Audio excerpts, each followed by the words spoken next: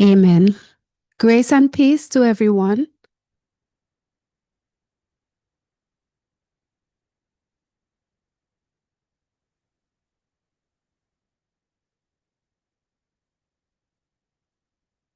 And welcome to our midweek Wednesday evening Bible study program for Wednesday the 29th of April 2026. Pardon me. Thank you for joining us, and thank you for coming in, for helping to share and tag in persons. Please let us bow for a word of prayer. Let us pray. O loving Father, divine nature, thank you for helping us to come again to share what you have shown to us with the world. Please forgive us of our sins. Please help us by your creating grace through the faith of Jesus Christ, giving us your spirit of truth within our minds, that we may speak the truth that you show us and nothing but the truth, and that persons who look at this program may understand and may receive the relevant warnings and exhortations for their own safety and moreover for their salvation away from sin and sinning. We thank you for your grace and the knowledge that you have bestowed upon us, that we may know the facts from lies, from errors, and that we may not be deceived by Satan's deceptions, but that we may be aware of his devices and we may know how to keep ourselves from falling into sin through his deceptions, even in the area of health. And so I pray for wisdom and for humility and for your help all around, dear Father, as we do this program, that it could be of benefit to those who watch, that they would be edified, and that they would be greatly helped as you have helped us. We know the end is near, and we recognize that many other things that seek to cause us to fall, many other trials and the temptations, but you have given us knowledge through the faith of Christ and wisdom to know how to use that knowledge to help ourselves. And you have put your love in us that we may have that self-knowledge, sacrificial love to help others as well. So thank you, and be with us and give us success, is my prayer in Jesus' holy name with thanksgiving unto thee. Amen. Amen. Okay, so we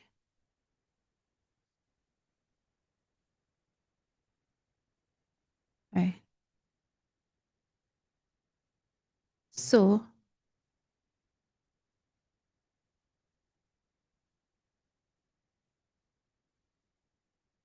okay.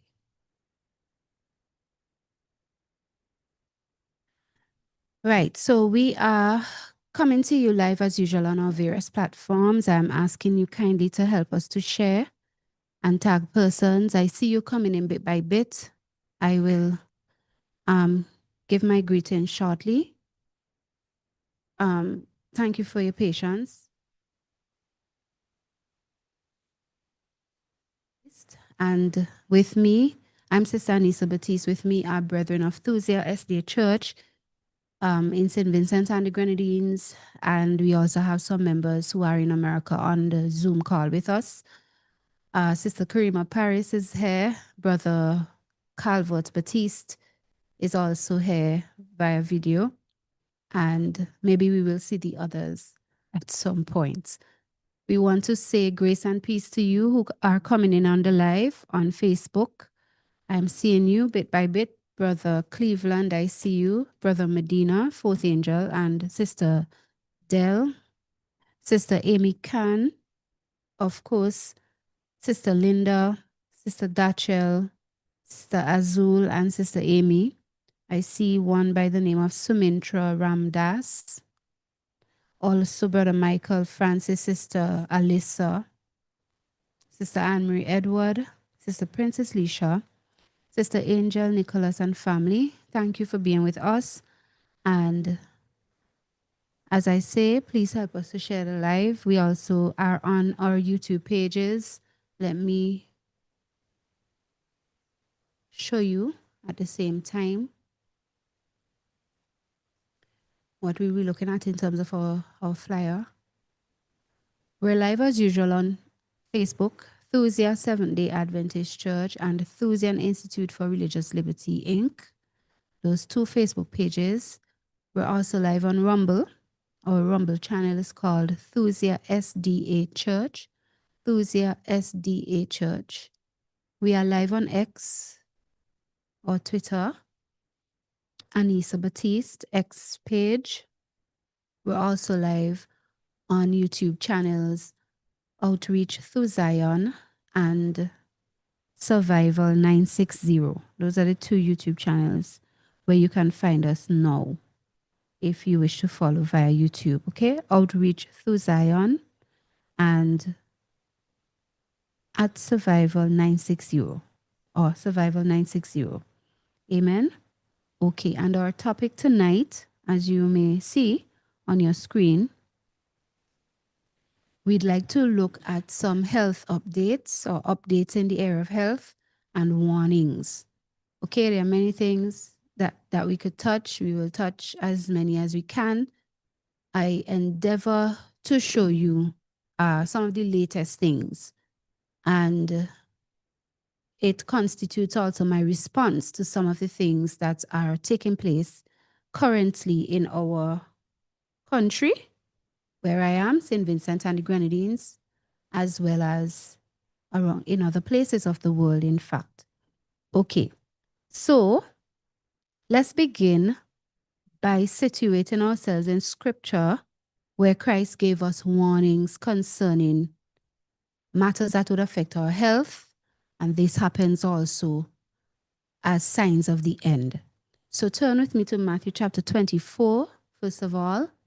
Matthew chapter 24. And then we will go to 2 Timothy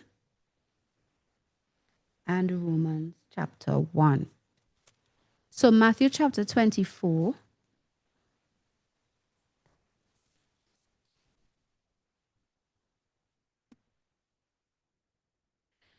And in Matthew chapter 24, the introduction thereof and the rest of it, but Christ's disciples were asking him about the signs of the end.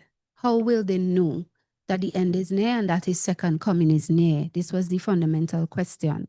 If I should read verse 3, it says, Matthew chapter 24, verse 3, and as he sat upon the Mount of Olives, the disciples came unto him privately, saying, Tell us, when shall these things be? And what shall be the sign of thy coming and of the end of the world?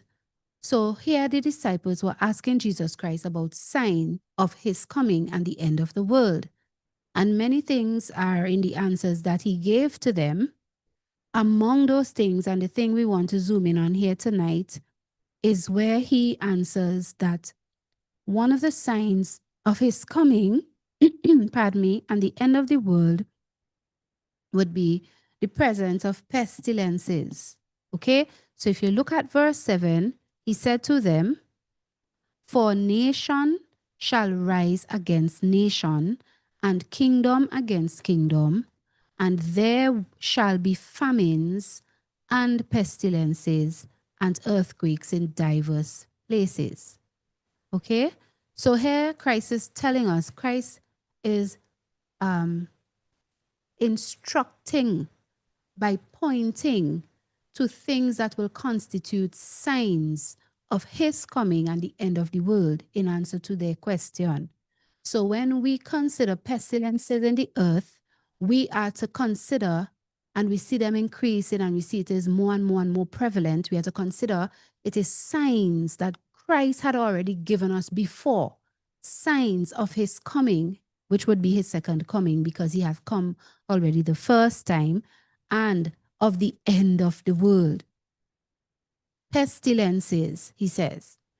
So when we look, for example, at what the world has gone through over the last 5 years with the COVID-19 pandemic, because that is what it was, we saw pestilences, we saw the damage that the COVID virus caused, and we also saw the great damage that the COVID-19 vaccine, because it is not a real vaccine, we saw the damage that the COVID-19 vaccine caused and continues to cause, because not only are in excess of 20 million persons dead, in excess, much more than that actually. It's a couple of years now we've been told it's about 20 million, and that figure was given based upon reports into the pharmacovigilance platforms or reporting systems, like VAERS, Vaccine Adverse Event Reporting System, and others around the world. That figure is based on what is reported into those systems. But in fact, those systems only capture basically between 1% and 10% of the actuals. So if we were to actually multiply that figure by 10, we would get way more.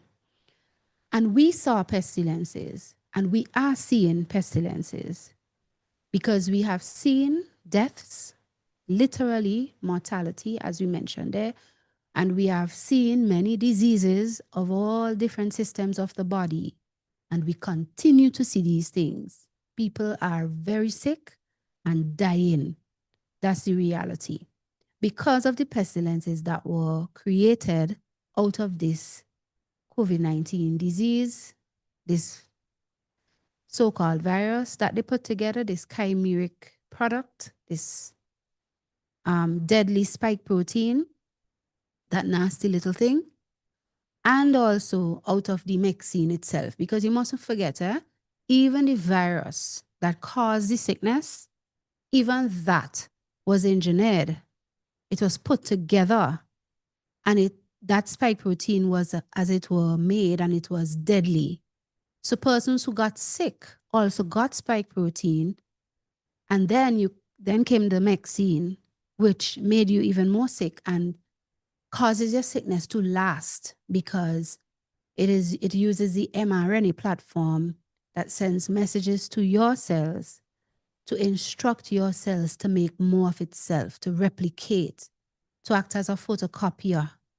And so your body continually is making this spike protein if you have taken the vaccine, and that is just horrible.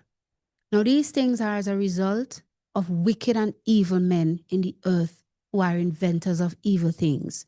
So let us just look at 2 more scriptures to prove this. In 2 Timothy chapter 3, I read verse 1, the first portion of verse 2 and verse 13. 2 Timothy chapter 3 from verse 1. You'd see again Paul echoing what Christ had said, because in answering the question, Christ was answering what would be the signs of the last days, because he was answering signs of his coming, his second coming, and the end of the world. And now Paul, addressing Timothy, is telling us that in the last days, the times would be perilous and the evils will continue down to the end. So in 2 Timothy chapter 3, verse 1, I start from verse 1, it says, "This know also, that in the last days perilous times shall come." So the last days would mean the end of the world, right? The period into the end of the world.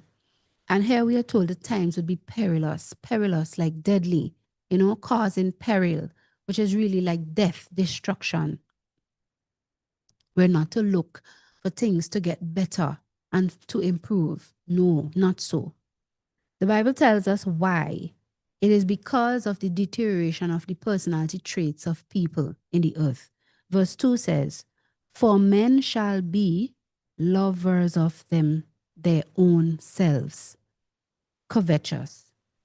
So this extreme selfishness and covetousness, lusting for money, greed, seeking to make billions, in the case of the pharmaceutical company, seeking to make billions over people's health, people's lives. They don't care if you die. In fact, they make you sick with the things that they create. And they're no respecters of your rights, your right to life, and your right to have good health so that you could maintain your life. So they would rather give you things to make you help and make you sick, pardon, and have you keep coming back to them over and over for more things that make you more sick. And this situation is as a result of their own lack of love, selfishness, extreme selfishness, and covetousness, greed, and lust for money, which the Bible tells us in another place is the root of all evil. The lust of money is the root of all evil. Look at this evil here, that how long it will last for. Verse 13 of 2 Timothy chapter 3, verse 13. "But evil men and seducers shall wax worse and worse, deceiving and being deceived." So the situation will not get better. It will worsen. the presence of evil men with evil thoughts, with extreme selfishness, with covetousness, with lust for money, doing evil, it will wax worse and worse, that situation, and they will continue to deceive, and they themselves are deceived in their own positions because they think they are getting some benefit from this. They will die. The wicked will not go unpunished. God will pour out his wrath upon them. They're deceived to think that they could do it with impunity and get away, as we would say, or get off, because God will punish them. He will punish the wicked. He promises us. Okay? Among or within the scope of evil things that these evil men do, that will get worse and worse in the end, are inventing evil things. So go to Romans chapter 1, inventing evil things. The Bible calls them inventors of evil things. Romans chapter 1, and I am reading from verse 28 for you to see what is at the root of this behavior. It is people rejecting the knowledge of God from within their hearts. Romans chapter 1, I read verse 28 to 29, a portion thereof, and then verse 30. So it says, Romans chapter 1, verse 28. And even as they did not like to retain God in their knowledge, God gave them over to a reprobate mind to do those things which are not convenient, being filled with all unrighteousness, fornication, wickedness, covetousness, see that covetousness there again, and wickedness and all unrighteousness, maliciousness, full of envy, murder. Could you imagine? People full of murder, debate or contention, deceit, same, deceiving and being deceived, malignity or mischievousness, whisperers. Look at verse 30. Backbiters, haters of God, despiteful, proud, boasters, inventors of evil things. Did you see that? We could stay there. So look at the root in verse 28. They did not like to retain God in their knowledge. So when you see these pharmaceutical companies run by satanic Jews, Pfizer, Moderna, Sanofi, all these pharmaceutical companies are run by satanic Jews. When you look at who runs them, when you look at who are their CEOs, they are all Jewish. These are people who did not and who do not believe in Jesus Christ. That is why they are full of murder. That is why they are filled with all wickedness. That is why they are filled with all covetousness and deceit. And they are inventors of evil things, because that is what the COVID-19 vaccine, that is what vaccines, childhood vaccines, and other vaccines that they give to adults, even though they may not be mRNA, though they are changing to that, that is what all of that is. It is evil things that have been invented to destroy human lives, to destroy human health, and to make a killing in sales off of after they're finished deceiving the world into thinking that these things are safe and effective and good for them. And so we see a state of affairs in the world at the end where people don't want God in their knowledge, where people are extremely selfish because they don't have the self-numbness, sacrificial love of God in them towards their fellow men, where they are evil and wicked, evil men, the Bible tells us. They invent evil things and they deceive. And the result? Pestilences. So we'll be in a world in the end, in the last days, even now we see it, where we could see pestilences all around. You have to be so very careful. So very careful. As I was telling one person yesterday, and he did not know. You may not have taken the vaccine, the COVID-19 vaccine, but then you go and you have relations with a woman who took it. She has spike protein in her body. She could pass on the spike protein to you. You could pass it on to her if, vice versa. Yes, and he said, really? He didn't know. Yes, through fluids, body fluids, semen, etc., even sweat, even perspiration, even saliva.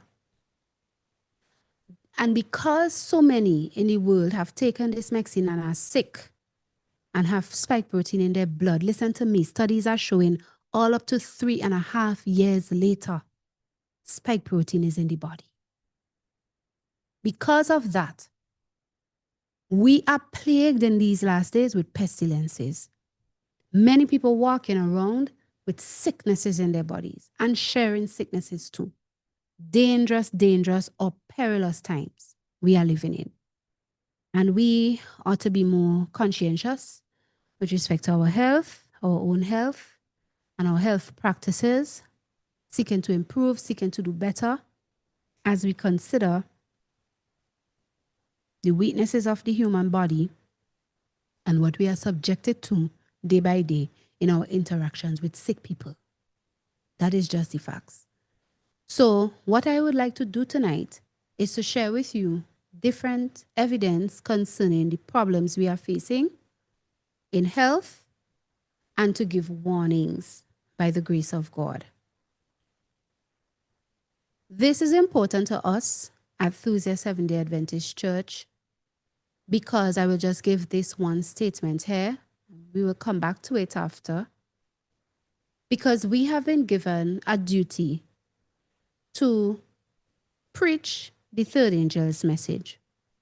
And the third angel's message and the three angels' messages call people to the keeping of God's commandments by the faith of Jesus Christ, having been justified by faith into the keeping of God's commandments. And in so doing, that is, keeping God's commandments, the Bible tells us in Revelation 14 and verse 12, the end of the third angel's message, it tells us, here is the patience or the endurance of the saints. Here are they that keep the commandments of God and the faith of Jesus. So we who must endure to the end, endure even the final crisis of the mark of the beast or the global Sunday law that is coming. We have to endure in the experience of commandment keeping, in sin-free obedience to all God's commandments. And we do this by keeping the faith of Jesus Christ or the revealed truths of Christ. Keep it upon your mind and live according to those revealed truths or the faith. In so doing, we will pay attention to our health. Because one of the commandments says, for example, thou shalt do no murder. And when people are negligent or careless concerning their body, concerning the health of their body, even taking substances into it which are not good for them, they are in fact murdering themselves, as it were. They are committing suicide. And that is a sin. That is sinning against God. So if we are to endure in these times and times to come, having no sin in no area whatsoever, and in every particular in our lives, having no sin or keeping the commandments of God, then we have to be educated, and we have to help to educate you by God's grace into how to keep from sinning in the area of health. Amen? Amen. Let me show you this statement here.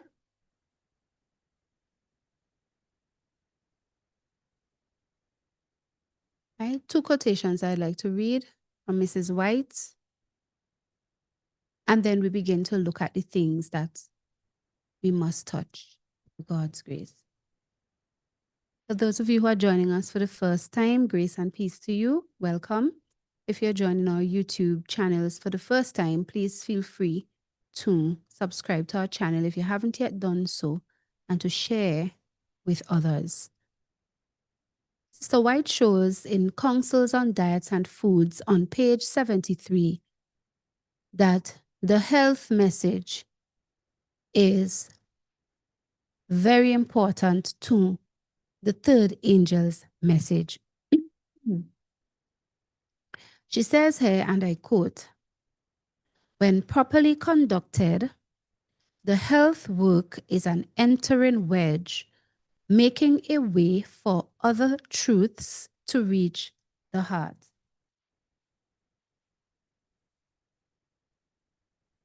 When properly conducted, the health work is an entering wedge, making a way for other truths to reach the heart.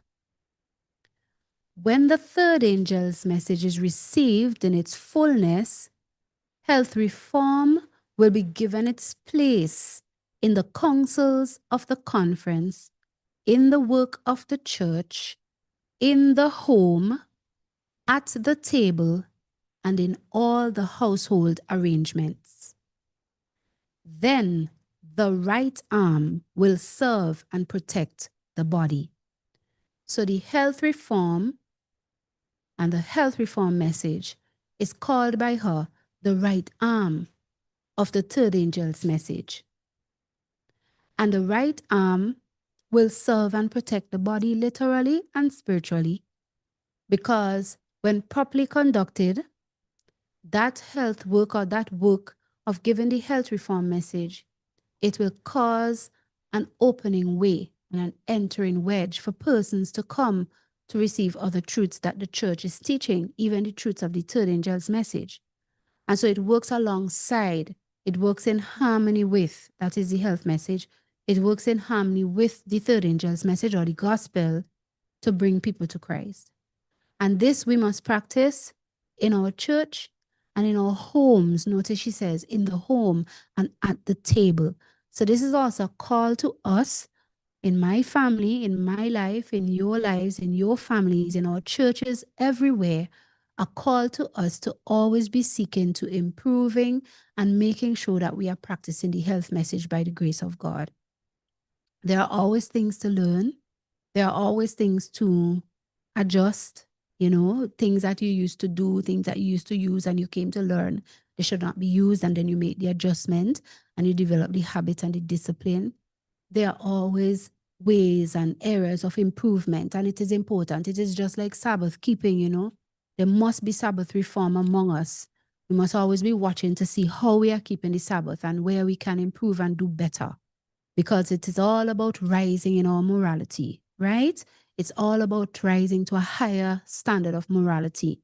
And we would seek this, right? And we would seek this as a people who understand that we must endure keeping the commandments of God. We must endure in sin-free obedience to God's 10 commandments. So if we know that we have been lacking in any way in this area, let us take heed and let us take it as an opportunity to get a refreshing and a reforming and a revival here, because it is very important. Ever so often I'm reminded, because I get calls from persons, just recently someone called, they wanted colloidal silver. But in asking for the silver, which I thought I was just making a sale, they said, and let me just tell you one time, thank you, because I am one of the persons who was reinstated on my job in the Ministry of Health. I said, oh, very good. So you didn't take the vaccine? And she said, no, I didn't. And it is because of your videos that I was looking at why I didn't take it. And the rest of the conversation included us basically saying, she was happy she didn't, because obviously people can look around them and see their colleagues are dying, their colleagues have died, and their colleagues are very sick, even at work. So she took the time to make it known to me that she had benefited greatly from the work that we had done in the area of health. And she was thanking me personally. We have persons continually calling for these things. I do not regret the day that I sought to pursue providing colloidal silver for persons to use to help themselves. And I want to thank Sister Alyssa for pursuing it, because when I gave her the recommendation, of course, first I must thank Brother Medina, because years ago he introduced us to it, telling us about the importance of colloidal silver. And I don't know, as probably as early as 2014 or something like that, if I could recall well. And I remember I wanted to do it at a large scale as a policy and health project in my country, but that the medium through which I was going to work, that didn't work out, but I didn't think it should discourage me from still trying. And I remember having early days conversation with Sister Alyssa, who then decided, okay, she would go and do research and she would look into making it. I was encouraging her to do so, actually. And one thing led to another, and we equipped ourselves with the relevant things that are needed to be able to do so. And it is very helpful. It is a very careful area, of course, and one must be responsible. And it is so good that we have all the evidence from people's use of it, from people's continual use of it, from people coming back for it, from people with their testimonies about how it has helped their children, young children too, adults, everybody, and able to say that, hey, you know, you all helped me. And so this is an entering wedge for the truths of the gospel, for people to reach the truths of the gospel, or for them to have access to the truths of the gospel, even as they are grateful for the help that they got from the church. Sister White shows why it is so important by showing it is a matter of commandment breaking or keeping. In other words, it's a matter of sin or sinning or righteousness, what you do in your health, what you do in your body. She said in Manuscripts 49, 1847, and at this time I was addressing the problem where we saw Adventist, Seventh-day Adventist health institutions, hospitals and universities and their physicians, pardon me, were recommending the COVID-19 vaccine, unfortunately. And this is what Sister White had to say. The transgression of physical law is the transgression of God's law. Did you hear that? The transgression of physical law is the transgression of God's law. Our Creator is Jesus Christ. He is the author of our being. He has created the human structure. He is the author of physical laws, as he is the author of the moral law. So the entire concern that we have as his people is rooted in the truth that he is our creator. He's our creator. He's responsible for this body, this human structure. He's the author of physical laws governing this structure, this human structure, as he is the author of the moral law. And the human being who is careless and reckless of the habits and practices that concern his physical life and health sins against God. So if we are careless and reckless of the habits and practices which concern our lives and our health, in that area too, we sin against God. Many who profess to love Jesus Christ do not show proper reverence and respect for him, who gave his life to save them from eternal death. He is not reverenced or respected or recognized. This is shown by the injury done to their own bodies in violation of the laws of their being.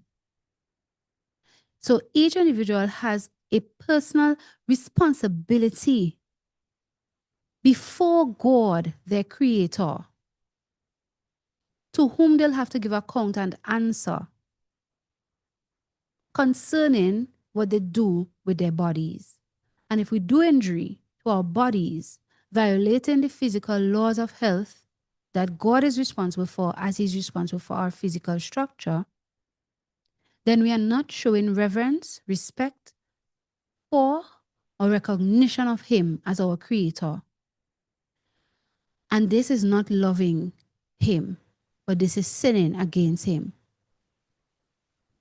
So we ought to pay attention to these things, and you ought to pay attention to these things, because no man could be saved in God's kingdom while sinning against him by injuring their bodies with the actions and decisions they take or do not take, as the case may be, being careless, being reckless, concerning their bodies, concerning their health.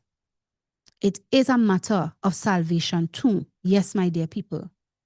And so when you are faced with mandates and when you are faced with force, you need to consider that they will not answer to God for you. They'll answer for their own wicked inventions and for their deceptions. But you will answer to God for the choice you made. And this is why you ought not to be ignorant. You ought to be aware. You ought to be educated and make educated decisions and choices concerning your health, even considering the reason that God is your creator, that he rules over you, that you will have to answer to him for how you treat the body he created and gave to you to dwell in, and that you do not want to sin against him, because if you do, you cannot see his face. Amen? So, let us begin to go into the videos that I have prepared concerning health updates and warnings. And as I said, I endeavor in this presentation to share with you some recent things, and that's why I call it updates. Okay? There is much to learn. In fact, just today, literally a few hours ago, a Senate hearing was concluded on vaccine safety signals. And this included, and really Mexine, because they're talking about the COVID vaccines in particular. This was chaired and spearheaded by Senator Johnson. You know, he has been very vocal in that area. So that was just hours ago, literally. I have a portion from it to share with you. Just yesterday, there was another committee hearing on the issue of the damage that aluminum causes in vaccines. We will talk about that too. Because you see, there is a push continually in our countries for people not only to still be taking COVID-19 vaccines, believe it or not, people are still going and taking boosters, but there's also a push for people to take vaccines, childhood vaccines, and to give them to their children. So we have to reprove the evils of these things. There is also a push for young children to be taking this HPV vaccine, which is deadly and which is based on a big deception, a lying claim that it could stop cervical cancer in girls and women. We'll talk about that as well.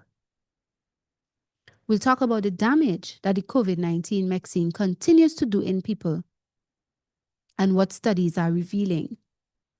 We will mention something about the childhood vaccine, measles, and a few others out of a discussion that took place 5 days ago between Laura Logan of her program, Going Rogue, and lawyer Aaron Siri, who works along with Delbic Tree and ICANN, the Informed Consent Action Network. And by God's grace, we will touch on some of the help that is available for persons who have been affected. Okay? So where do we begin? Let us begin in reminding ourselves of the conspirators behind, some of the conspirators behind the pandemics, including COVID-19, and the warning that they're trying to do this again. Now, whether or not they will have success, that is debatable. Many people don't believe they would, because the world is so knowledgeable now about what happened in the last 5 years. People are less deceived, but you'd be amazed that there are still many people who are deceived. And so it is felt by many that they're not going to get through this time with that, but doesn't stop them from trying. And that is what they're doing. So if you haven't yet shared this live, please share it so that persons could come in and learn about what is happening, tag someone, share it in your different groups and so on, and let them learn what is happening. Let's take a look first at some of the clips are very short, right? Let's take a look first at this clip here.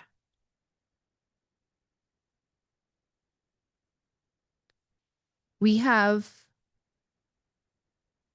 Bill Gates, Nicholas Hulshaw of the McCullough Foundation. He's an epidemiologist with the McCullough Foundation.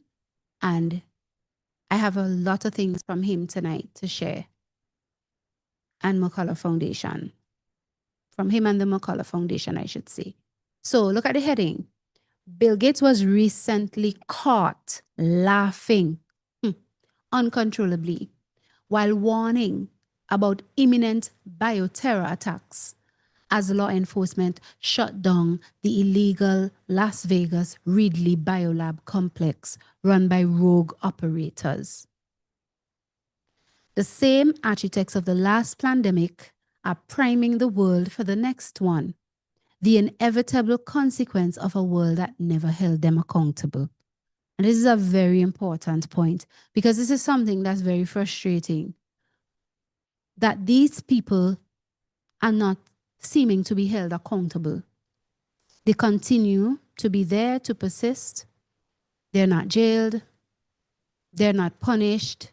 They seem to get away with impunity. But we know whether they get their punishment here in the earth through the courts of men and so on, we know that God will punish them. The wicked will not go unpunished. Okay? But imagine this man. Imagine the kind of godless mind, the reprobate mind that Romans tells us that those who didn't want to retain God in their knowledge, he gave them up to a reprobate mind. Imagine the mind you must have. Talking about evidently your intent, your desire, which is to bring more pandemics, and you're laughing about it. It's sick, it's wicked and evil. But this is what it is. Bill Gates consistently, he keeps going on podcasts warning there will be another pandemic, and he says this time it's going to be a bioterror attack. So I'd probably put bioterror, which is a really awful. So they're going to admit it comes from a lab this time. Did and you see yeah, that? here in this video next to me, this was. You see how he was laughing while he's talking? Just a little clip, but take note. Watch it again. Let me play it again for you. Bill Gates consistently, he keeps going on podcasts warning there will be another pandemic, and he says this time it's going to be a bioterror attack. So I'd probably put bioterror, see which that? is a really awful. Awful So they're that going he to admit laughing? it comes from a lab this time. And yeah, here in this video next to me, this was the illicit Las Vegas basement biolab. Federal authorities raided it last week. And thankfully, it doesn't appear there was anything too bad in there, just some containers, some mysterious liquids. People went in the garage and they reported feeling very sick. So, I mean, we really don't know what was in there, but this particular lab was linked to the Ridley Biolab in California, which was seized a few years ago, and they had Ebola. They had a freezer labeled Ebola. They had humanized mice. They had COVID-19. And so, you know, we don't know what the main threat's going to be, but it's either from a basement biolab like this or the government-funded, government-ran, and nonprofit-ran biolabs. Both of them pose similar risks. Wow. Wow. So this is what you could expect from these evil inventors and evil, godless men. To them, it's all joke and fun because they know they are deceiving. They know that people are being deceived and they are benefiting. They are making money, making a killing in sales, etc. That is an evil, evil heart. That is wicked heart. That is a satanic heart. You get pleasure out of wickedness and people's demise. Did you know that even the Epstein files pointed out, pardon me, even the Epstein files pointed out that Bill Gates and Fauci were planning years before for these pandemics? Yes, my dear people. Let's go to the next clip. Like I told you, some of the clips are very short, okay? And then we have a little longer ones that we want to look at. Look at this.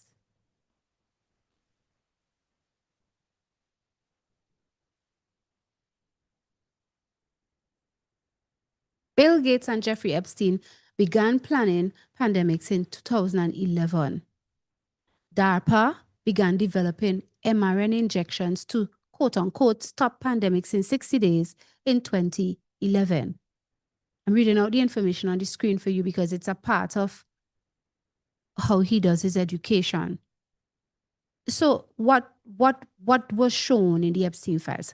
2011 to 2017, there were emails and texts between Bill Gates and Epstein discussing pandemic simulations and vaccine funding structures. Could you imagine this?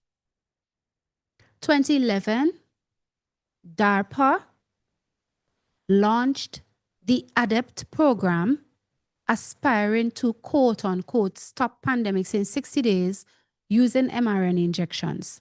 2019, Event 201, co-hosted by Gates Foundation, simulates a global coronavirus pandemic weeks before COVID. 2019, but you see how long they were planning. 2020 to 2026, half of the global population receives at least one dose of an mRNA injection, resulting in millions of casualties. Do you see, my dear people? Let's take a listen. This whole thing appears to have been planned. The Epstein files came out recently, and, you know, Epstein, Gates, JP Morgan, all these individuals were working on vaccine profiteering constructs back starting in like 2013. They were discussing pandemic simulations. DARPA, ADEPT P3 program, in about 2012, that project was basically to develop pandemic countermeasures using messenger RNA. And then we got up to 2019 with Bill Gates, Gates Foundation, John Hopkins, Event 201. Yeah. You know, they were doing a pandemic simulation 2 months before the pandemic began with all of like the corporation head CEOs.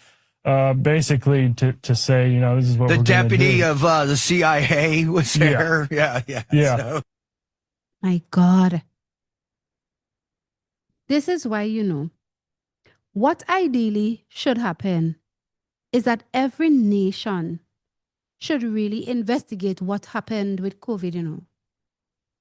Investigate and see these things and see the facts that are out there so that they do not go blindly again and follow the WHO, the World Health Organization, and follow PAHO, the Pan American Health Organization, and CARPHA, the Caribbean Public Health Agency. And I'm mentioning those in light of our realities here in the Caribbean.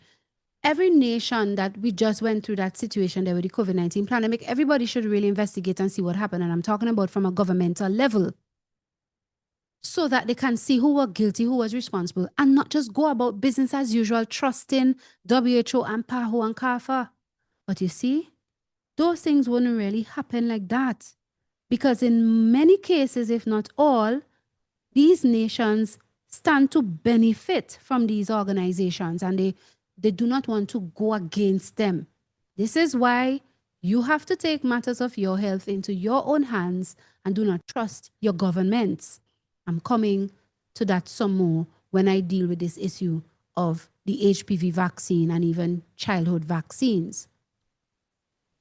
Let us take a look at a developing situation in America, you would think that with all that they have learned and that they know, because they've had all these testifying before Senate, Senate hearings and things like that, we see that the chief players in the last pandemic, they have been either moved, they've either resigned, they've gone on to some other jobs. People like the CDC director, Rochelle Walensky, who lied so much about, if you're vaccinated, you wouldn't get the virus and you wouldn't be able to pass it on and all these kinds of things.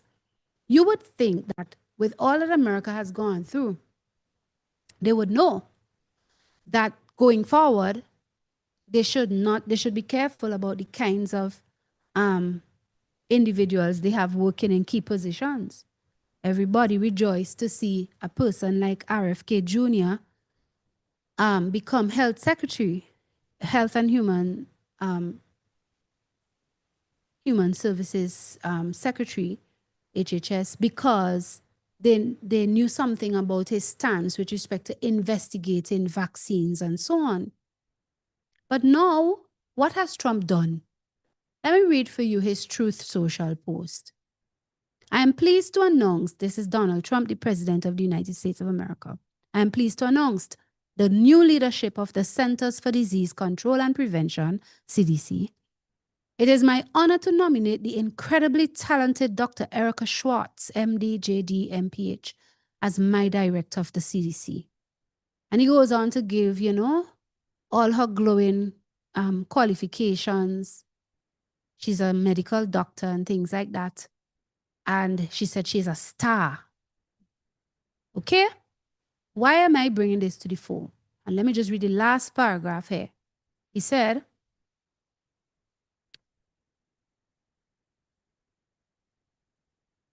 these highly respected doctors of medicine have the knowledge, experience, and top degrees to restore the gold standard of science at the CDC, which was an absolute disaster focused on quote-unquote mandates under Sleepy Joe.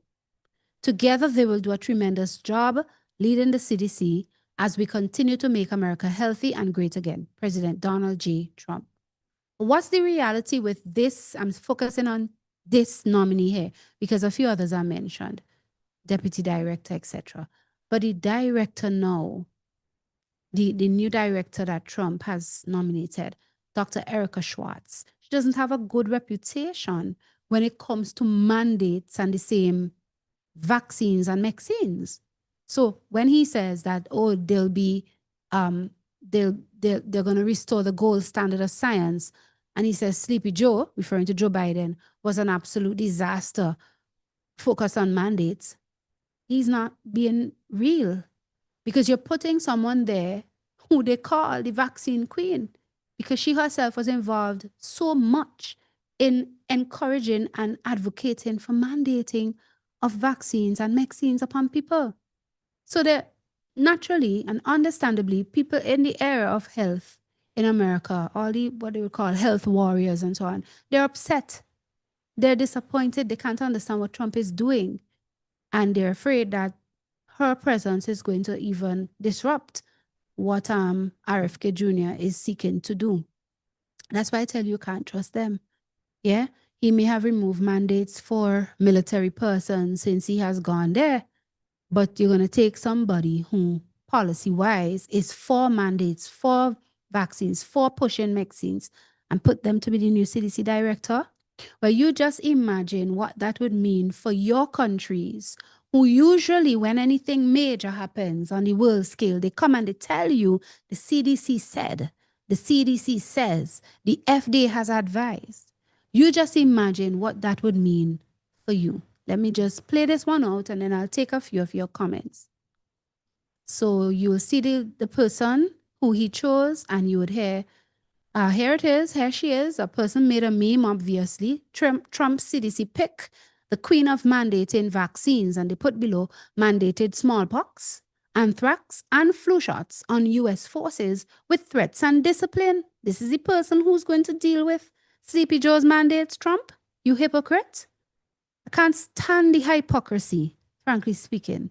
Yeah? Let's hear what people have to say about it. At least two commentaries. Somebody in the White House executive branch thought this would be a good idea to literally pick the queen of mandates. Like Erica Schwartz is the queen of vaccine mandates, right? So she was literally directly involved in mandating smallpox, flu shots, anthrax shots on our U.S. forces. And for those that didn't comply, she put in those orders, she put in those mandates that they would face discipline. We got to find out who was involved in this pick because there were so many other choices, in the medical freedom movement that would have had absolutely fantastic CDC directors.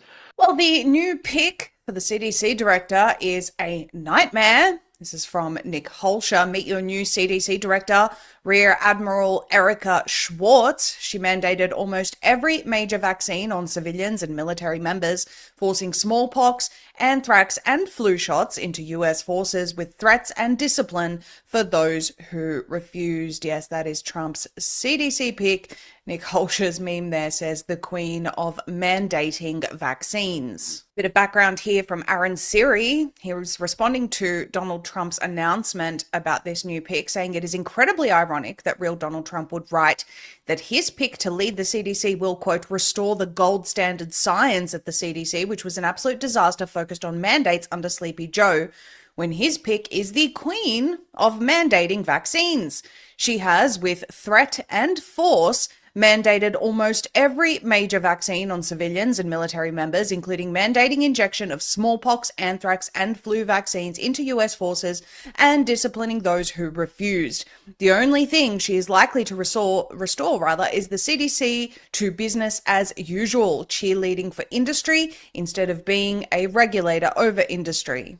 So it's very clear that they're not interested in our health. It's very clear that no one is coming to save us. A lot of the promises that were made through the Maha movement, and really, by the way, the Maha coalition that came across with the addition of RFK Jr. into the administration, which many would say is what won this previous election, a lot of that is not actually going to come to fruition. So what we need is a better way. Right, you heard that. Sister Karima had asked me if they're still giving, if people are still taking boosters in St. Vincent and the Grenadines. I can't confirm for St. Vincent and the Grenadines, although I have been reliably informed that there are still COVID vaccines, or COVID vaccines rather. They are vaccines. There are still COVID vaccines in St. Vincent and the Grenadines. Could you imagine that? But a friend of mine yesterday was telling me, he's in the US, Brother Charles. He was shocked at some of the information I had showed on Monday in the early part of my study. And in responding to me, he had indicated to me that even right where he is, people are still lining up for boosters. And he is so shocked by it. So you see, it's one thing to have a conviction concerning what you should and shouldn't do about your health when you're not converted. But you see, not being converted, it makes a lot of difference, because there are people who will still go and do what you would think is most unreasonable and crazy. And how could they? And they will still go and do it, right? They will still do it. Now, Brother Tommy says this won't be good at all. Sister Ria says this is so outrageous. Absolutely. So outrageous that you would take somebody like this woman, okay, who is known for that. I mean, everybody knows if the whole health area was in uproar. They were like, what? Somebody like that? You couldn't get somebody different? Well, that augurs not well for the kind of advice, or quote unquote advice, I imagine that they will claim to be given. And what an interesting thing that at that same time, while you have that development, and we're still researching this because we can't see the text of the bill as yet. Suspect it's because it is very new. Usually that's the case. When a bill is newly introduced, you don't get the full text available as yet on the Congress site. But interesting that around the time when you have this new pick a nominee for CDC director, which people think she will be confirmed. Trump's pick, that's Trump's pick. Somebody who has a history of pushing mandates for all these poisonous vaccines. You have now Congress introducing a bill into the House of Representatives to plan for influenza pandemic. Let's take a listen to this. You're going to want to listen up. 19.4 billion federal influenza pandemic bill introduced. And it's a 12-week jab machine, nationwide testing grid, and federal vaccine confidence propaganda system backed by permanent funding with no sunset clause. Congress is advancing legislation that commits at least 19.4 billion over the next 5 years. And they're doing this to build a standing nationwide influenza response system spanning vaccine development, stockpiling, testing, and guess what? Public behavior campaigns. The Trump administration has already allocated $5.5 billion for a future influenza pandemic through their minibus bill. I wonder what they're planning, since it's the same administration that this happened before. The move comes after President Trump selected a military influenza pandemic policy architect, Dr. Erica Schwartz. This lady. The government is orchestrating a multi-billion-dollar influenza pandemic response while funding the creation of chimeric influenza pathogens in gain-of-function experiments. The same problem-solution playbook used before the you-know-what pandemic. Also, Moderna announced that it will begin injecting 4,000 U.S. and U.K. adults with the company's investigational mRNA-based H5 pandemic influenza vaccine candidate. So, Trump's government is putting money still into gain-of-function research, which is basically to make viruses more deadly, more capable of killing people, easier. They're still putting money into that. Putting money into this preparation for flu pandemic. Why? What do you know? What are you doing to bring it about? We know already. Okay? That's why we say pandemic, because they plan it. And here you have Moderna. Why is a company like Moderna, whose vaccine had to be taken off the market, at one point because of the damage it was doing to people? Why is Moderna being allowed to do studies on people in the UK and the US using mRNA pandemic influenza vaccine? After everything we know about what the mRNA does, that is what you're going to allow? I tell you, this world is so full of wickedness, and you cannot trust these people. They get off with impunity. So many people have died and suffered from taking Moderna, taking Pfizer's COVID vaccine, and you will let them develop a flu vaccine, a flu mRNA shot to give to people and have them injecting that into people, 4,000 US and UK adults, as a study? Are you mad? Are you crazy? This is what is happening. So you sit down and you think, okay, I put a different government there. They will do different. No, not even Trump, who took away the mandates from the officers and gave an apology and gave them their back pay and reinstated them. Not even him.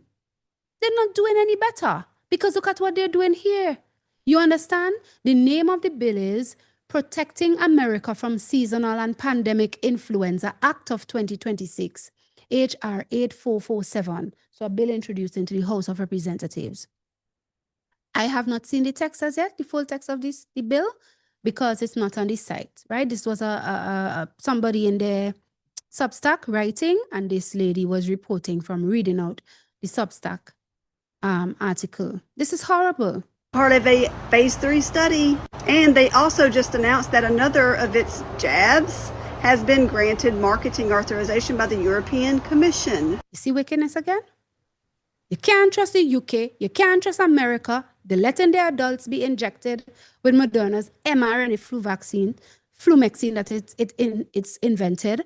You cannot trust the EU, because the EU Commission gave Moderna emergency use authorization for another mRNA flu vaccine that it has come with. You see what I'm telling you? Look at there. It's called Mcombriax, mRNA 1083. Moderna has also just announced that another of its influenza jabs, Mcombriax, mRNA 1083, so it's an mRNA flu shot, had been granted marketing authorization by the European Commission. This is the level of wickedness. It's just more diseases and more sicknesses are going, and more deaths are going to be in those people. And why would the EU Commission? This is the same European Commission where you have Eudra Vigilance, a pharmacovigilance reporting system where people within the EU could send in their adverse reports on their adverse reactions to the COVID vaccine, etc. These agencies were reporting so many adverse reactions and deaths over the period during the COVID vaccine and the COVID pandemic, and you will still give out EUA and marketing authorization for the same Moderna who are among the culprits, the evil inventors. You think they care about you? They don't care whatsoever. It's the money that is passing and the financial arrangements that they have that are propelling them. Not care for individuals and their rights and their freedoms and your health and your life. Bill Gates did say that this next one was going to be worse. That's the point. So, with all of this happening, I am appealing still in my country, for example, you need to repeal forthwith the amendments that were made to the Public Health Act in St. Vincent and the Grenadines and the relevant and supporting statutory rules and orders that were passed to mandate the COVID-19 vaccine upon workers in this country, frontline workers, because the government has changed. It's a new government. The former government was removed, and thank God for that. But you are there 5 months now, and why would you retain laws that cause the hurt and damage of so many people in the country? And you have indicated to us you're not going down that same path because you have reinstated the workers. So why take so long to repeal those laws? You seem to be interested in everything else but that. Why keep, one person said to me, why keep Ralph's transgressions before you? Get rid of it.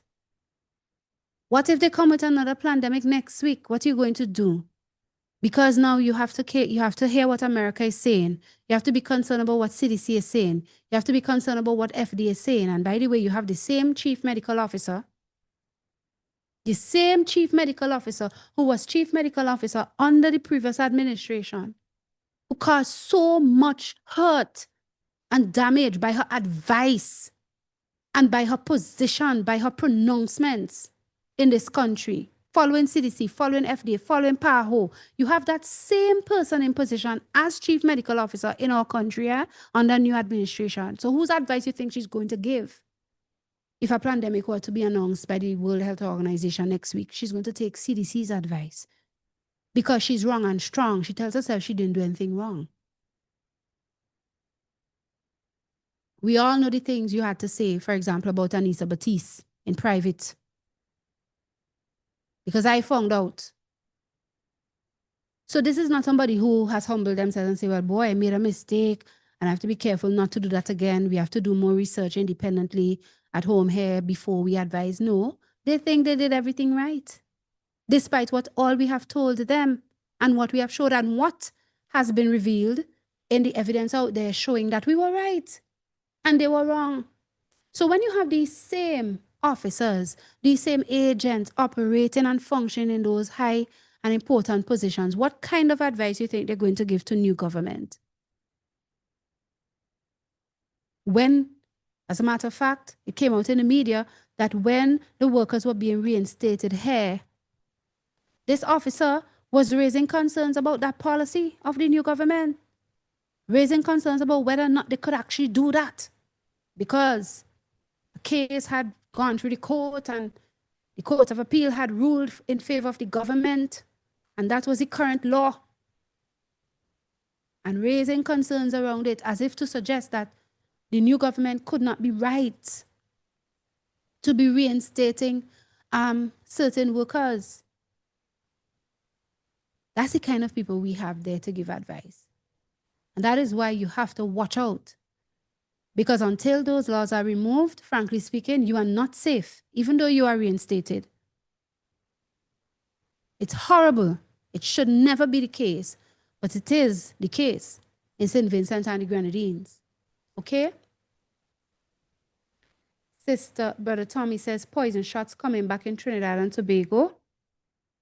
Well, I can't say much about that, but clearly, if there's another pandemic, we see the position of your government in Trinidad with respect to America. We know the big support, right? Yes, Ciceria says we must remember Trump is Mr. Operation Warp Speed, and he refused to ever say that it was a mistake. Correct. That is true. That is true. I saw somebody reminding Johnson and they about that today on X because, you know, they want to blame Joe Biden's administration. But remember, even before Biden, Trump is the one who was responsible for that. And that is true.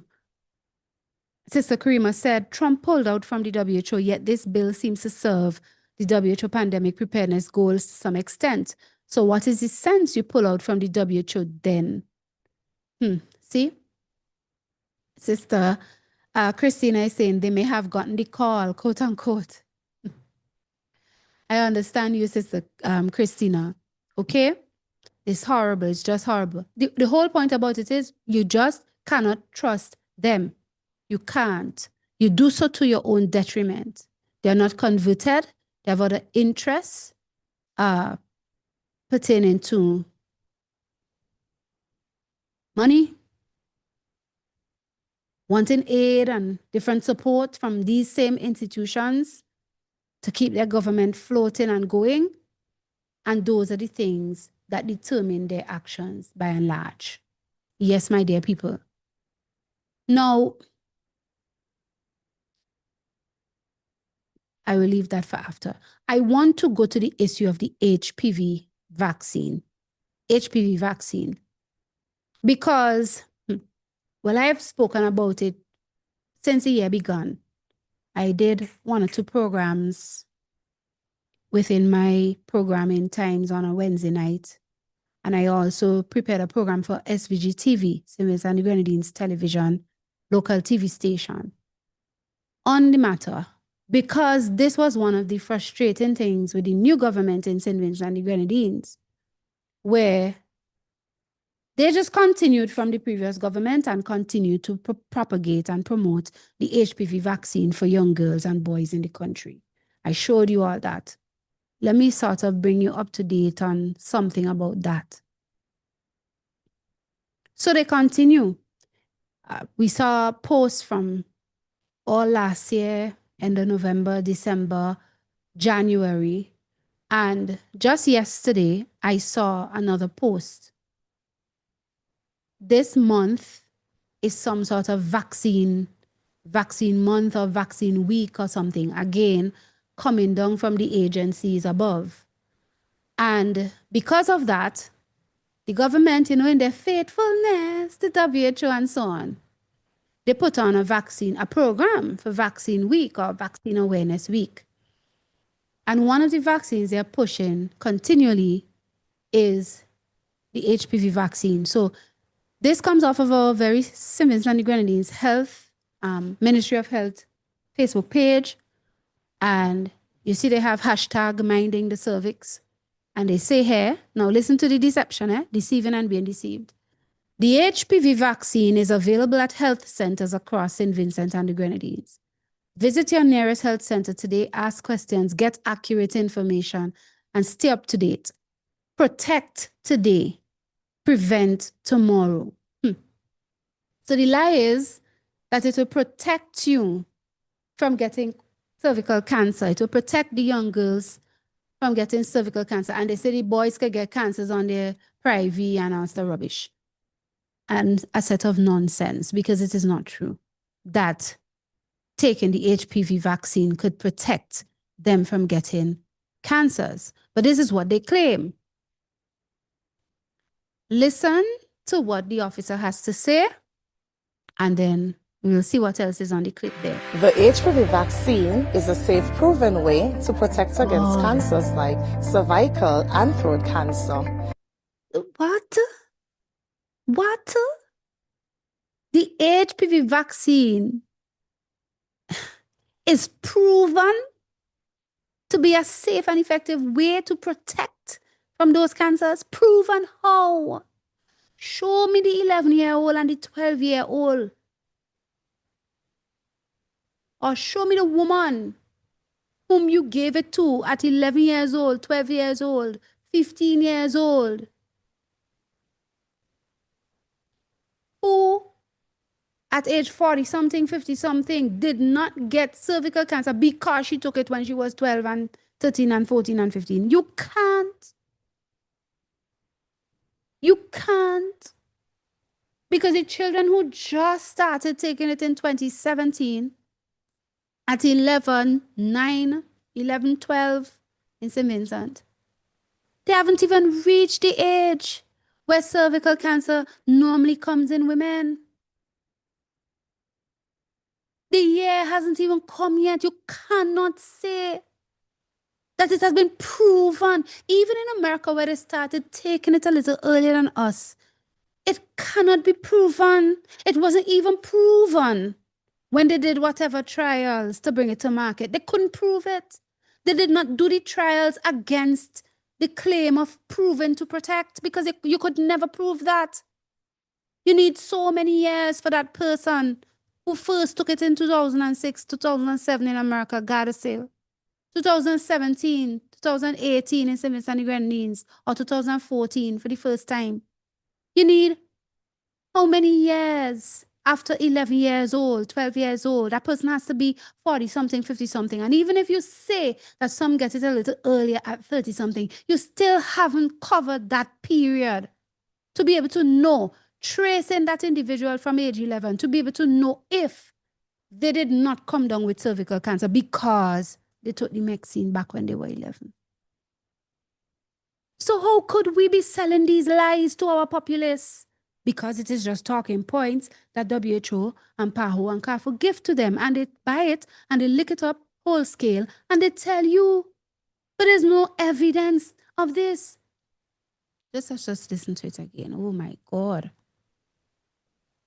The HPV vaccine is a safe, proven way to protect against cancers like cervical and throat cancer.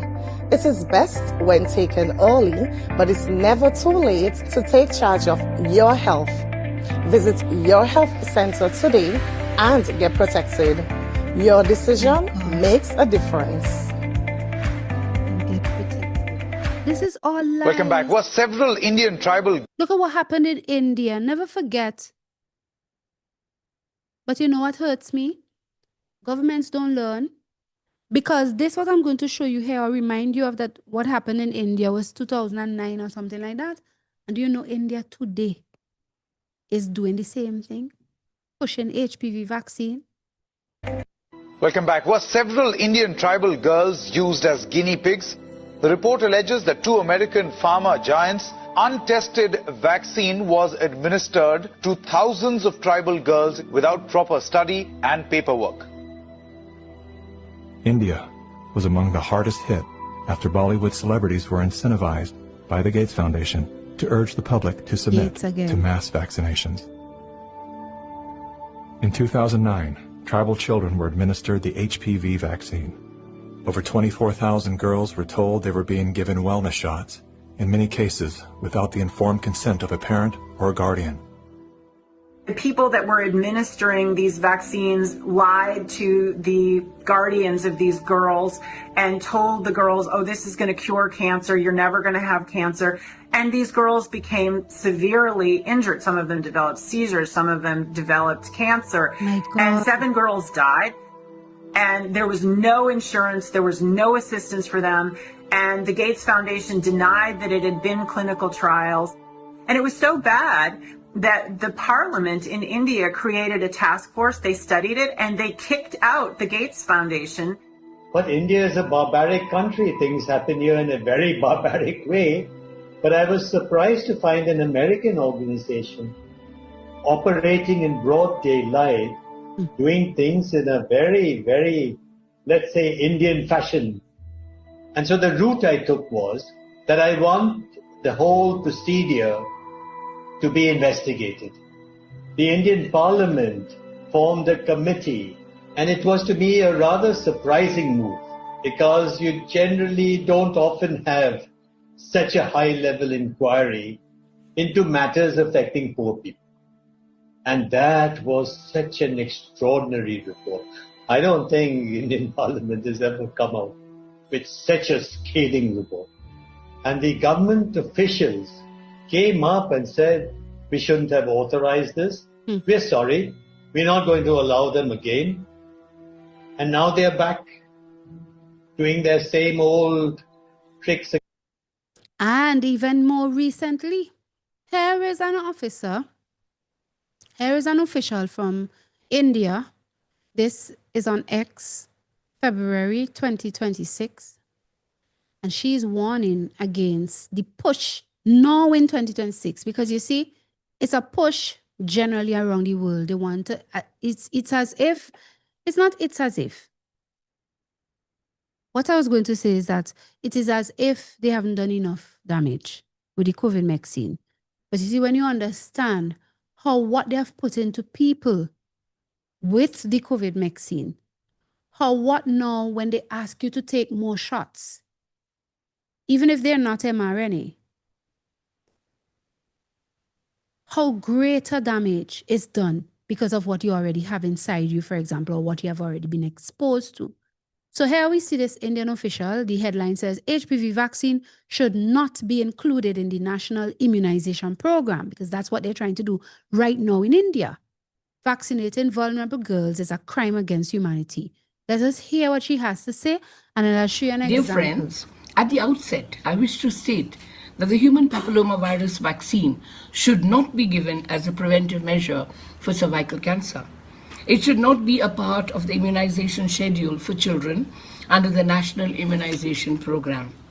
As per the Supreme Court of India, no one can be forced for vaccination. It is a violation of the Right to Life, Article 21 of the Constitution of India. As per the Delhi High Court judgment, informed consent of parents is a must. Informed consent means parents have to be told about the death-causing side effects of the vaccine. This vaccine has not been proven to be effective in the prevention of cervical cancer. That's right. The factors leading to cervical cancer are more socio-economic in nature, which needs to be taken care of to truly prevent cervical cancer. The factors like women of a low-income group, malnutrition, poor hygiene, oral contraceptives, multiple sexual partners, early marriage are factors that contribute to the incidence of cervical cancer. A vaccine that has not been proved conclusively to prevent cervical cancer is not the answer in caring for the women who develop cervical cancer following infection with the papillomavirus. The infection itself, when it occurs, is self-limiting and easily curable. It may lead to cervical cancer in a few vulnerable women. Mandating vaccination of young girls with the vaccines is a gross social injustice and a crime against humanity. This is again a ploy of the global elites to control the masses, rather than being a measure for the health and wellness of our women. The dangerous side effects of the vaccine also pose a major threat to the life and wellness of our girl children and women. One of the underlying agendas of the vaccine is to cause infertility in these young girls and women. You hear that? In studying the literature available on the HPV vaccine, it is evident that it is being pushed on the people for the profits it garners for the pharma companies rather than the well-being of our women. Therefore, the common people should educate themselves on the vaccines with the information that is freely available and refuse to be used as guinea pigs or objects of profit for the pharma companies and endangering the lives of our children for the purposes of the global elites. Yes. Thank you. You see, oh Lord, why they don't listen to us? We are not making up stories. We are not inventing things. This is happening in different places of the world right now here, February 2026. And you have officials there giving counsel and saying, no, we should not be giving our girls this thing, and saying the same things that we are telling you. So what? They are some crazy Tusians too? We don't even know them. They don't know us. These are just the facts scientifically. The thing has not been proven safe and effective. In fact, it is unsafe. It is causing infertility and other problems in young girls. You have no proof it will stop cervical cancer. So it's a lying claim that you're making that it will protect them from cervical cancer. And it is the pharmaceutical companies and the wicked elite, the satanic Jewish rich international bankers and owners of these pharmaceutical companies, these sorcerers who are making money. Don't give it to our girls. Certainly. Don't try to put it on no childhood schedule and to mandate it. But don't give it at all. And parents need to recognize that you must listen to the evidence we present and listen to what is happening around the world. And do not follow the Ministry of Health. Don't listen to them. We have nothing against any nurse personally or the minister or anything like that. But the point is they don't do their research. They just follow WHO and PAHO and CARPHA. And they follow them to our detriment. And to your detriment if you listen to them. So this is what is happening in India right now. Watch me. Look at this next post. April 23rd, Awaken India movement. What do they say here? Madhya Pradesh, April 2026. Ramleela, daughter of Govardhan Singh, has been severely injured by the HPV vaccine. You hear what I'm telling you? Right now here in India in 2026, April. Girls being injured by the HPV vaccine and people are reporting it on the internet. Her health started deteriorating following HPV vaccination. And even after 1 month, her health conditions haven't improved. And you see the person is tagging very familiar people in America in the health area, like Mary Holland, the same lady who just spoke there in the clip from 2009 concerning the damage that Bill Gates did when he did his experiment. And this Mary Holland, we met, Sister Liz and I, in America when we went to that HPV vaccine education symposium because she's one of the authors of the book, HPV Vaccine on Trial. We have the book here. And you see the people talking about what's happening, damage happening to their girls now in April 2026, and they're tagging Mary Holland. She also is a lawyer. The video that follows, it sort of blots out the child's face a bit. And it is HPV टीका लगने के बाद बालिका की and it is in their language, but it's short. And I let it play, right? There was no video. I didn't see a video with English subtitles, but they're talking about the damage and they will show you a little portion of the shot. And then there's a slide that was posted by someone with the information, which I will read out to you after to let you know what happened to the girl. HPV टीका लगने के बाद बालिका की तबीयत बिगड़ी। एक मासूम बच्ची की जिंदगी वैक्सीन लगाने के बाद दांव पर लग गई। खिलचीपुर क्षेत्र के पीपलेपुरा गांव के एक पिता ने स्वास्थ्य विभाग पर गंभीर आरोप लगाए हैं। उनका कहना है कि HPV टीका लगाने के बाद से उनकी बेटी की हालत लगातार बिगड़ रही है। गोवर्धन सिंह तंवर की पुत्री रामलीला को करीब 1 महीने पहले HPV का टीका लगाया गया था। परिजनों का आरोप है कि टीका लगाने के तुरंत बाद से ही बच्ची की तबीयत खराब होने लगी है। बच्ची को लगातार चक्कर आना, उल्टियां होना और बार बार बेहोश हो जाने जिससे गंभीर लक्षण दिखाई दे रहे हैं। पिता गोवर्धन सिंह का कहना है कि उन्होंने राजगढ़ जिला सरकारी अस्पताल सहित निजी अस्पतालों के चक्कर काटे और अपनी जमा पूंजी इलाज में लगा दी, लेकिन 1 महीने बीत जाने के बाद भी बच्ची की हालत में कोई सुधार नहीं है। फिलहाल बच्ची की हालत गंभीर बनी हुई है। इस मामले ने स्वास्थ्य विभाग के टीकाकरण अभियान पर भी सवाल खड़े कर दिए हैं। क्या यहाँ वाकई टीके का रिएक्शन है या कोई और वजह है? आमतौर पर HPV टीका कैंसर से बचाव के लिए सुरक्षित माना जाता है, लेकिन इस मामले में बच्ची को 1 महीने से अधिक समय तक समस्या रहना रिएक्शन या वैक्सीन से जुड़ी जटिल समस्या की ओर इशारा कर रहा है। गोवर्धन सिंह का कहना है कि उनकी जेब अब खाली हो चुकी है, लेकिन उनकी बेटी की सेहत नहीं सुधरी। सवाल यहाँ है कि आखिर इस गंभीर स्थिति के जिम्मेदार कौन है? राजगढ़ में पीड़ित की जवाबदेही लेने को कोई तैयार नहीं है। मैं नितेश, राजगढ़ जिले की तमाम छोटी बड़ी खबरों के लिए बने रहिए पहरी न्यूज के साथ। So look at this, right? You see this slide? Okay. 14-year-old girl. Village Kanayakupam, Vilupuram district, Tamil Nadu. Vaccine administered HPV vaccine, Gardasil 4, a single dose free under the government of India's national program. And that's another thing. They like to offer you things free and make you think that because it's free, it's good, eh? Don't love free things. Don't run after free things.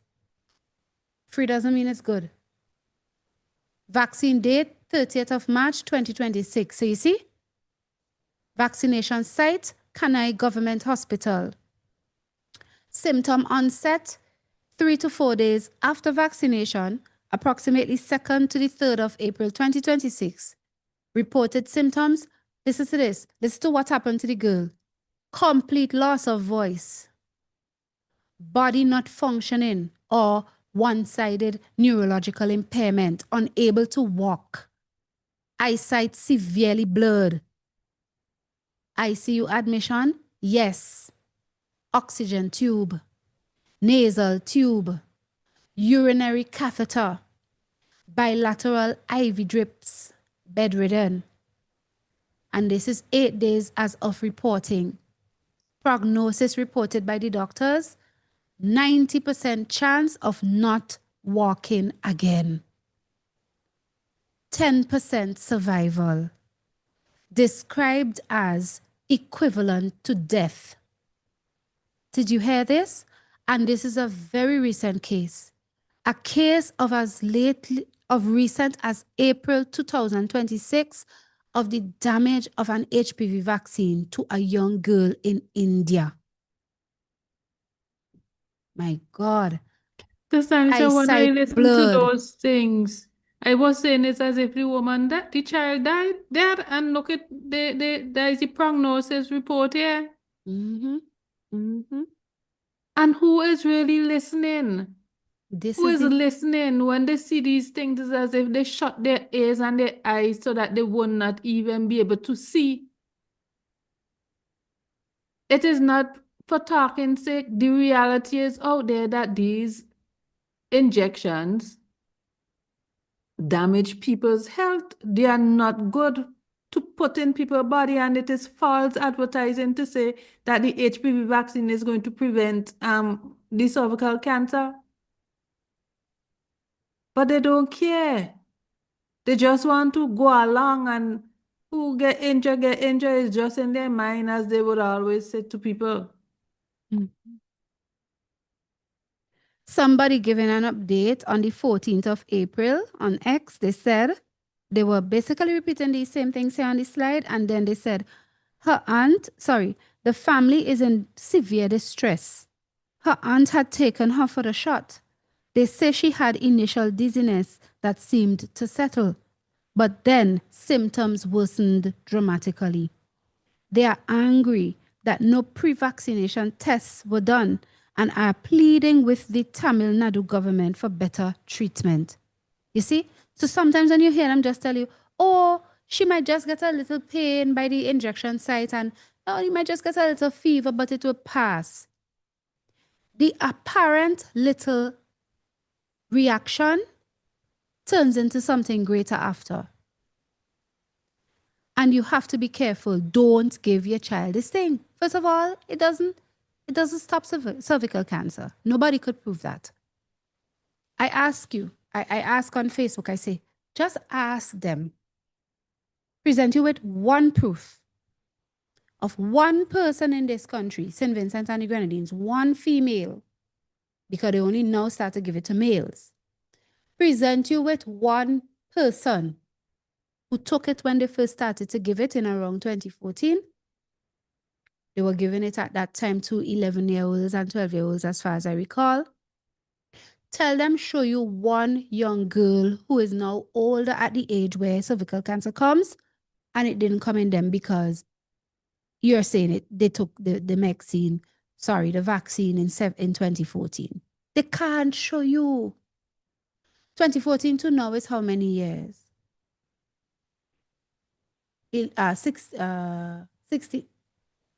12 years. 26. 12 years. 12 years. If a child is 11 in 2014, 12 years later, she's at least 23 years old. That is not when cervical cancer comes in women. So if your 11-year-old took it in 2014 when they first started rolling it out, and they rolled out more in around 2017, yeah? Let us say let's go with the earlier date, 2014. Your girl took it, she was 11. In 2026, 12 years later, she's 23. Cervical cancer doesn't come in women until all in their 50s. And even if you say, well, all right, some girls could get it in their 40s. Even if you say in their 30s, nobody reached that age yet who got it in 2014, sorry. So you have no proof, none whatsoever. And so the whole thing is based on a lie. And they would rather experiment on people's children. You know, who are they trying to please? What are they trying to prove? I could tell you the quota. Oh, we want to show PAHO and they gave us the things for free or whatever. We want to show them that we have 50% uptake in the HPV vaccine in St. Vincent and Grenadines. Oh, St. Vincent did well. We have 50% uptake or we have 60% uptake because they do reports after and they complain if they haven't done well because we found a report in the early days, a report that was done after their first effort. I think that was the one in 2017, and they blamed us. We know they were talking about us because they say we went on television programs and said it will kill girls. We were the only ones doing TV programs exposing the exposing the HPV vaccine. We were the only ones showing footage about girls who died. So they do reports after and they want to show that they have done well. Done well by whose standard and for whom and for what purposes. For whatever gain and benefit they get, whether it is more medication, more money, etc. They want to show their masters that they have met the quota they gave them. And that is why you can't trust them to take care of you, because at the end of the day, they're not concerned about you telling them you did well, you know. They're concerned about their masters telling them they did well. And maybe their ministry or their department getting top department in the region or some foolishness like that at the end of the day, on the expense of and at the risk of damaging your child. You better wake up, because you will answer to God. Okay? So this thing is going on all now. And we are getting reports and we are getting information about the damage it is doing to children. In this case, we just showed you there in India. I'm going to play another report. This one is an article. They have an audio with the article. This is about HPV as well. I want you to hear this one. One moment. And this is again happening in India right now. So,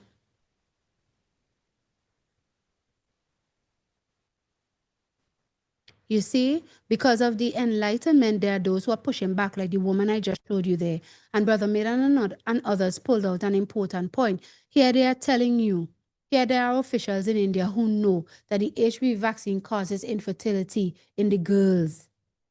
They're not telling you that from the Ministry of Health. In fact, they might go and tell you Anissa is lying. But it is the truth.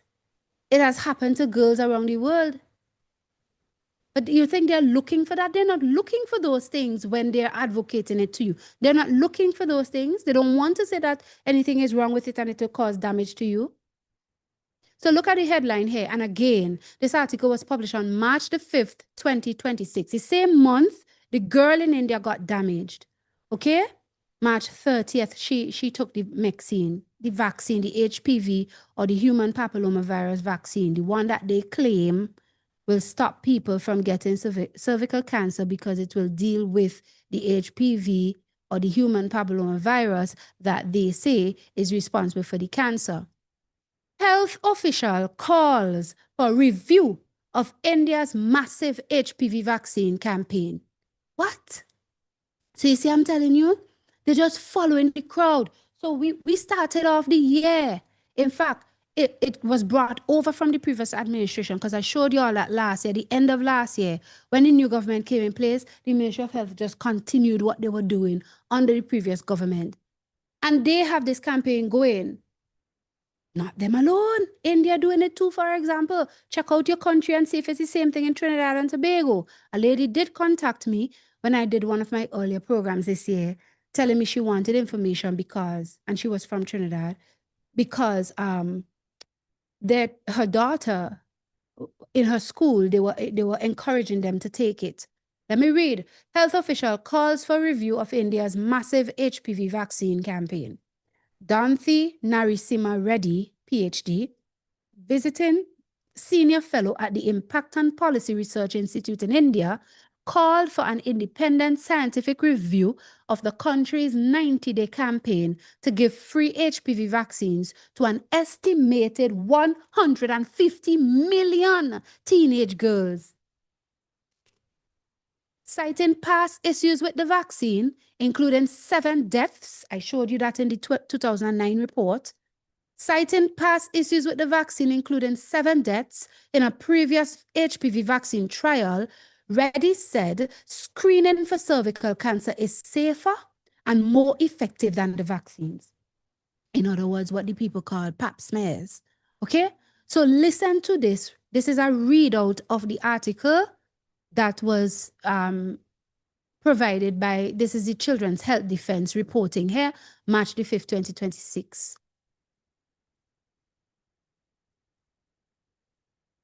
India launched a national HPV vaccination campaign for teenage girls last week, sparking outcry on social media and a critical response from public health experts, including one who called for an independent review of the campaign.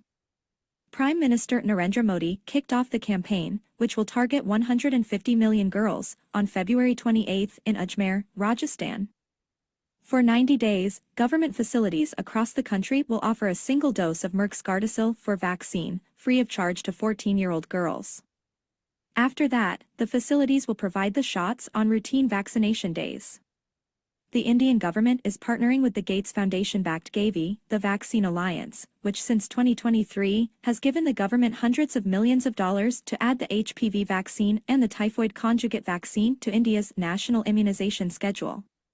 Why would the current government still take money from Bill Gates after his experiment in 2009 caused so much harm to the girls, killed 7 girls? You see what I'm telling you? And I saw one of you asking earlier, why isn't he in jail? You see that they can't trust these governments. You will still go in arrangement with Bill Gates' Gavi Alliance after what you suffered in your country. The lives of these 7 girls, it didn't matter. The damage to how many ever more. It doesn't, you don't learn anything from it. That's why I tell you, you cannot trust them. You must remember, you know. You must remember. In St. Vincent and the Grenadines, Bill Gates' face was seen in our Grenadine Islands around the time of COVID. Nobody tell me no. I know people who saw him with their own 2 eyes because they live on the island that he was visiting. And the talk is that he met with government and opposition officials. The talk is that money was passed to all sorts of agents in the country to push it in the media, etc. Talk is that he was in Grenada too.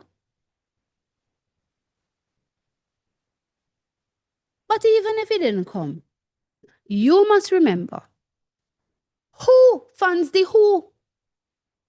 Who is the major funder of the WHO? It is the same Bill Gates agencies. 80% of their funding come from Bill Gates. So what is going on here is at the end of the day, your government is really following Bill Gates when they follow the WHO. You think because a new government is in office, they're going to sit down and say, well, the Tutsis were right, Bill Gates is a wicked man, he did so, and we're not going to bother with them. No.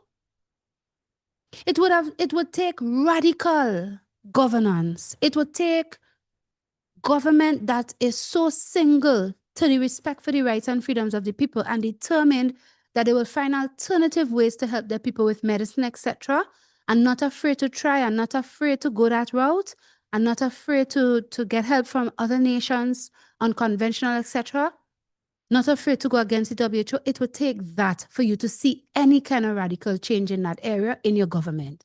As long as they continue to follow the WHO, as long as they continue to follow PAHO and CAFA, they're not going to do any better.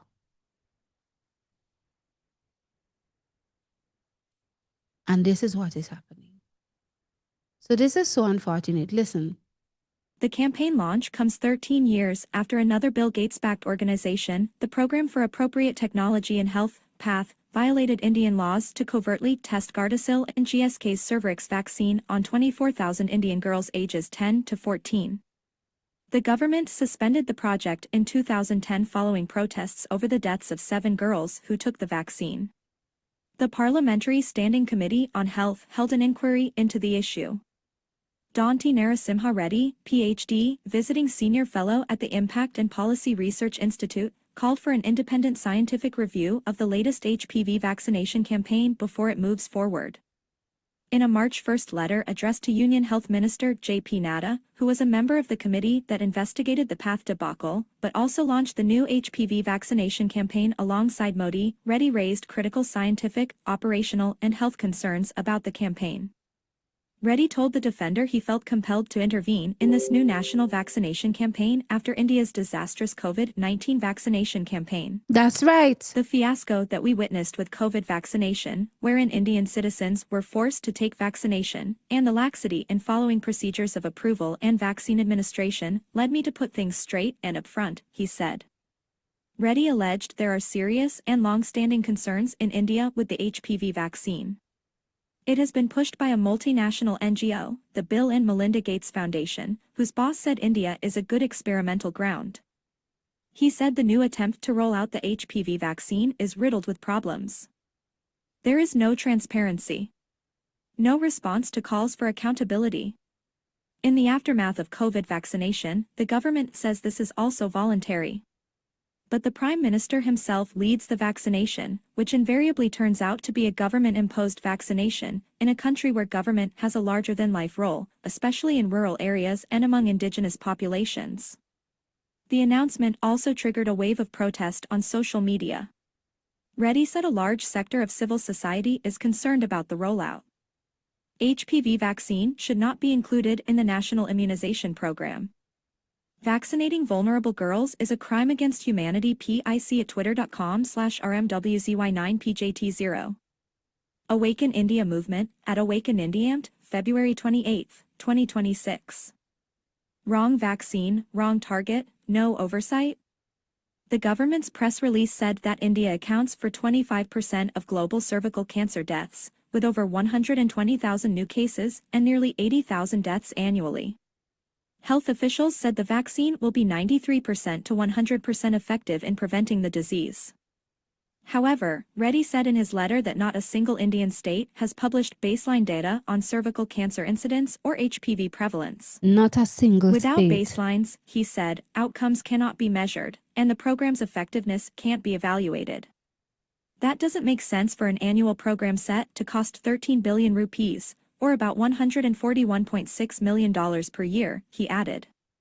Gardasil 4 is designed to stop 4 strains of HPV, but there have been 26 distinct types identified among healthy women in one Indian state, Uttar Pradesh.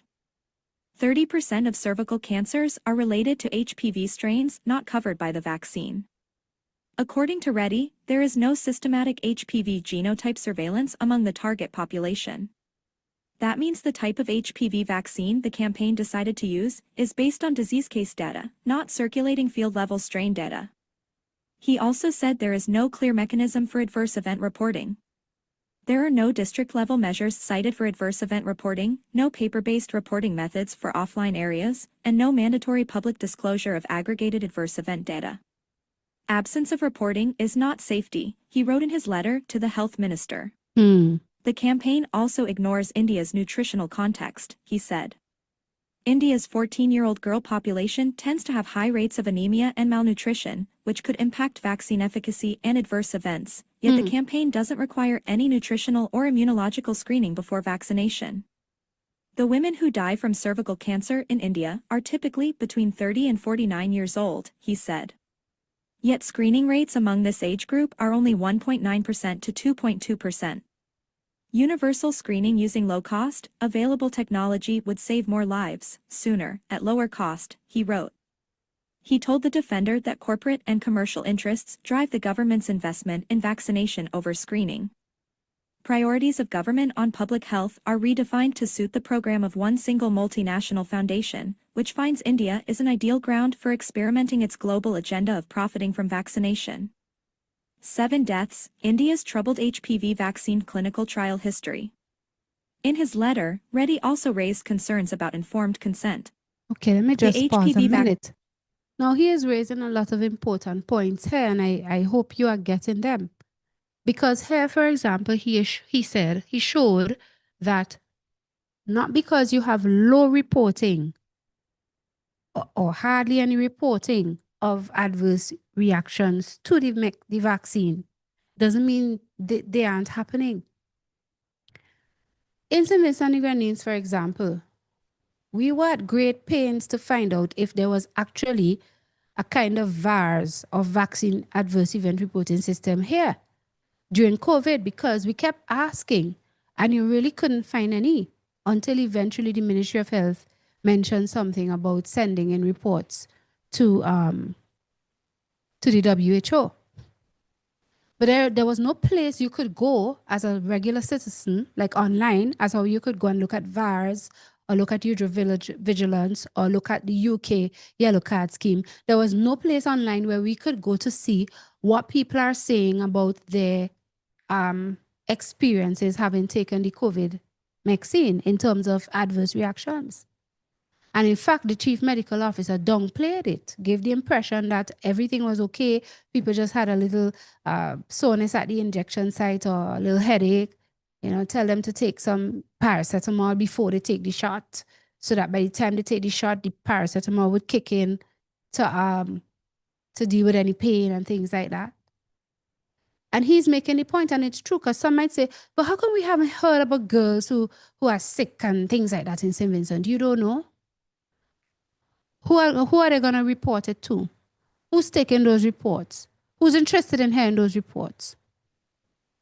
And then secondly, he made the point that certain health conditions in the children, and he is speaking particularly of the situation in India, where he says around those ages, those children tend to be anemic, and another condition he mentioned. And he was talking about how the vaccine could react in situations like that and make things worse. I remember in the early days of our research on this vaccine, we even learned from studies that they saw that if you didn't screen the girls before to see if they had already been exposed to the particular virus, the particular strain, you potentially made things worse for them by giving them an HPV vaccine, having not screened them before. Screen meaning check them out to see if they already had a particular strain. Not only through sex you can get it, they talked about how you could transmit it through things like sharing a towel, fluids, again, body fluids and so on, kissing and things like that. And it was shown in studies that if the child already had the strain that you were given the vaccine for, or that vaccine had elements of that strain in it, then you would actually make the child sicker. You would make it worse for them. Nobody is checking your children. They're just telling you it's safe and effective. Give your girl child, go to the clinic, let them take it, and that's that. All those things are very dangerous. And then he's mentioning the point that, and this is a point of deception right through.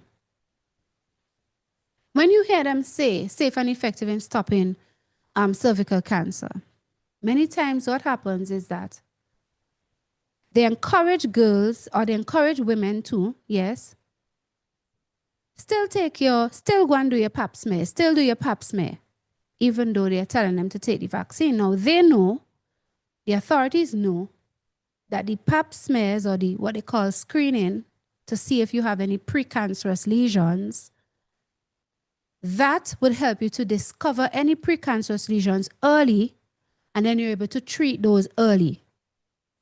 And you those persons who do that hardly likely or ever go on to develop any cervical cancer.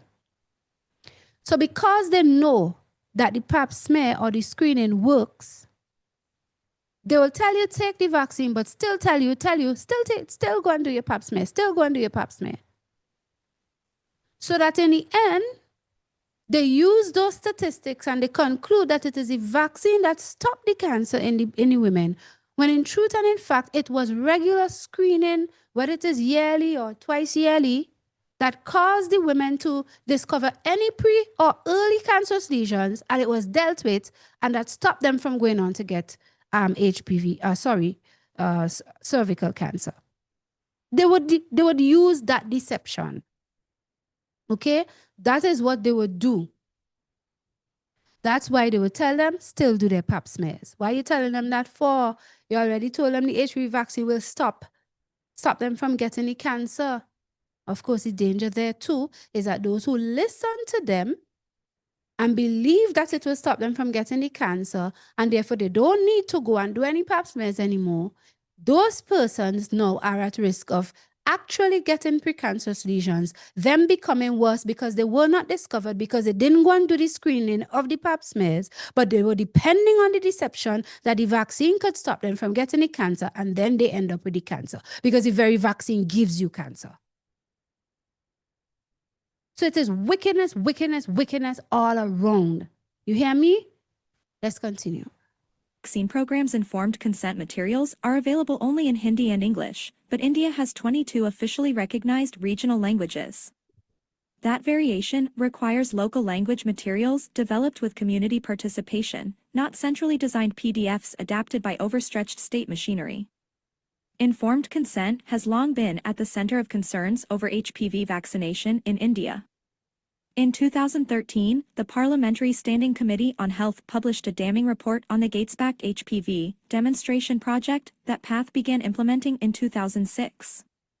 In early 2010, media reports surfaced about the deaths of female children in the Khammam district of Andhra Pradesh after they got the HPV vaccine as part of the PATH trials. PATH described its work as an observational study.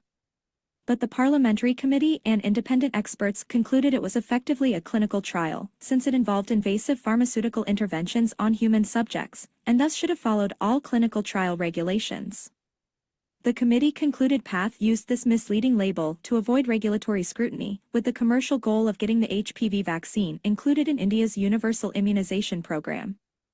The committee noted egregious violations of informed consent. In Andhra Pradesh, hostel wardens, who manage residential educational facilities, signed 2,763 consent forms on behalf of girls' parents, and witness signatures were missing from 69 of 100 sampled forms.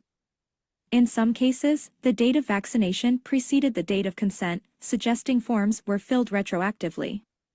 In 2007, Wow. India's top medical research body, the Indian Council of Medical Research, signed a Memorandum of Understanding with PATH to help introduce the HPV vaccine into India's government immunization program, even though the vaccine wasn't approved in India until 2008.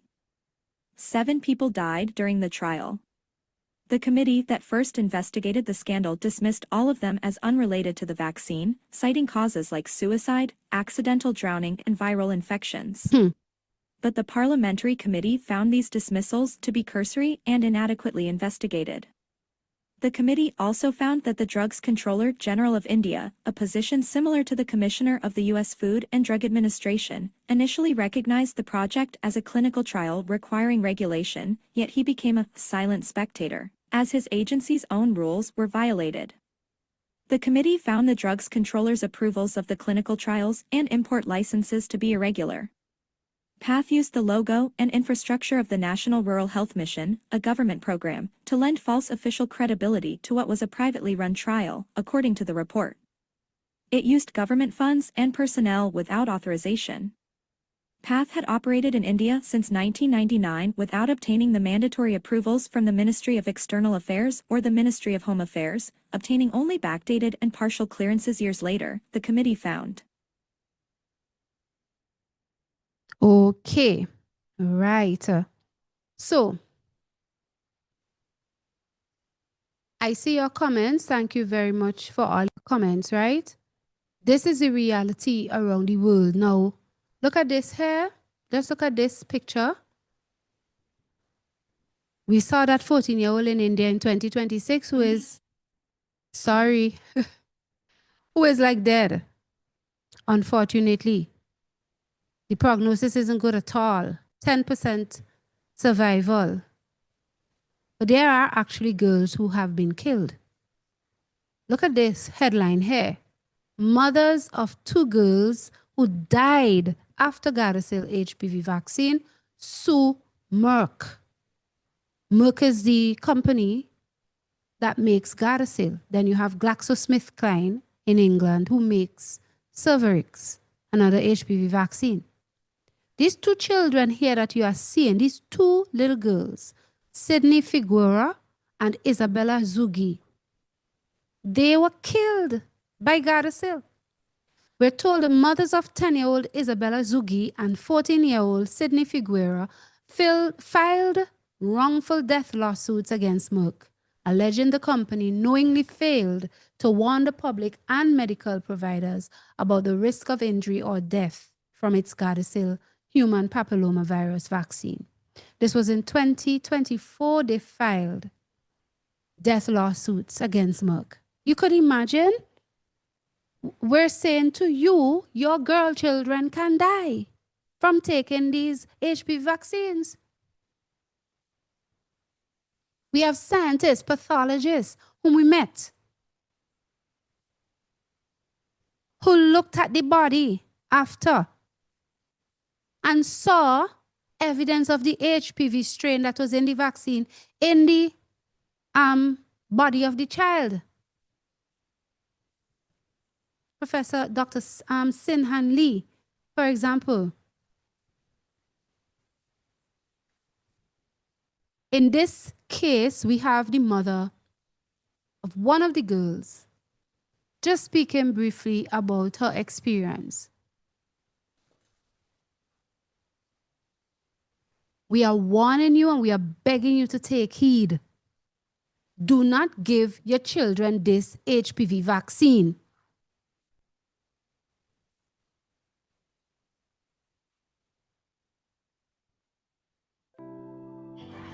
How do you make air? This is a little girl before she died. You make air by weather. How do you make clouds? Water vapor. How do you make heaven? Wow. Clouds. How do you make clouds? Water vapor. This child is How dead. do you make water vapor? Water and wind. How do you make She was 10 years water? old. You make This is her water story. by God. Done. She said you make water by God. This is a part of the children health defense work. My name? Yeah. Christine Zugi. As a mother. Yes. Isabella. And how many children do you have? 2. Isabella was a twin. Oh, wow. You have twin girls, and I presume if they went for their Gardasil shot, that you were up to date on all your shots with your children? Yes, fully vaccinated. So you believed in the vaccination schedule, the doctors? Yes, I trusted them.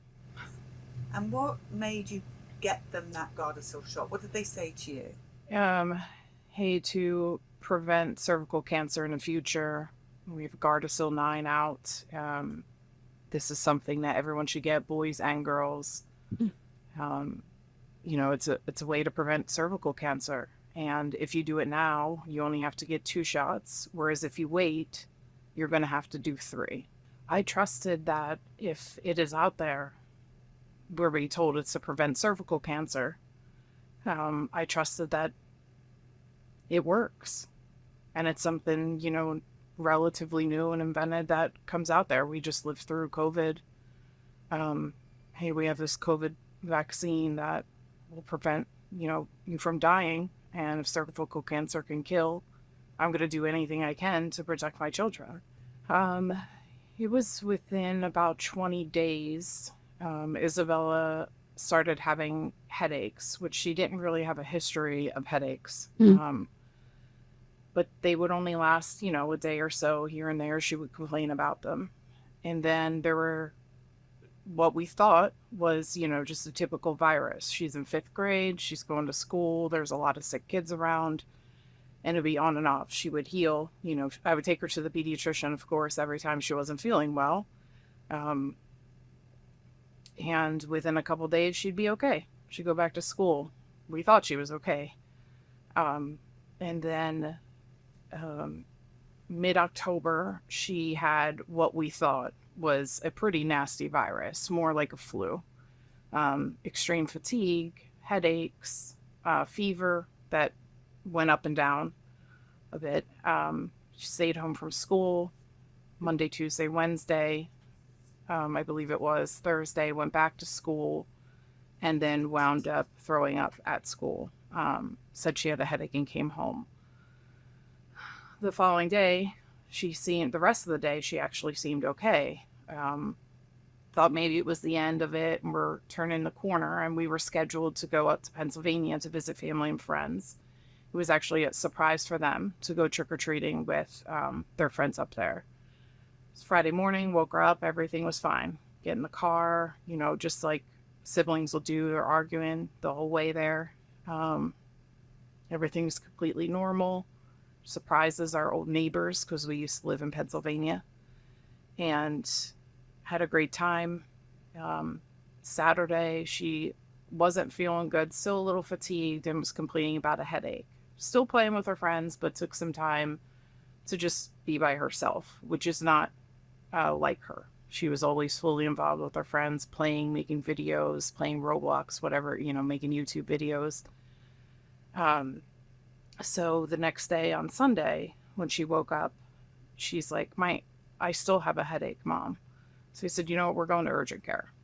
We're just going to have them check it out. She didn't have a fever at that time, I believe. And when we got there, they said, hey, you know, this seems like a pretty severe headache, so we do want her to go to Children's Hospital. So we immediately went.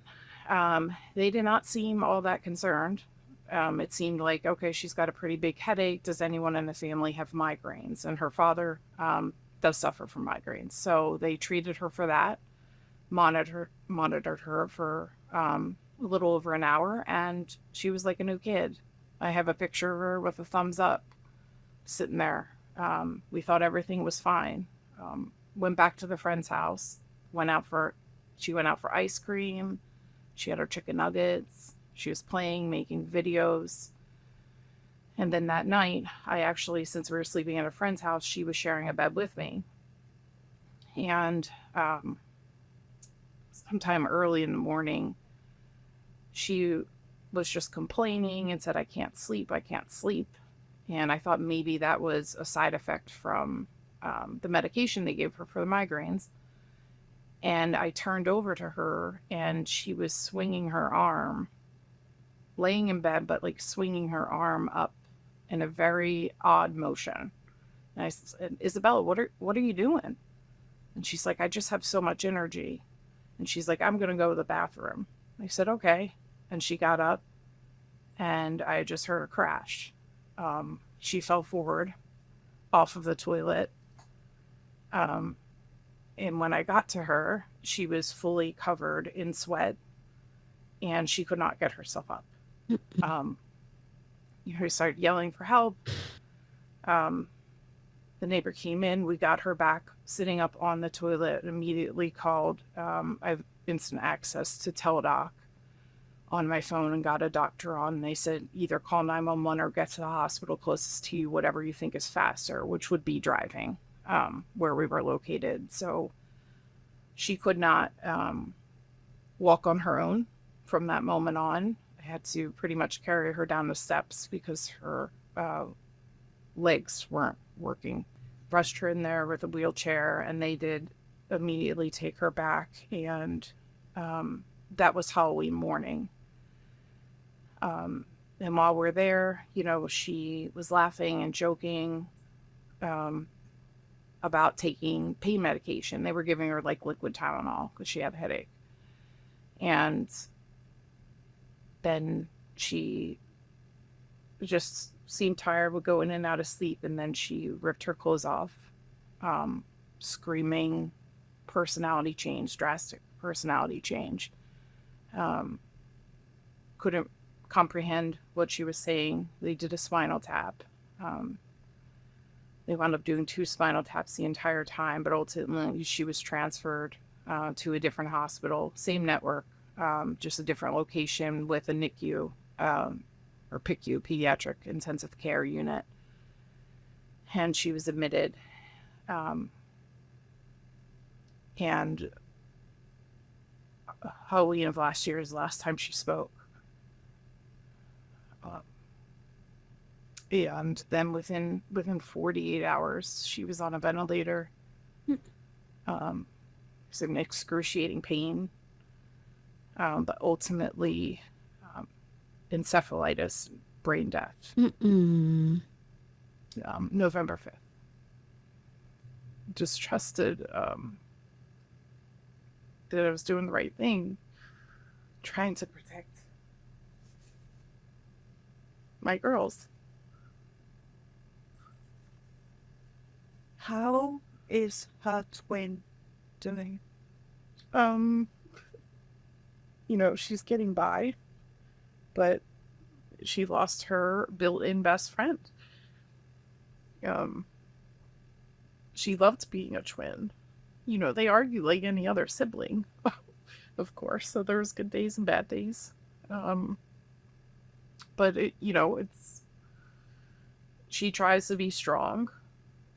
I think for me, really, and her dad. But there's just times, especially, at their age, she's 11 now and in 6th grade, and, you've got the school drama. So whenever anything happens with her friend group, I think it hits her extra hard. Because she usually could come home and she has her sister. And now she doesn't, and she's suddenly an only child. I blame the pharmaceutical company of not being truthful. I don't think there's any education of either whatever the ingredients are in there, or the actual risk that this could result in death is not something that's told. Even if it could change someone else's mind, people have to know this happens. This could happen to them. I feel sad that, other people are also living through this. You're not supposed to bury your children. And I would be what you consider a very normal life. The COVID vaccine, the reason I didn't give those is because it was so new. It freaked me out. I personally got 2 doses because it was highly recommended at work, and I would have to go through all of the hoops. I didn't feel comfortable knowing that it had just come out for adults at first, and then the children's version was even more new, is the reason I chose not to vaccinate the girls for COVID. But Gardasil had been out for quite some time. It's not the first I heard about it. I've seen the commercials. It's been around. Just do your research. Don't make the same mistake I did.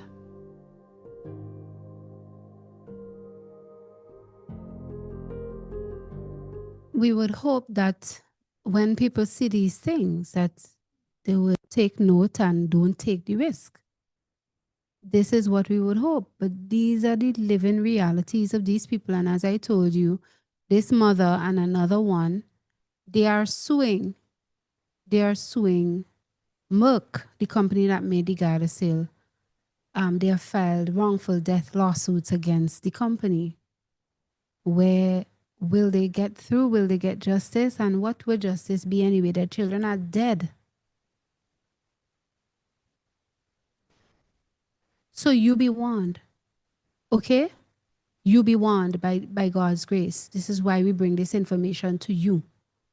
All right? Now, I'm going to show you some more information about this off of a TV program that I had shared in St. Vincent and the Grenadines. We are reminding you because this is what is happening here, at home here, and there may be other countries that's going through this. And so earlier this year, I'm just going to go past, there was a little introduction like, okay. There's information in this program that will help you. So please pay careful attention. This is educational. I see Sister Marva answering Brother Tommy that the pharmaceutical companies are murderers, and that's true. Sister Amy says, do not trust the sorcerers. Do not trust the sorcerers. Sister Ford Deja is upset. She says, one might say this is just a few adverse cases and it's no big thing, but just one such case is enough to stop killing people with these nasty experiments. I'm so mad right now. People, please, you all have choices for your children's health. Do not put them through this horror. And yes, Sister Creamer made the point that look at all those things that that 10-year-old child went through. Encephalitis, brain swelling, and all sorts of different things, having to be on a ventilator before eventual death. That's what you risk watching your children go through. Okay, the mother is saying that she thought she was doing the best for her children. Well, hey, you don't have to make the same mistake. You could learn from her. She also was deceived by the point that they would point back and say, oh, well, the HPV vaccine has been around for a long time. So she thought because it has been out for a longer time than the COVID vaccine, for example, it was safe. No, not because it's been around for a long time means it's safe. That's the deception they give to when it comes to the childhood vaccines. And they say, oh, but vaccines have always saved people from this and that. And oh, the polio vaccine and this vaccine and that vaccine. And for years, we've had vaccines and it didn't do anybody anything. And they deceive you with that claim as well. Because nobody ever, before now, in a large way, nobody ever really came out. And when I say no, I don't just mean in 2026. But, you know, in recent years, until that time, people weren't really studying and exposing the evils and the realities of even the childhood vaccines. So let's take a look at this video here. Grace and peace to you all. Welcome to another edition of Escape for Thy Life, which is brought to you by the Thusia Seventh-day Adventist Church. I'm Sister Anissa Batiste. Let's begin with a word of prayer. Gracious Father, we are thankful for your mercies towards us all through 2025 and for bringing us to 2026 and for allowing us to be able to come to the people again through SVG TV. And we ask for your special blessings upon them as they look at this very important program and listen to it and share with friends that they may know the truth and not be deceived and that they may make the right decisions for their health and their salvation. In Jesus' name, amen.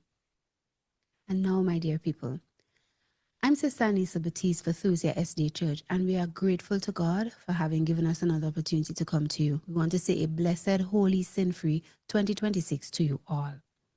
In today's program, which we're happy that we're able to bring after a while, and we do apologize for the fact that towards the end of 2025, we weren't able to come to you consistently.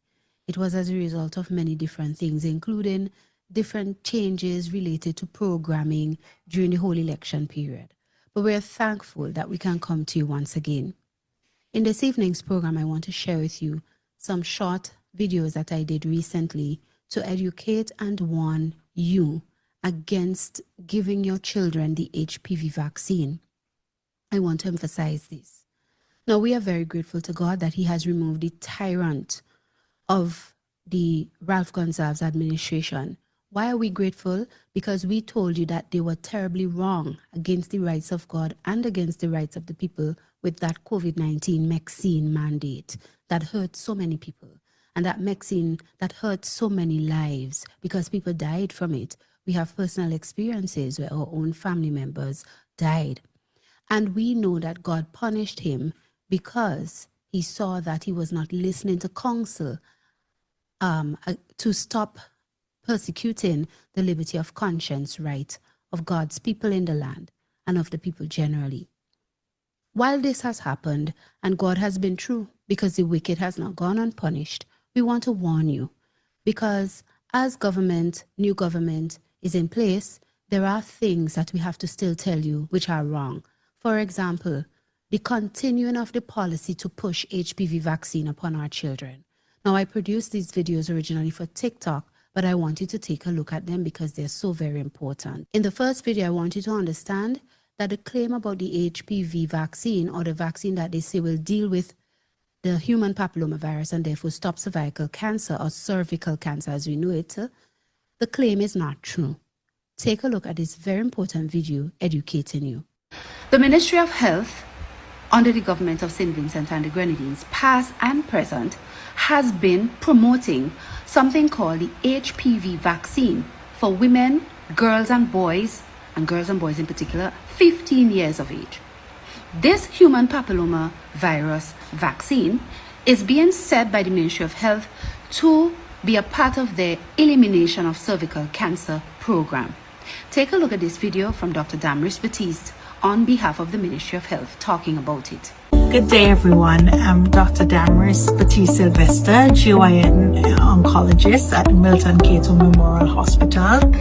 I am also the focal point for the cervical cancer elimination program that commenced October 1, 2025. And we are joining with more than 190 countries as we celebrate Cervical Cancer Elimination Day.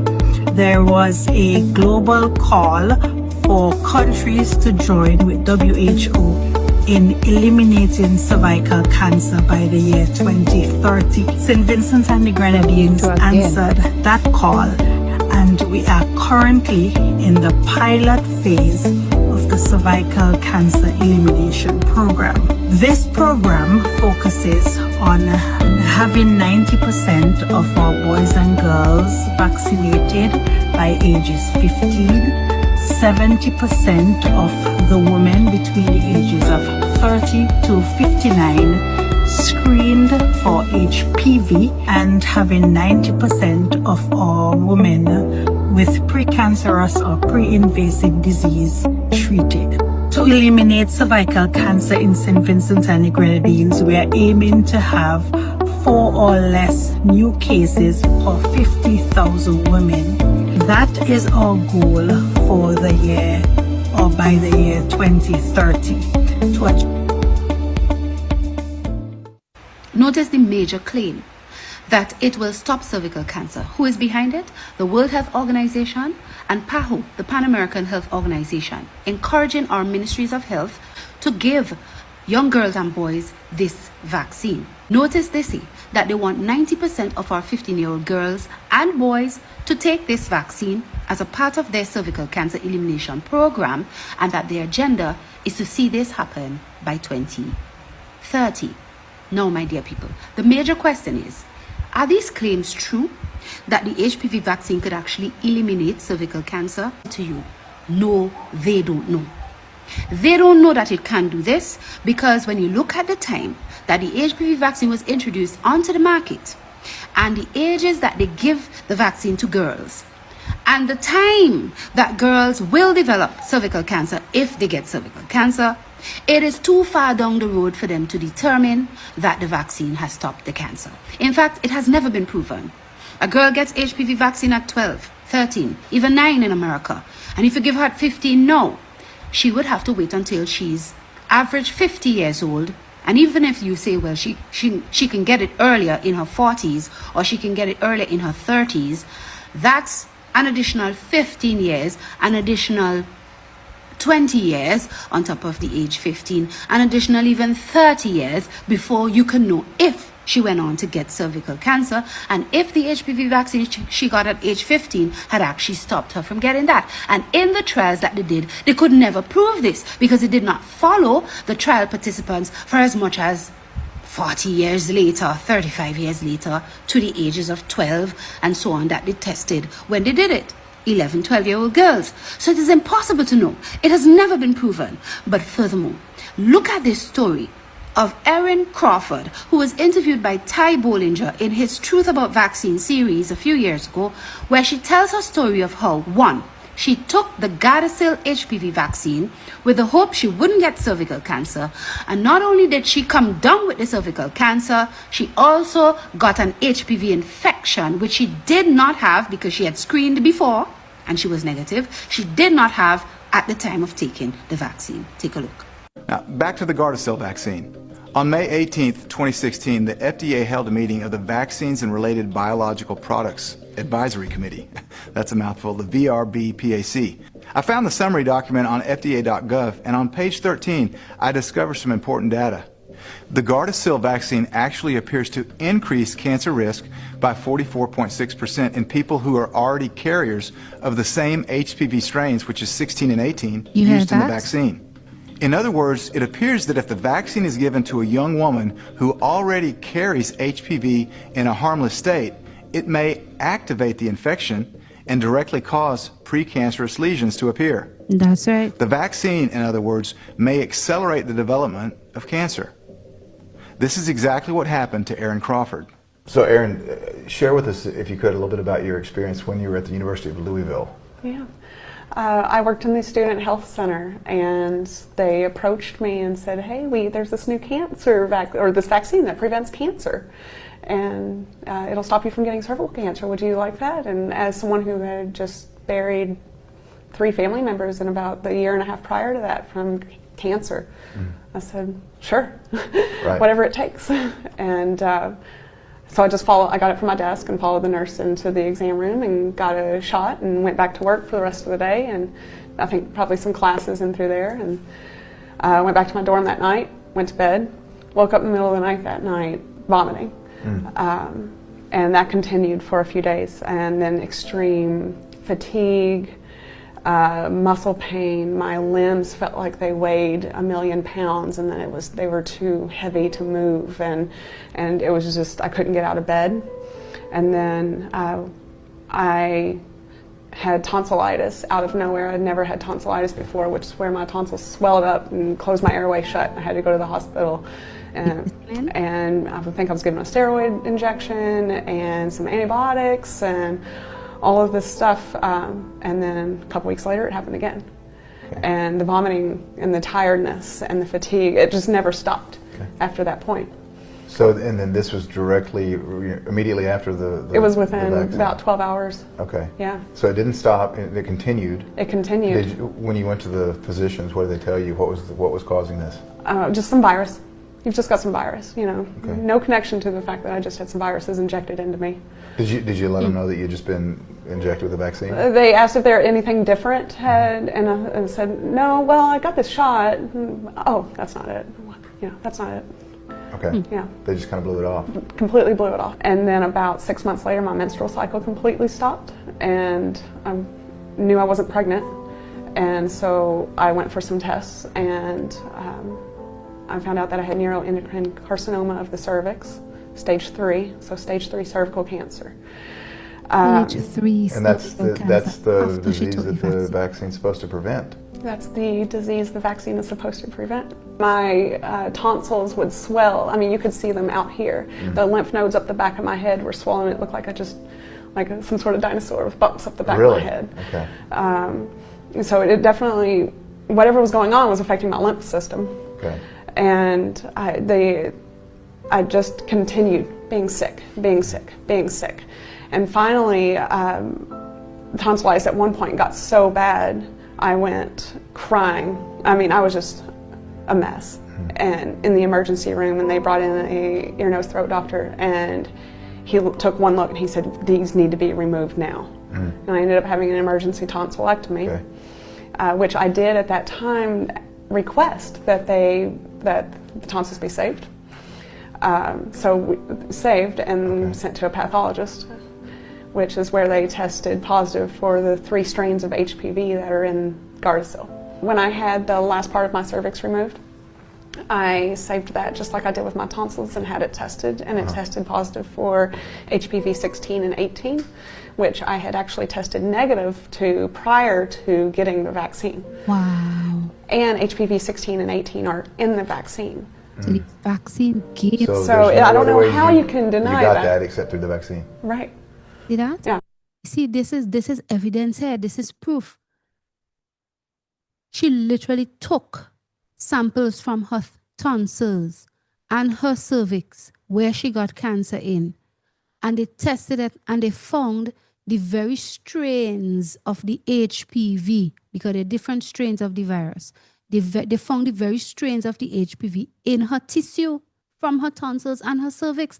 And it was not because she had the strains before, because prior to taking the vaccine, she tested to see if she had the strains and she didn't. But they found the very strains that are in the vaccines. They found the very strains inside of her tissues. So she got the cancer from the vaccine. It is established. It is clear. It was the same thing Dr. Sinhandi told me in America when I interviewed him, and he said he had to do a pathology work on a boy as well who had died. And he found the strains from the Gardasil inside the boy. This is facts here. People need to beware. I couldn't get out of bed. I almost failed out of school, almost lost my job, just because I couldn't make it to class. Walking to class, and U of L campus isn't that big, but walking to class, I would just get sick. I can't tell you how many times I threw up walking across the campus. You know, it was embarrassing. And it just continued, just the overall sickness, fatigue. And then went in, at this point I was going in every 3 months to my OBGYN for checkups, tested positive again. Okay. At this point, the rest of my cervix was removed, and I was told I wouldn't have children, or I wouldn't be able to carry a child. They said, you might be able to get pregnant, but carrying it without a cervix is very, it's questionable. Yes, my dear people, this is serious. We cannot have our Ministry of Health advancing policies of WHO PAHO to our people with lying claims. And I am saying, it is time enough we do research.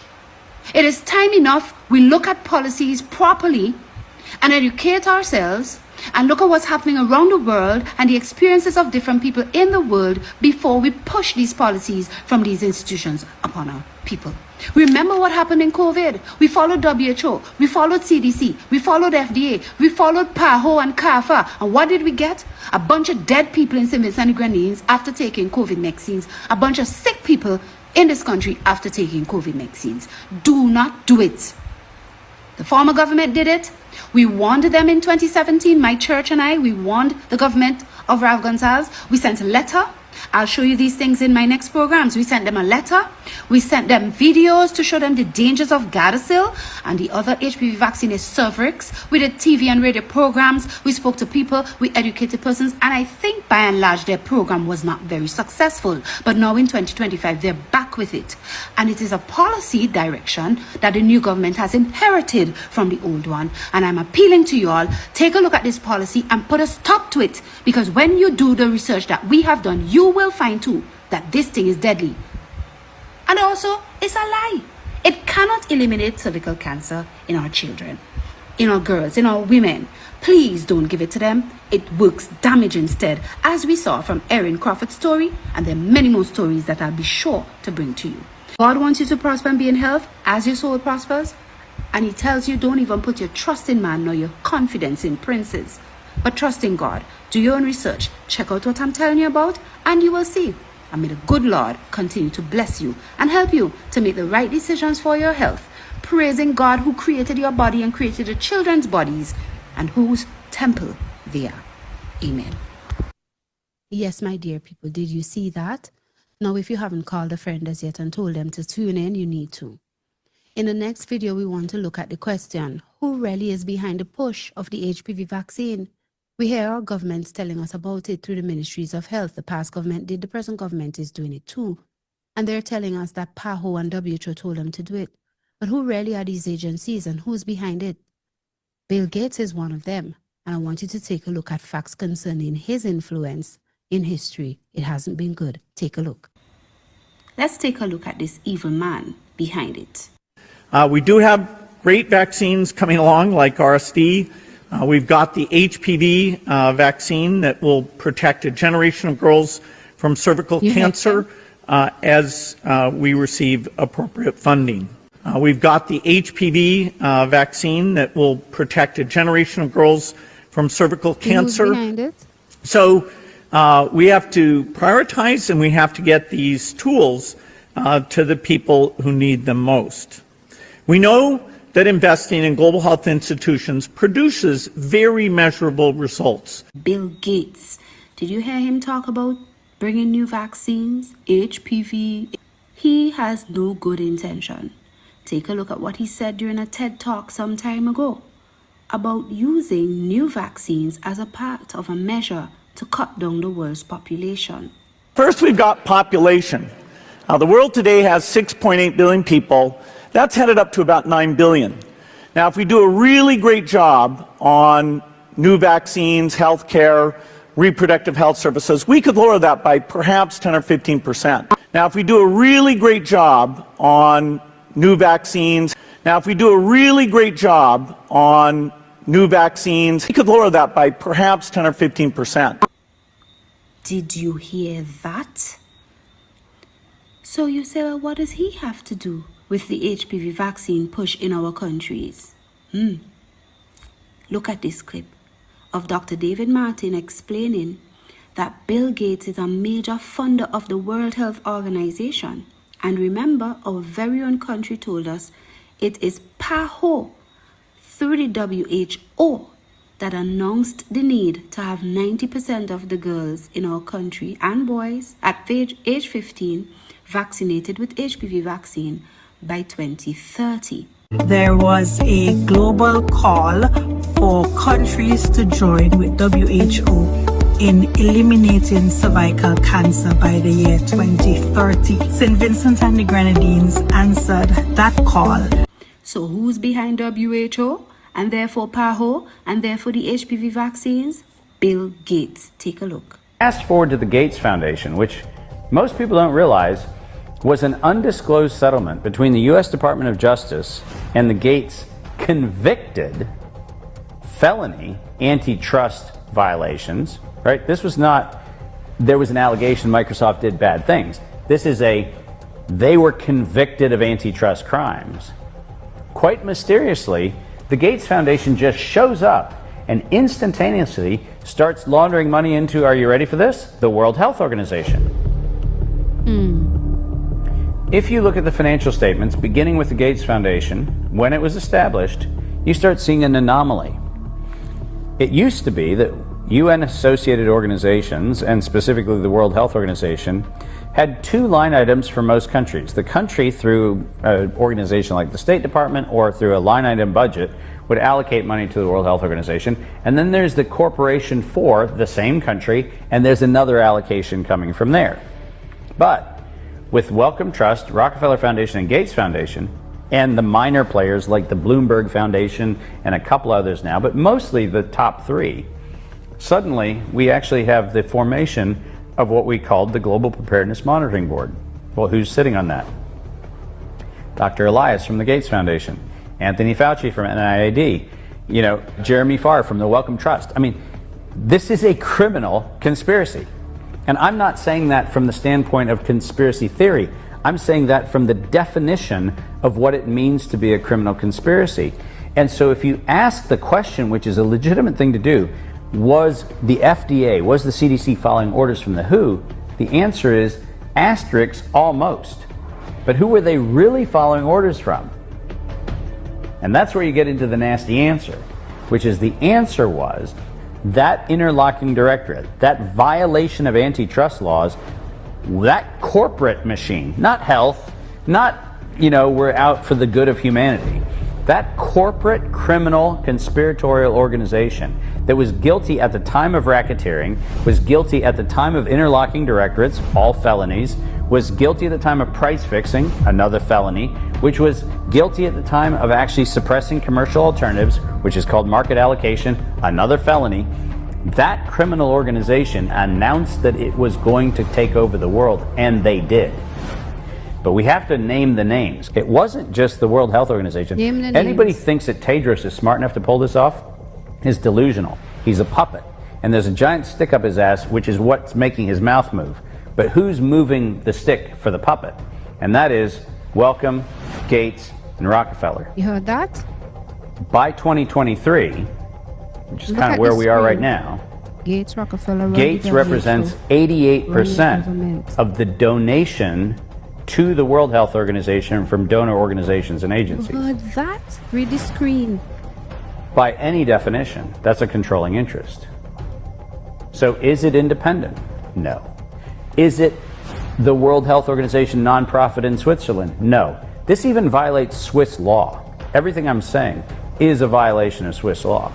If we think about how bizarre it is that we have essentially the extension of the Carnegie Foundation's eugenics office, which they put at Cold Spring Harbor Labs back in the early 1900s, the continuation of that with the explicit inclusion of that as an agenda in the 1950s when the World Health Organization gets off the ground.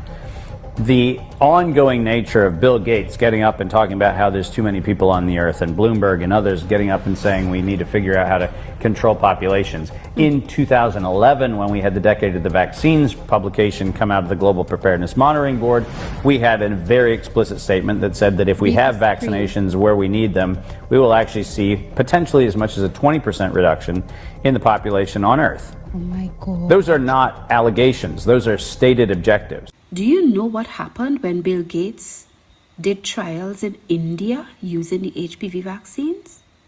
Girls died. Girls were harmed. Even the Parliament of India at the time did an investigation on it. Take a look at this clip. Indian tribal girls used as guinea pigs. The report alleges that two American pharma giants' untested vaccine was administered to thousands of tribal girls without proper study and paperwork. India was among the hardest hit after Bollywood celebrities were incentivized by the Gates Foundation to urge the public to submit to mass vaccinations.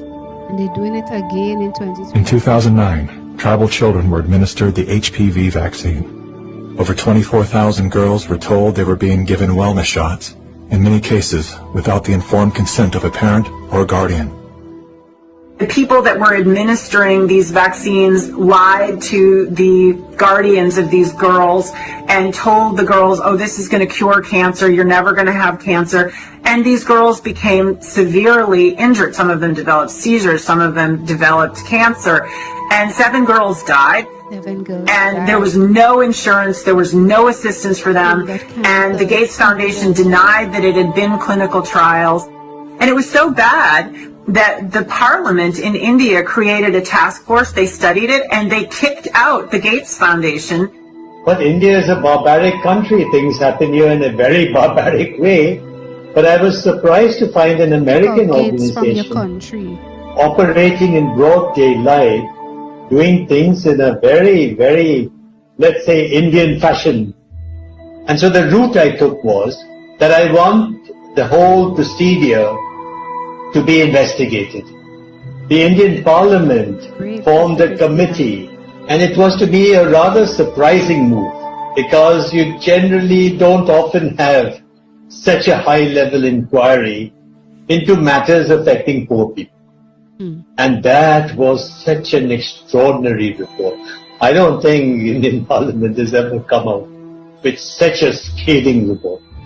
And the government officials came up and said, we shouldn't have authorized this. We're sorry. We're not going to allow them again. And they ain't learned from And that. now they're They're doing back. it again in 2026. Doing their same old tricks. And they're doing it in 2026. So you see, though your Ministry of Health and your government may seem innocent in pursuing this path, they're following PAHO, they're following WHO, they're perhaps thinking they're doing something good for the country, but evil men and seducers are behind it.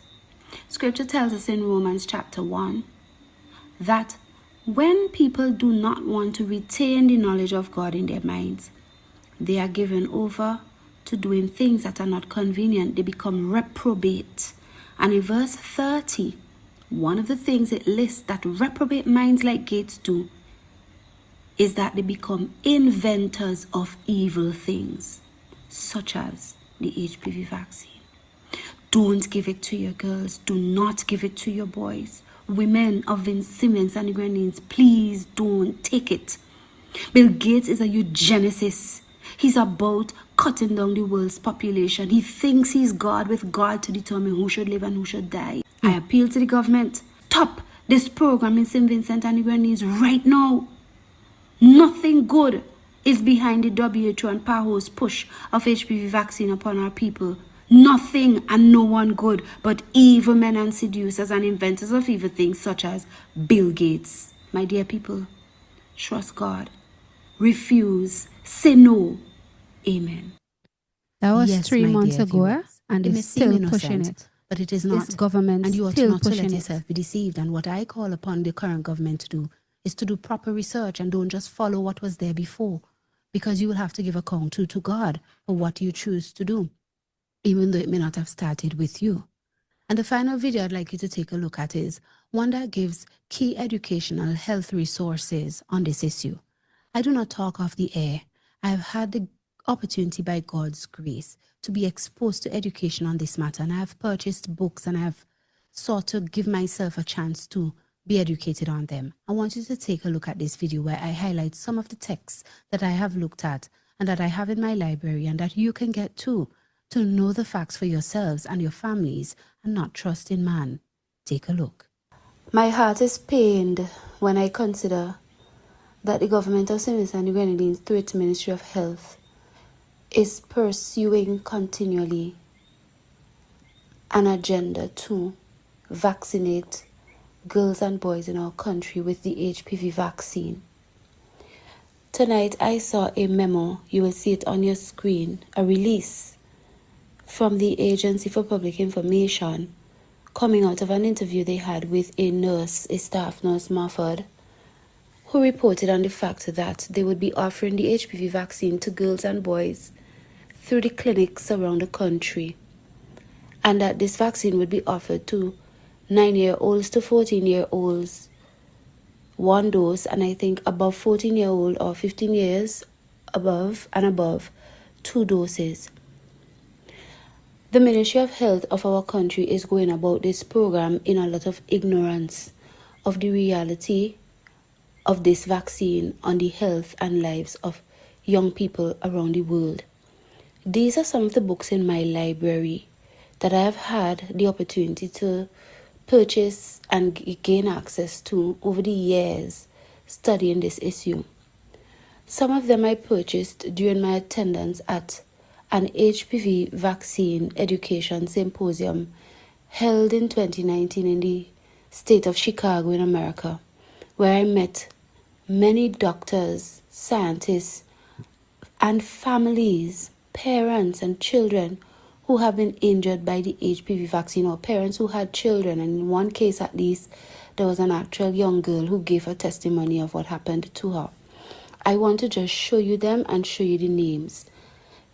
Shattered Dreams, the HPV Vaccine Exposed, compiled by Christina England, forward by Brandy Vaughn. Brandy Vaughn is a very important lady because she used to work with a pharmaceutical company called Merck, the maker of the Gardasil HPV vaccine. And she pulled out of it when she saw the evils that these vaccines were doing to children, to people. And Brandy had cause to announce in 2019 that she was not suicidal because she feared there were attempts on her life. And shortly after she announced that, Brandy was killed. I met Brandy myself in 2019. We will talk more about that in another program. Look at this next one. Journeys from Trust to Tragedy by Norma Erickson. Another compilation of stories from young girls, and I think concerning boys as well, who were injured by HPV vaccines around the world. Again, I met Norma at the HPV vaccine symposium. Look at this one. Gardasil, faith and propaganda versus hard evidence. Of course, they're using faith here in the sense of belief, because a lot of people go about vaccines just saying, I believe in them, without looking at evidence. And this was written by Dr. Nicole Delépine and Dr. Gérard Delépine. They're French. One is an oncologist, a cancer doctor. I met him. We spoke. I did interviews with him back in 2019 at that symposium. People need to look at the hard evidence and not just this traditional, oh, I believe in vaccines, they're safe and effective, and they don't know what is going on. Observe again. These three down here, very, very important books. Look at this one by Helen Lobato. Gardasil, again, that's the name of one of the HPV vaccines. Gardasil, fast-tracked and flawed. You need to know how it came to market, how these studies were done, and they were fast-tracked to push out a product that would make money for pharmaceutical companies, but that had not followed proper protocols with respect to trials, and that indeed would prove to be to the disadvantage of the health and lives of children.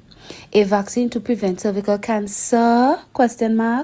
Because as we have been telling you, it does not do that. It cannot be proven, and it has not been proven to do that. Look at this one. Miller's review of critical vaccine studies. 400 important scientific papers summarized for parents and researchers by Neil Z. Miller, and the foreword by Gary Goldman, PhD. This is a highly recommended book.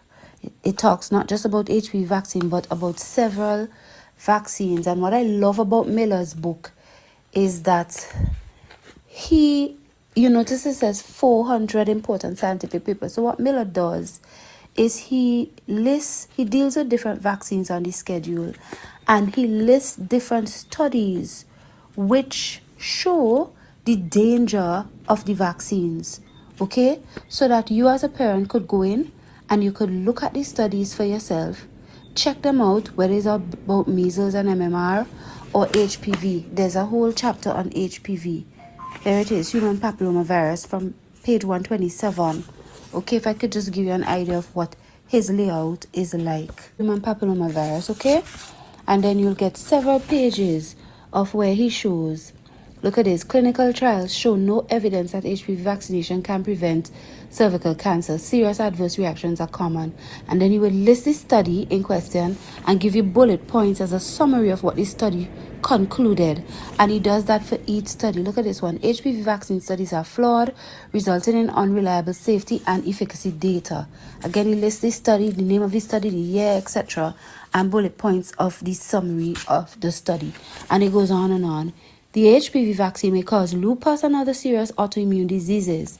The HPV vaccine may cause autoimmune diseases such as lupus and fatal cerebral vasculitis. This is amazing. The HPV vaccine may cause chronic pain, fatigue, and nervous system damage, and on and on and on. It's an important book, and we will share more about it from it with you. Look at this one here. This one is so key. This was written by women who are lawyers. The HPV vaccine on trial, seeking justice for a generation betrayed, by lawyer Mary Holland. Also, Kim Mack Rosenberg is a lawyer, and Eileen Iorio. Okay, with a preface by Dr. Luc Montagnier, a Nobel Prize winner. Unfortunately, Dr. Luc Montagnier died during COVID. I believe he was killed because he was given a lot of information about the evils of the COVID jab and even issues pertaining to the virus, and suddenly he turns up dead after giving so much very important information. This book, we are told, reveals the tragedy of the HPV vaccine scandal. Dr. Luc Montagnier said that. He's a Nobel Prize winner for the discovery of HIV. Now, this is very important, this book, and it gives you the whole history of what happened in the development of the HPV vaccine. And when we come together and we have brethren like Sister Creamer, he's already doing videos from this book. I had brought her back a copy and sharing with you the contents thereof. And it's very important because you have topics that look at how it came to market, how it hit to the market, what was involved in it. Okay. The injury reports. People don't look at the injury reports. They just tell you safe and effective. They just run and give it to your child, your son and your daughter. It addresses earlier issues about, who really is at risk for cervical cancer, ? Why are we giving this to our 9-year-olds, 10-year-olds, 11-year-olds, 14-year-olds? Are they really at risk for cervical cancer? These are things to consider. Also, we're going to look at HPV vaccine science, the issue of the ingredients. Do these nurses who intend to jab these children, do they know what is in those vaccines? Do they even know what is inside Gardasil and Cervarix? The issue of injecting aluminum inside the vaccine. Do you understand that this is why a lot of girls have ended up like this girl here, with chronic pains, syndromes, etc.? Do you realize that? And so much more. So you see, I had been reading, I see all my notes and stuff you can see inside of my book, because I went through this book. So listen, these are the kinds of education you could expect from me. I'm not talking off my head.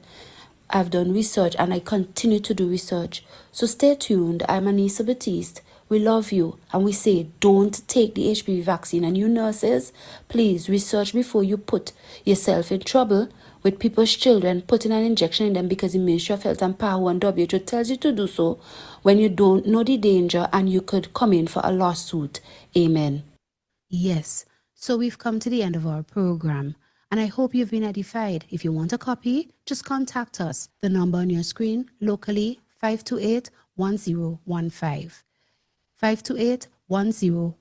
Put 1784 if you're trying to reach us from overseas. We love you. We speak the truth. We're no respecter of persons, just as God isn't any respecter of persons. In Psalm 146, you are admonished from verse 3. Put not your trust in princes, nor in the Son of Man, in whom there is no help. Happy is he that hath the God of Jacob for his help, whose hope is in Yahweh his God, which made heaven and earth, the sea and all that therein is, which keepeth truth forever, which executeth judgment for the oppressed, which giveth food to the hungry. Yahweh looseneth the prisoners. Yahweh openeth the eyes of the blind. Yahweh raiseth them that are bowed down. Yahweh loveth the righteous. So trust in God, who gives justice every time, who keeps truth forever, who doesn't start off nice and then turn and do something wrong. Trust in God, who is reliable. Amen. Don't put your trust in man. When it comes to your health, don't put your trust in any government. No matter how much you supported them, you need to recognize that you're going to have to do your own research. Because many times governments do things that they shouldn't do because they're concerned about pleasing other entities apart from the people who elected them. And we've proven this before with Gonzalez, and we don't want it again. And so I say to you, parents, family members, do not encourage your family members to take the HPV vaccine. You've seen the evidence I've shown you. It's dangerous.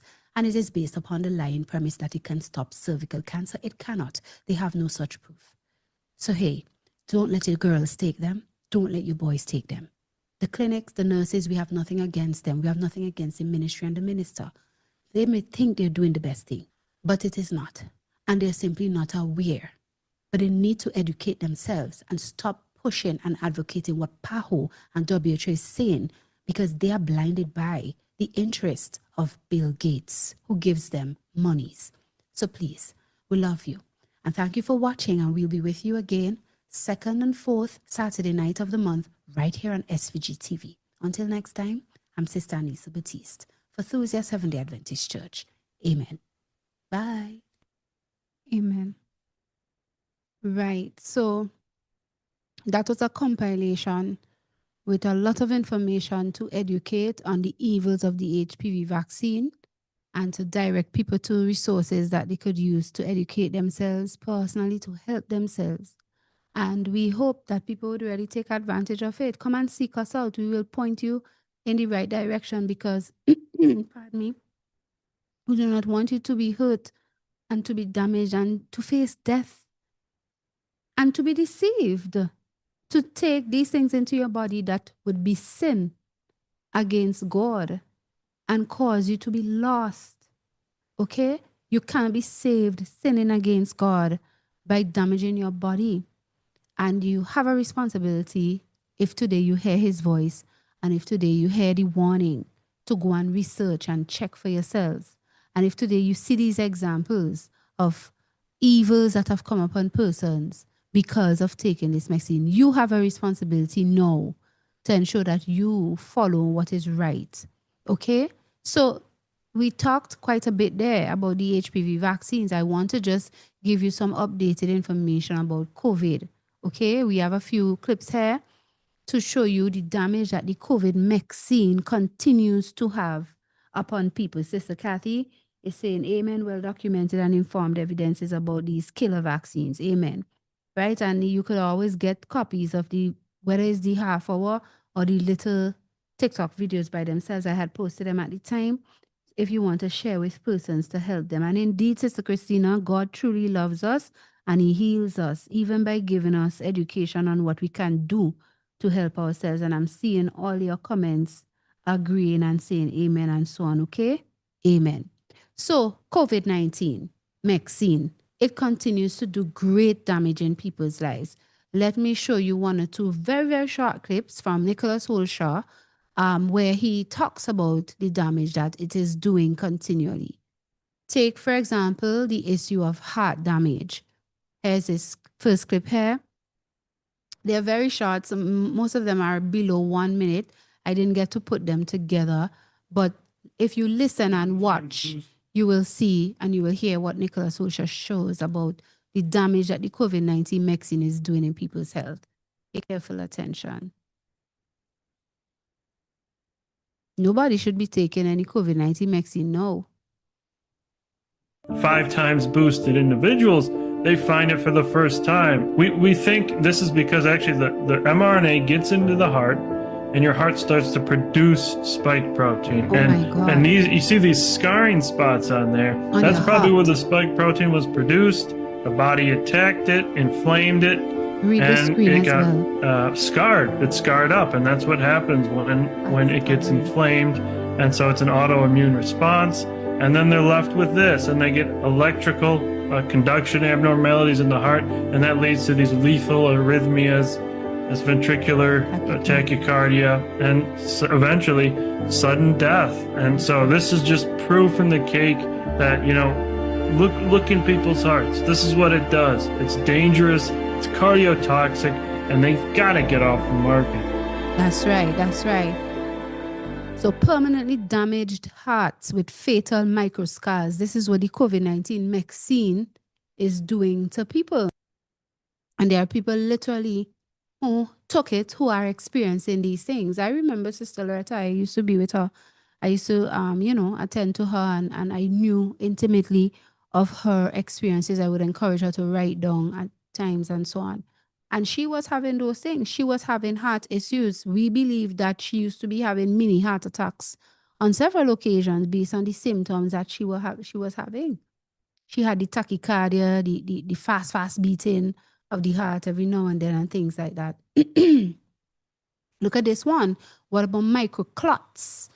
Prion-like amyloid microclots are found in 100% of the COVID-19 vaccinated in a new study.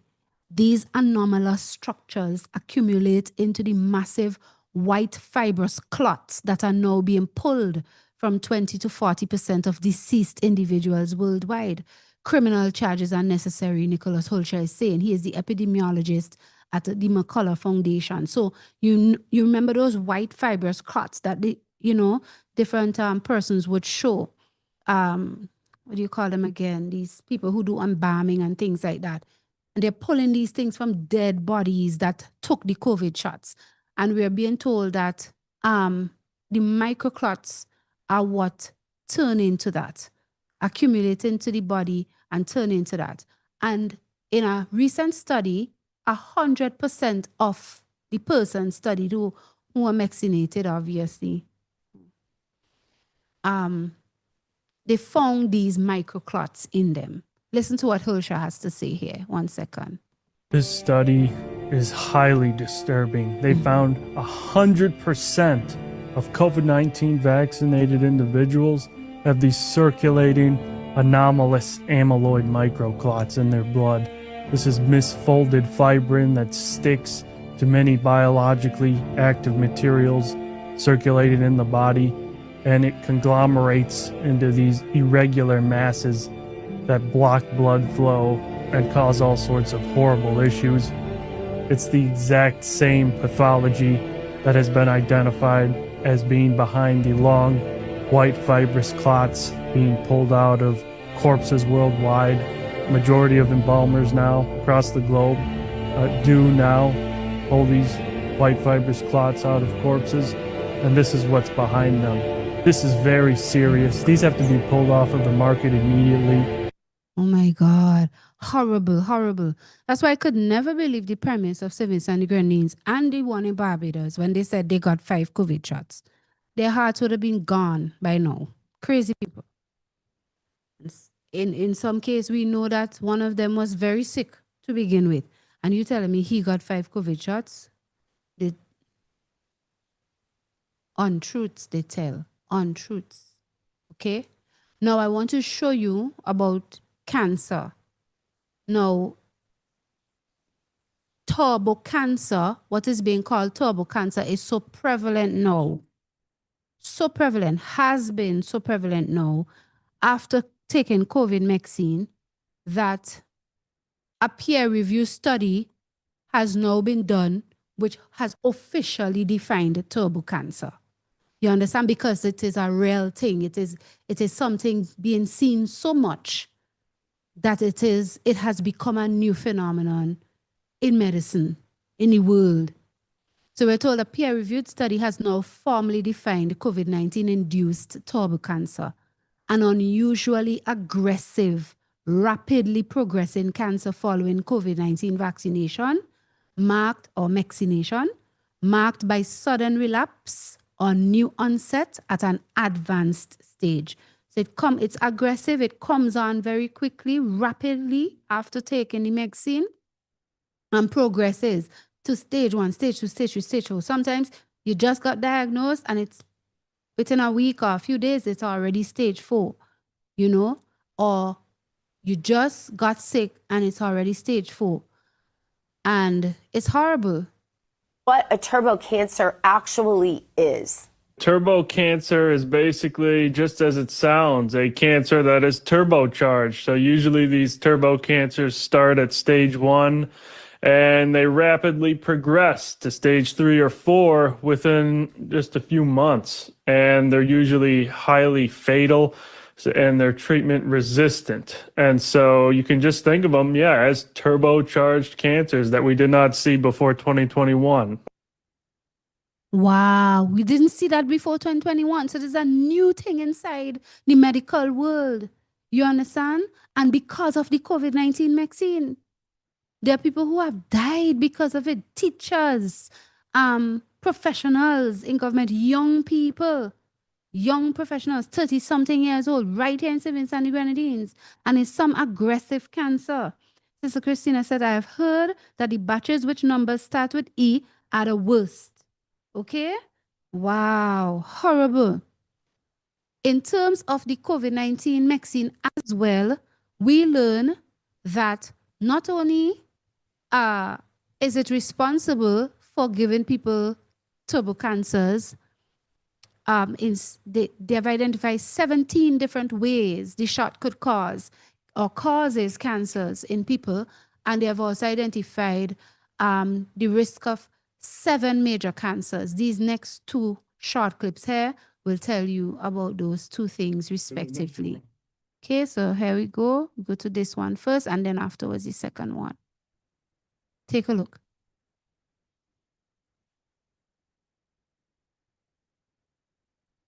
Lest we forget. Studies indicating there's about 17. There's now over 100 studies indicating there's about 17 distinct mechanisms that the mRNA shots may induce cancer.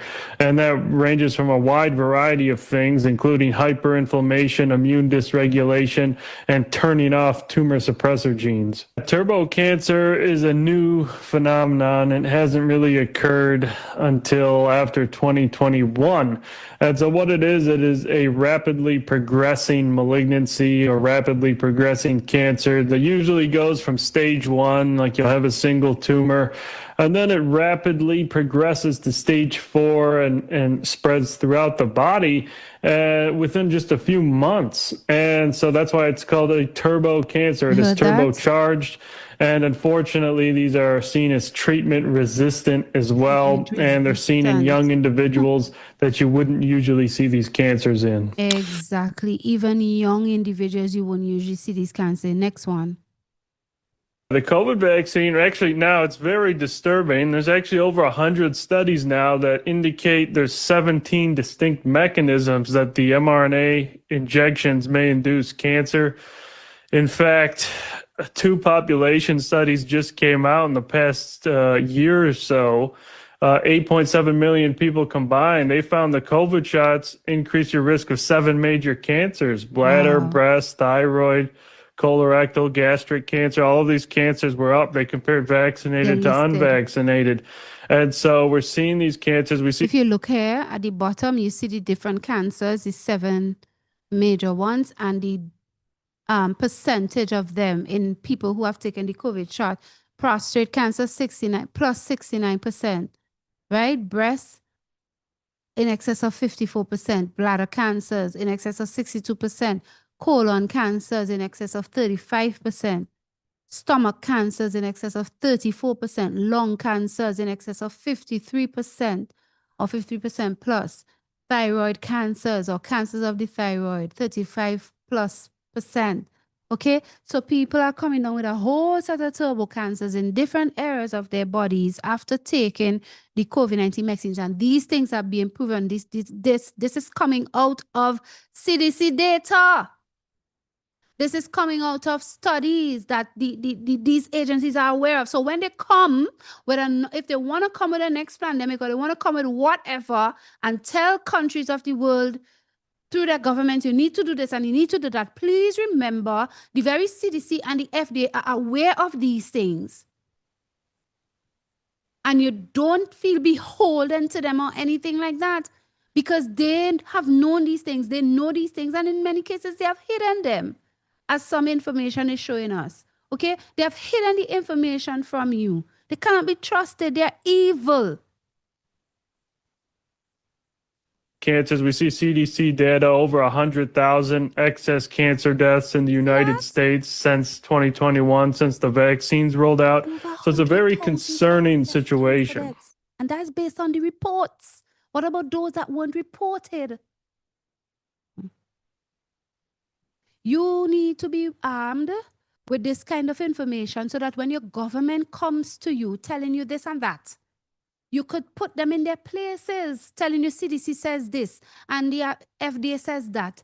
You need to address them. Let's look at this report here. This is also a discussion with Nicholas Hulsher talking to, what's his name here again? Jimmy Dore.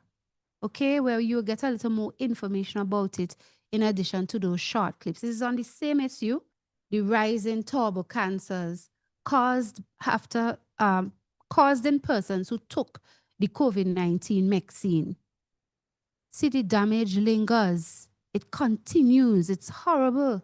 They say it's just a correlation, but that's all those studies can do. But what we can do as researchers is look at the biological plausibility.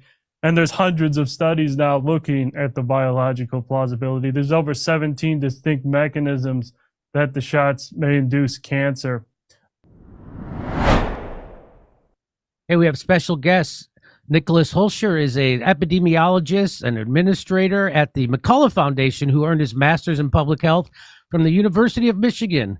He's a prolific researcher with over 25 publications, serving as lead author on significant studies regarding COVID-19 vaccine injuries, myocarditis, post-acute, I can't say that word. His work focuses on bringing complex scientific data with public understanding to advocate for medical freedom and evidence-based health decisions. Welcome to the show, Nicholas. How are you? I'm great. Thanks for having me. I appreciate you showing up. Now, I follow you on Twitter, and I saw this. You said the U.S. government cancer data just dropped. Overall cancers in those under 50 jumped 6.4% from 2021 to 2023 during mass MRA uptakes. Brain tumors increased 19%, colon rectal cancers 19.4%, small intestine cancer 15.5%, ovarian cancer, stomach cancer. I know someone who just died of stomach cancer, breast cancer, and here's from your Substack. Breaking U.S. government cancer data shows early onset cancer surged 6.4%. In a 30-month population-wide analysis of 296,000 residents of Pescara province, Italy, individuals who received at least one dose of the COVID-19 vaccine showed a 23% higher likelihood of hospitalization for cancer of any site compared with the unvaccinated. Risks were particularly elevated for colorectal, breast, and bladder cancer. And I went and I wanted to check this out. So, first of all, this is the first population study that showed an increase in cancer. Here's the study. 1 year risk of cancers associated with COVID-19 vaccination, large population-based cohort study. They did it in South Korea, and they found that the COVID-19 vax could be associated with an increased risk of 6 specific cancers, the ones we just told you. So, but this, so let me bring in Nicholas. Tell me, how could this possibly be true, and why is this not being widely reported? Yeah, this should be front page news absolutely everywhere. And so what's key, though, about the most recent U.S. government cancer data dump is that we were waiting for it for like 4 years, right? So that was just 2023 data that just dropped. But this was the gold standard cancer surveillance system called SEER, which stands for Surveillance, Epidemiology, and End Results Program.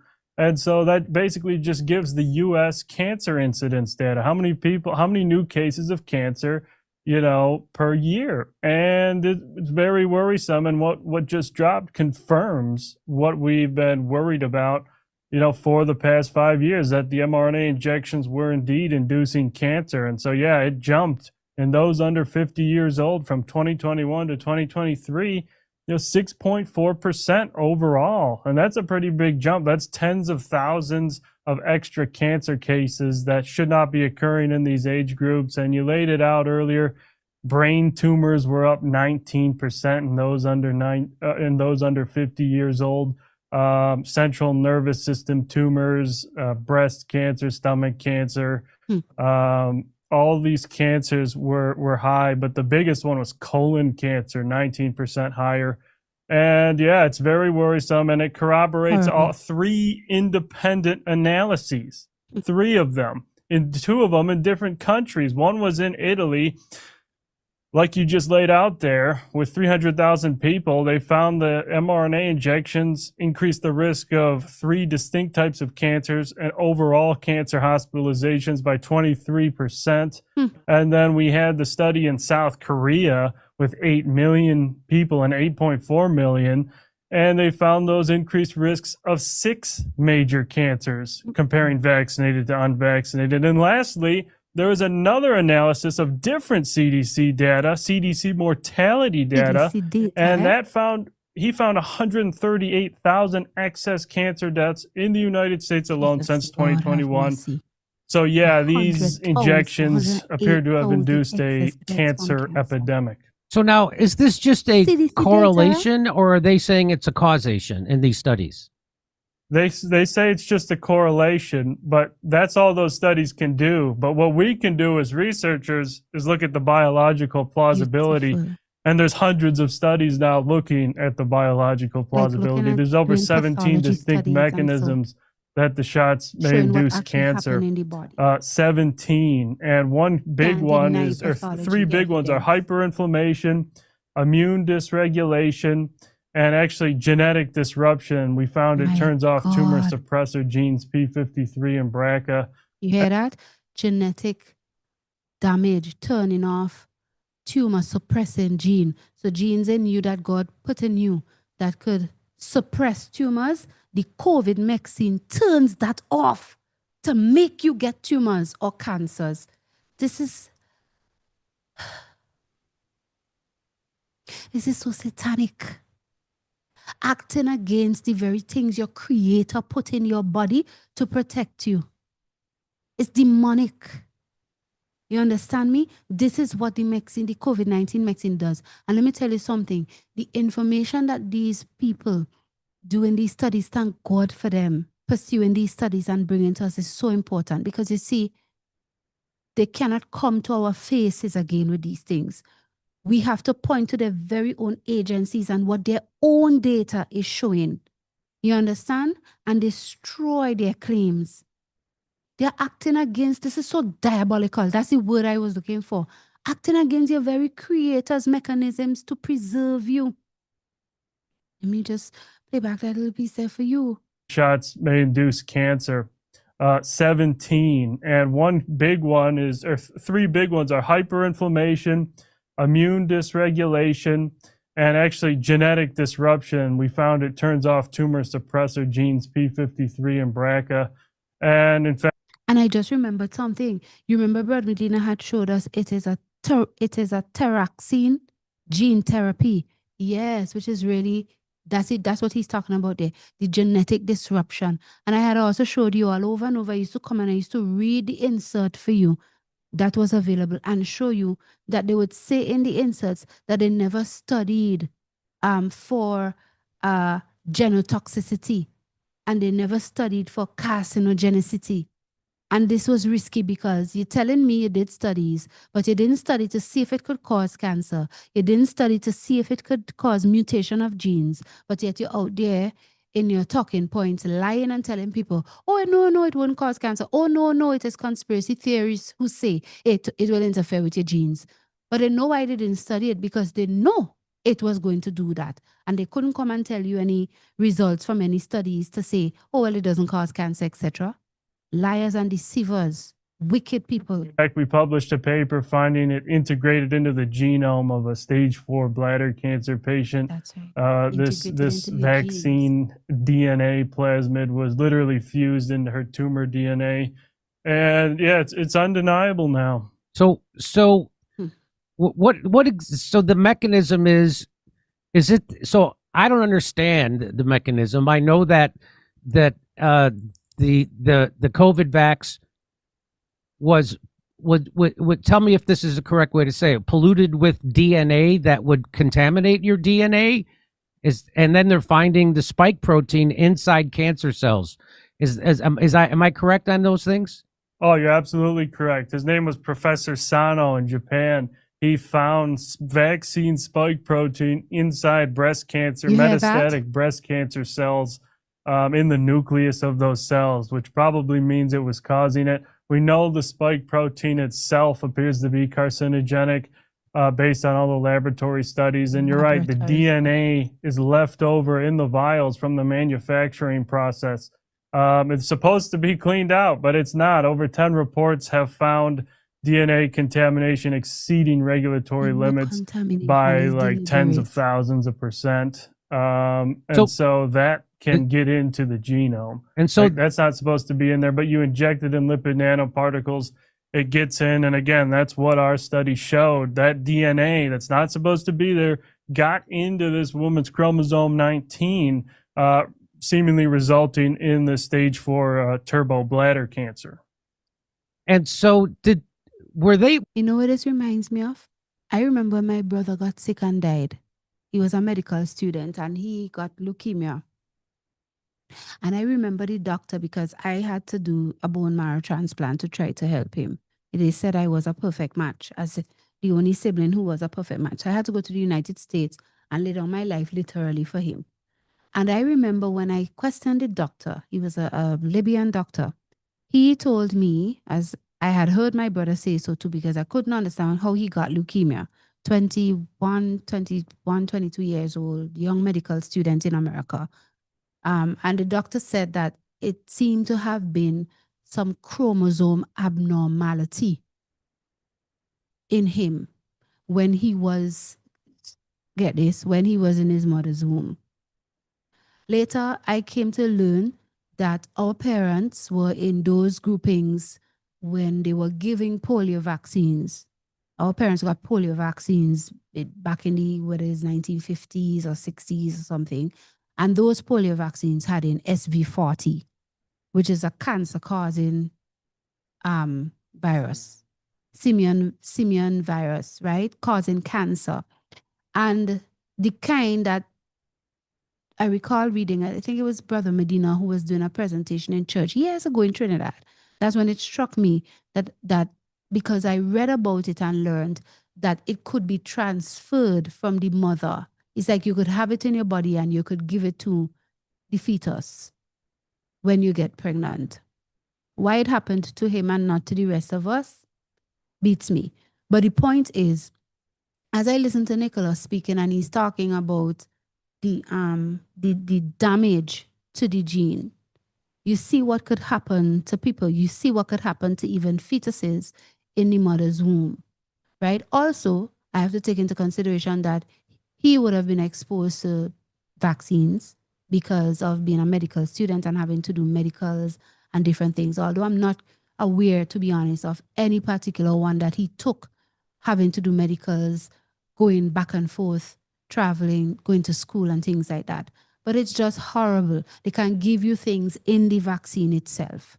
As Nicholas is explaining here, he calls it contamination, but we know a lot of it is deliberate. Was Pfizer, Moderna, were they aware of this and did they suppress this, or is this news to them? Yeah, they apparently, as far as we're publicly aware, they did not do any carcinogenicity or genotoxicity studies whatsoever before rolling them out to humans. Now, they may have, and that's classified, and they haven't released it to the public, which wouldn't surprise me either. It could be one of the two. But regardless, we're just now uncovering this. Independent researchers are finding this, and we're seeing it in the population data.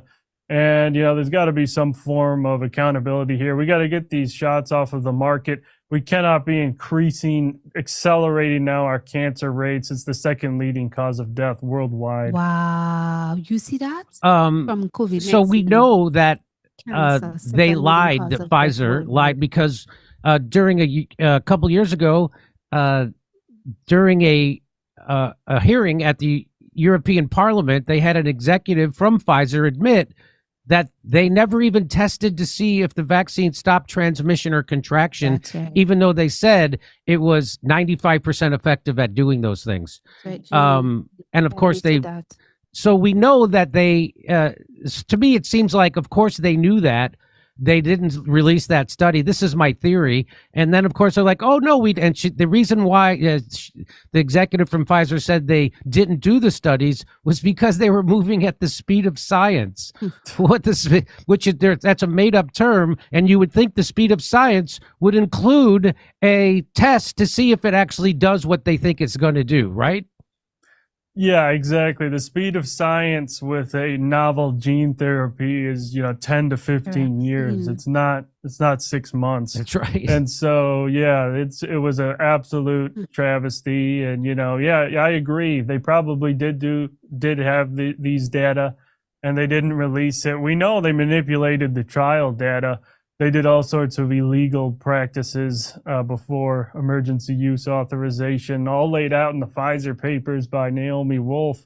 And again, that's illegal. That's criminal charges. And so there was going to be an investigation into them. Well, in fact, there is an ongoing investigation. Senator Ron Johnson found that the FDA buried myocarditis and stroke signals. They didn't tell the public. And so all these people got heart damage and strokes because the government suppressed data. They covered it up. Wickedness. I would like to say this is shocking, but it's not shocking to me because I've been following this closely since I got vaccine injured in April of 2021. And just talking about this anywhere, I was met with such overwhelming animosity and people trying to tell me to shut up and thinking that I was spreading misinformation. It's so weird because I always considered myself a lefty, and lefties were always skeptical of Big Pharma. We knew they were a criminal organization that would regularly kill people for profit. We all knew that. But somehow when COVID happened, they flipped. and they all became spokespeople for big pharma and the government, like Dr. Fauci, who's an unbelievable liar, so much so he needed to get a pardon going back to 2015. So that, to me, that's the, do you see any, I mean, the people the lefties that I used to hang out with used to protest against GMO in foods, and then they look like the rock musician Neil Young, and he just completely flipped, and he went from protesting GMOs in food to saying, I'm going to take my music off of Spotify because Joe Rogan's telling the truth about COVID and the vaccines. Do you run into that too? Are you just as surprised as I was by that kind of, and what do you have any theories on how we can account for that kind of flip-flop in people's thinking? Yeah, I run into that often, and I still do. And yeah, all those individuals that hopped on the Pfizer, Moderna government bandwagon with these shots, now they look very foolish, especially now with the cancer data released. So now's the time to acknowledge reality. Don't take any more booster shots. And unfortunately, many of those individuals did fall into what's called mass psychosis. They fell into this trap, believing everything the government said, wanting to basically do and think what their peers thought, and they couldn't get out of it. And then they subjected themselves to multiple booster shots, and now they may be facing these large increases in cancer risks, heart damage, subclinical heart damage, brain damage. We published multiple studies on that now. And so, yeah, we gotta stop this. This was madness. The past 5 years, people lost their minds. We got to get back to reality. Now that study I referenced early in this segment, that hasn't been peer reviewed yet, correct? Which one? Oh, hang on. I lost it. But have there been the one that I've the most recent one that shows a 6.4%? Oh yeah. The SEER data, that doesn't get peer reviewed. That's literally just straight from the government's database. They post it every year, and it goes through a large vetting process and analyses process, and it's used, by all sorts of organizations, governments, to assess cancer incidence. That particular data doesn't necessarily need to be peer reviewed. It's been vetted for decades already. But the two other papers that found the COVID shots increased the risk of 7 major cancers, those were peer reviewed. Whoa. So again, this is just for informational purposes. We're not giving anyone medical advice at this show. Always consult your own physician before you make any medical decisions. Don't come. And that's our advice. And hopefully that's enough to cover our ass here. We'll see what happens. We got more to talk about with you, but I want to remind people, if you want to hear me talk about this, I'll be in Burbank, California. Right, so we could stay there, right? So you heard a little bit more from Nicholas Holscher in this interview with Jimmy Dore about the damage that the COVID-19 vaccines continue to do in the area of the rise of turbo cancers. Now, there's much more. I have another little one here from Dr. McCullough, but I'm not going to play it right now. He pretty much is talking about the same recent data as Nicholas Holscher. Okay. Let me... There's a small video I'd like to play for you. Yes, just in between here, right? There's some news coming out, about some indication of some sort of accountability or penalizing, moves to penalize people who are responsible. But I know we still want to see much more, much more. But I want to remind you of the kind of people you're dealing with. When Dr. Luc Montagnier was speaking out, and I showed you earlier that he wrote the foreword for the book. I think it was the book HPV Vaccine on Trial. When he was speaking out in the early days of COVID As if you could just read it on the screen here. Dr. Luc Montagnier, Nobel laureate, he won a Nobel Prize. Final interview before being found dead 6 days later. And as a part of his final interview, he said, I am here to expose Fauci's gain of function, Fauci's gain of function.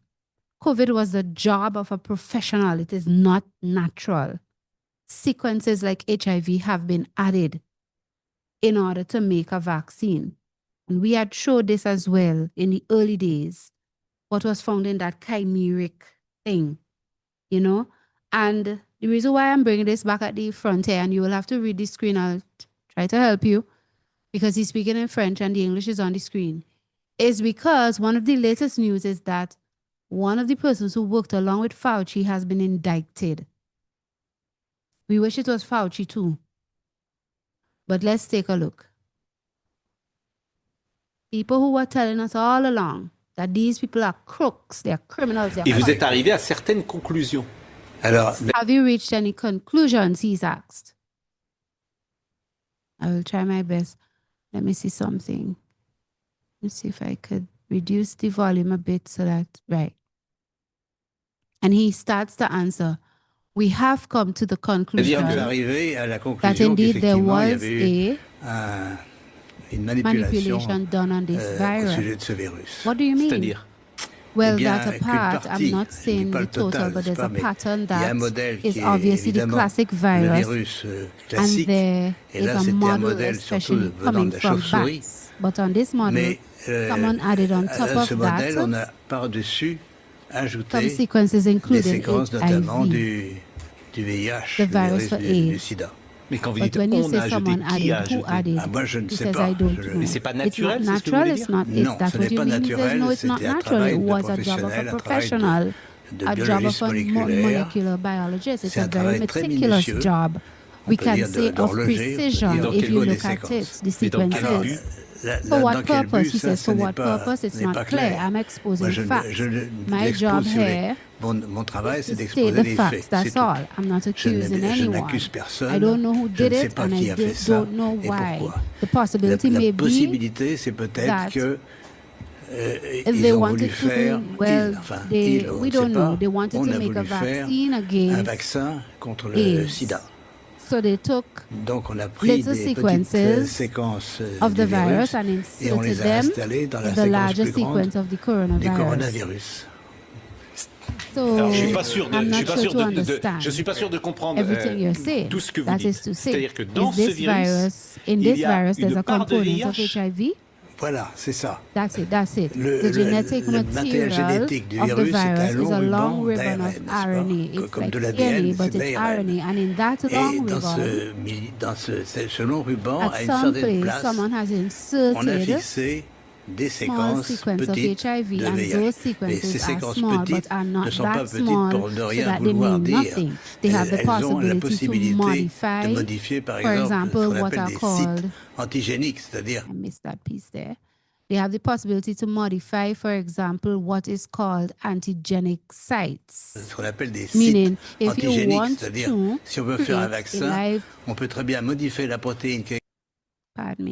meaning, if you want to create a vaccine, you can very well modify the protein who is exposed for the vaccine by a small sequence from another virus. Are you sure about this? Because it was said that a rumor has been going around that it was of human origin after all, and then it was rebutted from most of the scientific authorities anyway. He said there's still a will to cover this up, if you will, the works. We're not the first. A group of Indian researchers very renowned had published the same thing. They were forced to retract it. We found circulating. So you see, not every last thing. I mean, we learned so much since that time. But here, Doctor, one of the things Montagnier was saying is that, look, they took HIV sequence and put it in it, and this was man-made. This was by human hands. This was some professional molecular biologist or somebody doing this. They had some kind of intention, some kind of agenda. And the man was killed 6 days after this last interview. He died mysteriously 6 days after. You understand? And he wanted to expose Fauci. And 6 days after, he's gone. Okay, so let's just learn about what we know with respect to the fact that they have indicted one of the men who worked with Fauci. We found circulating Pfizer mRNA in his exosomes, 3. This part before that, he's showing that spike protein remains in the body all 3-point-something years later, 3.5 years later, right? And then we will get to the Fauci issue. So this is what mysterious, strange things happening to people who want to expose these things. And later we are left with an epidemic of turbo cancers in the world. People dying from turbo cancers all over the world is the second leading cause of death now in the world since COVID-19 vaccines roll out in end of 2020, early 2021. And people are left with spike protein remaining in their bodies all 3.5 years, 3.6 years after they first took the vaccine. Yeah, Fauci, and they need to go to jail for this.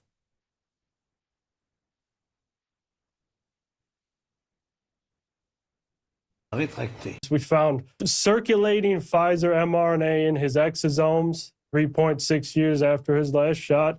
And we also found plasmid DNA from the manufacturing process SV40 ORI segments, as well as the spike expression segments in his skin, in his Grover's disease area. He developed this skin disease after the shots.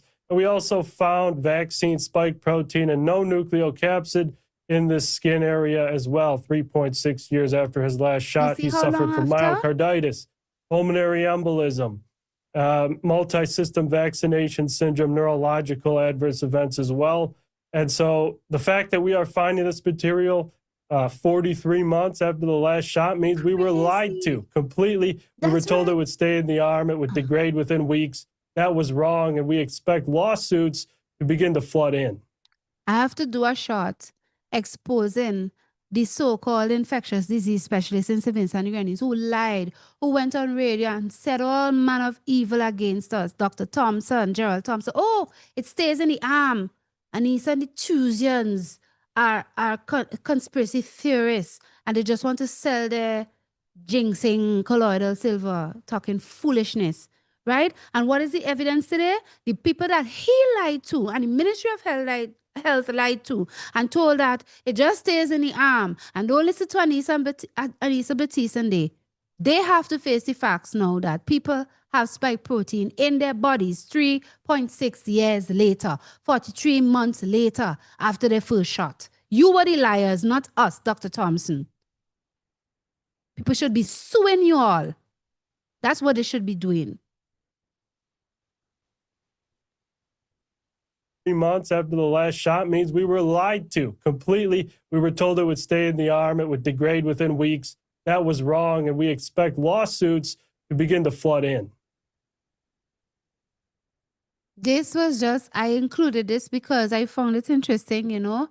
Dr. McCullough's McCullough Foundation, they published this chart from a study that they did where they showed what they call the compound impacts of COVID-19 mRNA vaccination and SARS-CoV-2 infection, a convergence of diverse spikopathies and other hybrid harms. And they were taking you through the fact that people were getting spike protein from both the chimeric virus and from the vaccine.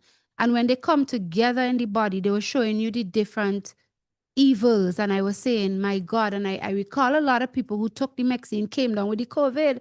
So it's like, or so they said, because, you know, in a lot of cases, you had a lot of even what they call false positives, etc. But we know that the people who took the vaccine got adverse reactions. They got very sick. Yes.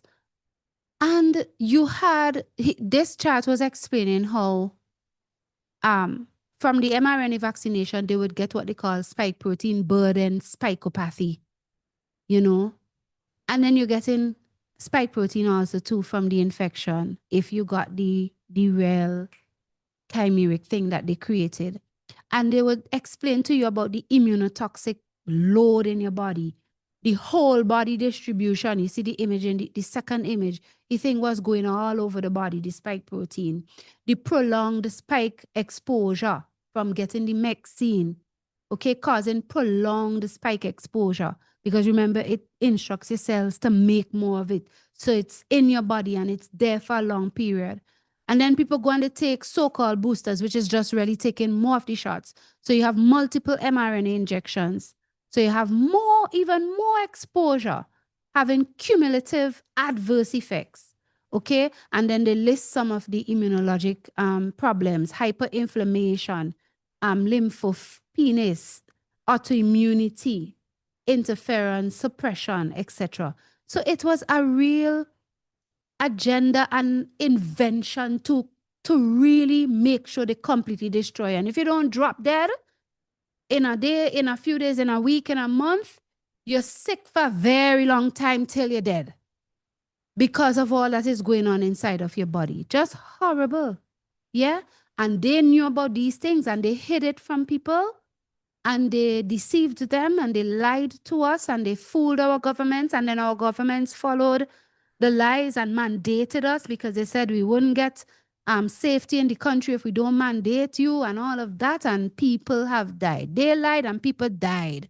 Here's the news. Indicted David Morens. He has been indicted for conspiracy against the United States, destruction, alteration, and falsification of records in federal investigations, concealment, removal, or mutilation of federal records, aiding and abetting. But he worked with Fauci. So what happened to Fauci? What y'all doing about that? So let's just listen to this 1 minute here from Nicholas on that news. Other people are reporting it as well. Let's hear what he is saying. This is literally the very first indictment that has been issued against the top COVID official. The very first. We've been waiting for 6 years now, 5-6 years, to finally get some sort of justice, and it appears it is coming. It is coming. Now, obviously, this is not necessarily super high profile, like say Anthony Fauci, for example. But David was Anthony Fauci's top advisor, and he was destroying records, concealing records, evading FOIA requests, using his personal Gmail account to debunk the lab leak theory. And it was all laid out in the indictment, and now he's facing decades in prison. And so now we really hope that they start to go down the list. The Vyers Law Group has filed criminal referral requests in 7 U.S. states already against Fauci and other top public health officials. They allege they actually committed terrorism-related offenses, murder, homicide, all sorts of horrible things. And so, those requests are sitting there, and they have all the victims, all the documentation of people that were murdered by hospital protocols, thanks to these public health guidelines. So let's wait and see what happens. Let's see what happens in truth, right? We don't know, but at least people are trying to take some sort of action. So while Fauci hasn't been taken down, it is his top advisor. There are requests that have been filed against him and others for all these deaths, all these murders that have taken place because of hospital protocols, which Fauci and others advice gave rise to and caused the deaths of people. What would become of them? We can't say for sure, but at least we have an idea of what is happening. Now, the reason why I wanted to say something small about childhood vaccines, and I will choose my shortest clip at this juncture, right? There is another piece I would like to state about the COVID vaccines. Let me just write this here. Let me just at least show you a little piece of this, because this is from today. I might very well be able to show it to you. Okay? Now, this happened today. Senator Ron Johnson was before a permanent subcommittee on investigations. This was the heading, Unmasked, How Biden health officials purposely turned a blind eye toward COVID-19 vaccine safety signals, right? And so this, even while I was preparing, this was going on. And just before I came on, a little before I came on, it finished. It was a complete committee hearing, and Johnson spoke in the beginning, and you had this other senator, I can't remember his name now, and a few other persons, right?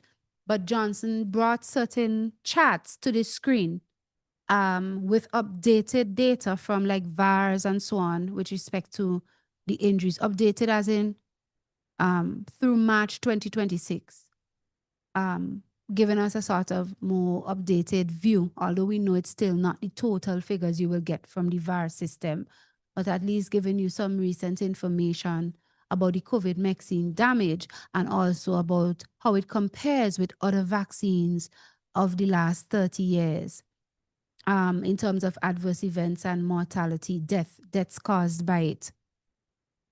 So I will let us hear what Johnson had to say in his presentation today, especially as he brings the things on screen to give us an idea of where we are. But what is most important, I think, to take away from it is how he highlights, and it's circulating on X, how he highlights that they now have information. I mean, we knew some of it because when you follow people like Naomi Wolf and the work that she did, you knew that they hid certain things. We knew that Pfizer and the FDA tried to hide their data for, at first it was for 75 years and things like that.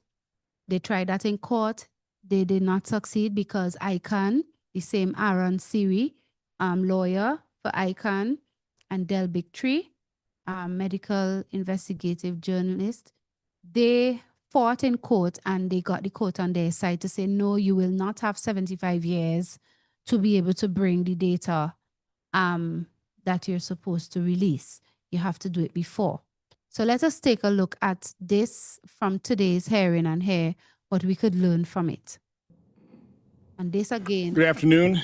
Is concerning this is a hearing of the COVID-19. U.S. Senate Permanent Subcommittee on Investigations will come to order. I want to first thank the witnesses for your time and effort in appearing here today for your testimony. In conjunction with this hearing, I am releasing an interim report titled Unmasked, How Biden Health Officials Purposely Turned a Blind Eye Toward COVID-19 Vaccine, or I call them injection, injury safety signals. I urge everyone tuning into today's hearing to read the full report to determine for yourself how the title is as accurate as it is incriminating. To set the stage for what follows, let me remind everyone that Dr. David Morens, now indicted for this, under conspiracy and destruction of records charges, he was an advisor to Anthony Fauci, emailed to colleagues on how to evade Freedom of Information requests. Quote, I learned from our FOIA lady here how to make emails disappear, and how he wanted, quote, correspondence on sensitive issues to be sent to me at my Gmail address, unquote. Included in this report is additional evidence of how federal health officials avoided creating a paper trail to prevent transparency and public disclosure. In discussing how they've been warned of a major limitation of FDA's data mining system, one senior FDA official wrote, quote, we should meet internally. Many considerations not suited to email, unquote. Other federal officials appear to have openly acknowledged that they were actively attempting to avoid transparency. A CDC official discussing the sharing of vaccine safety data stated, quote, I think because of the FOIAs, we may have asked FDA to stop sending these weekly data mining outputs, unquote. In spite of their concerted effort to conceal what they knew and when they knew it, documents we've retained, thanks to Secretary Kennedy's responsiveness to my subpoena and his commitment to radical transparency, paint a clear picture of an obvious cover-up by federal health officials. You hear that? Our report shows how FDA officials were warned and fully aware of their safety surveillance system's inability to adjust for a statistical phenomenon called masking, which according to medical researchers occurs when, quote, signals for a vaccine of interest are hidden by presence of other reported vaccines, unquote. Rather than use a newer state-of-the-art system that can adjust for masking, Biden health officials purposefully chose to employ the older system that conceals the signals for serious adverse events associated with the COVID injection. Throughout 2021, FDA officials received multiple analyses from the state-of-the-art system showing statistically significant safety signals for adverse events, but made a conscious decision to ignore that data. They should be jailed. On October 22, 2020, Reckless CDC's Tom ignoring. Shimabukuro touted VAERS by saying it can, quote, rapidly detect safety signals and can detect rare adverse events, unquote. But in an email a year later, when VAERS was reporting worldwide adverse events of 837,595 and 17,619 deaths, Dr. Shimabukuro stated, quote, it's not a database that should be used for serious surveillance and research. And we have up on the screen a chart that I produced almost weekly once I started tracking this. And you'll notice it compares different drugs, adverse events reported, those things, deaths per year. You can see at the top of the chart, ivermectin appears to be a pretty safe drug. At the very bottom, COVID vaccines, and again, this is in October of 2021. 17,619 deaths. It's important to note that 32% of those occurred either on the day of vaccination or within 1 or 2 days of vaccination. I know VAERS doesn't prove causation, but that is a correlation that federal health officials ought to be looked at. In reaction to the skyrocketing number of deaths and adverse events, other Biden administration and federal health officials were also publicly denigrating VAERS with comments like, quote, falsified VAERS report, potentially misleading VAERS posts, frequently misused by anti-vaccine activists, and, quote, conspiracy theorists, science deniers, and anti-vaccine activists can fill out the form. Now, this is quite honestly contrary to reports in terms of the high percentage that are actually reported by medical professionals. The federal health agencies had to be sued twice before a court finally forced them to disclose the results of the VSAE system, an online self-reporting safety for surveillance system created specifically for the mRNA COVID injections. Here's why they fought so hard to keep that from public view. Of the 10 million people who voluntarily provided information to VSafe, 7.7% sought medical care for COVID injection adverse events, and 25% lost time at work or couldn't perform their daily routine following injection. Even though I wrote 21 letters requesting information on what the agencies were tracking and what they knew about adverse events, I didn't need sophisticated mathematical models to tell me the COVID injection was causing significant harm. The data depicted on these charts alone should have raised the alert level to DEFCON 1. Now, this first chart is showing deaths reported on VAERS since the inception of VAERS. You can see starting in 1990, deaths were approximately a couple hundred per year, anaphylactic shock, those types of things.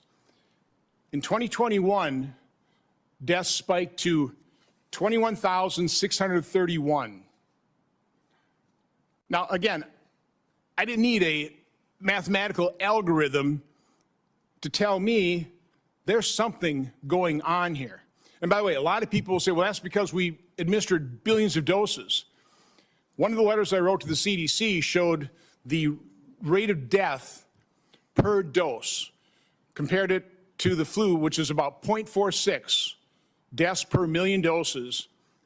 Time we calculated this, the COVID injection was 25.5 deaths per million doses. That's a 55-fold increase over the deaths for the flu vaccine. So something was going on here. Our federal health officials should be paying attention. Let's do the next chart. This is the most up-to-date VAERS chart now. It's showing 39,077 deaths worldwide reported to VAERS. And understand, and we'll be adding this to the record, the Pilgrim report. An HHS-funded Pilgrim study at Harvard University showed that adverse events for vaccines are reported at less than 1%. So this grossly understates the number of adverse events and deaths, and you can see adverse events are almost 1.7 million. Multiply that times what, 100, 30? These are dramatically understated. In spite of these shocking numbers, federal health officials continued to recommend the injection, claiming it both safe and effective. By comparison, in 1976, after approximately 25 to 30 deaths and over 500 cases of Guillain-Barré syndrome, the swine flu vaccine was pulled from the market. Biden federal health officials were clearly not as vigilant in reacting to what VAERS was showing. For over 4 years, I have wondered how health officials could possibly ignore this overwhelming evidence of harm. Now I know.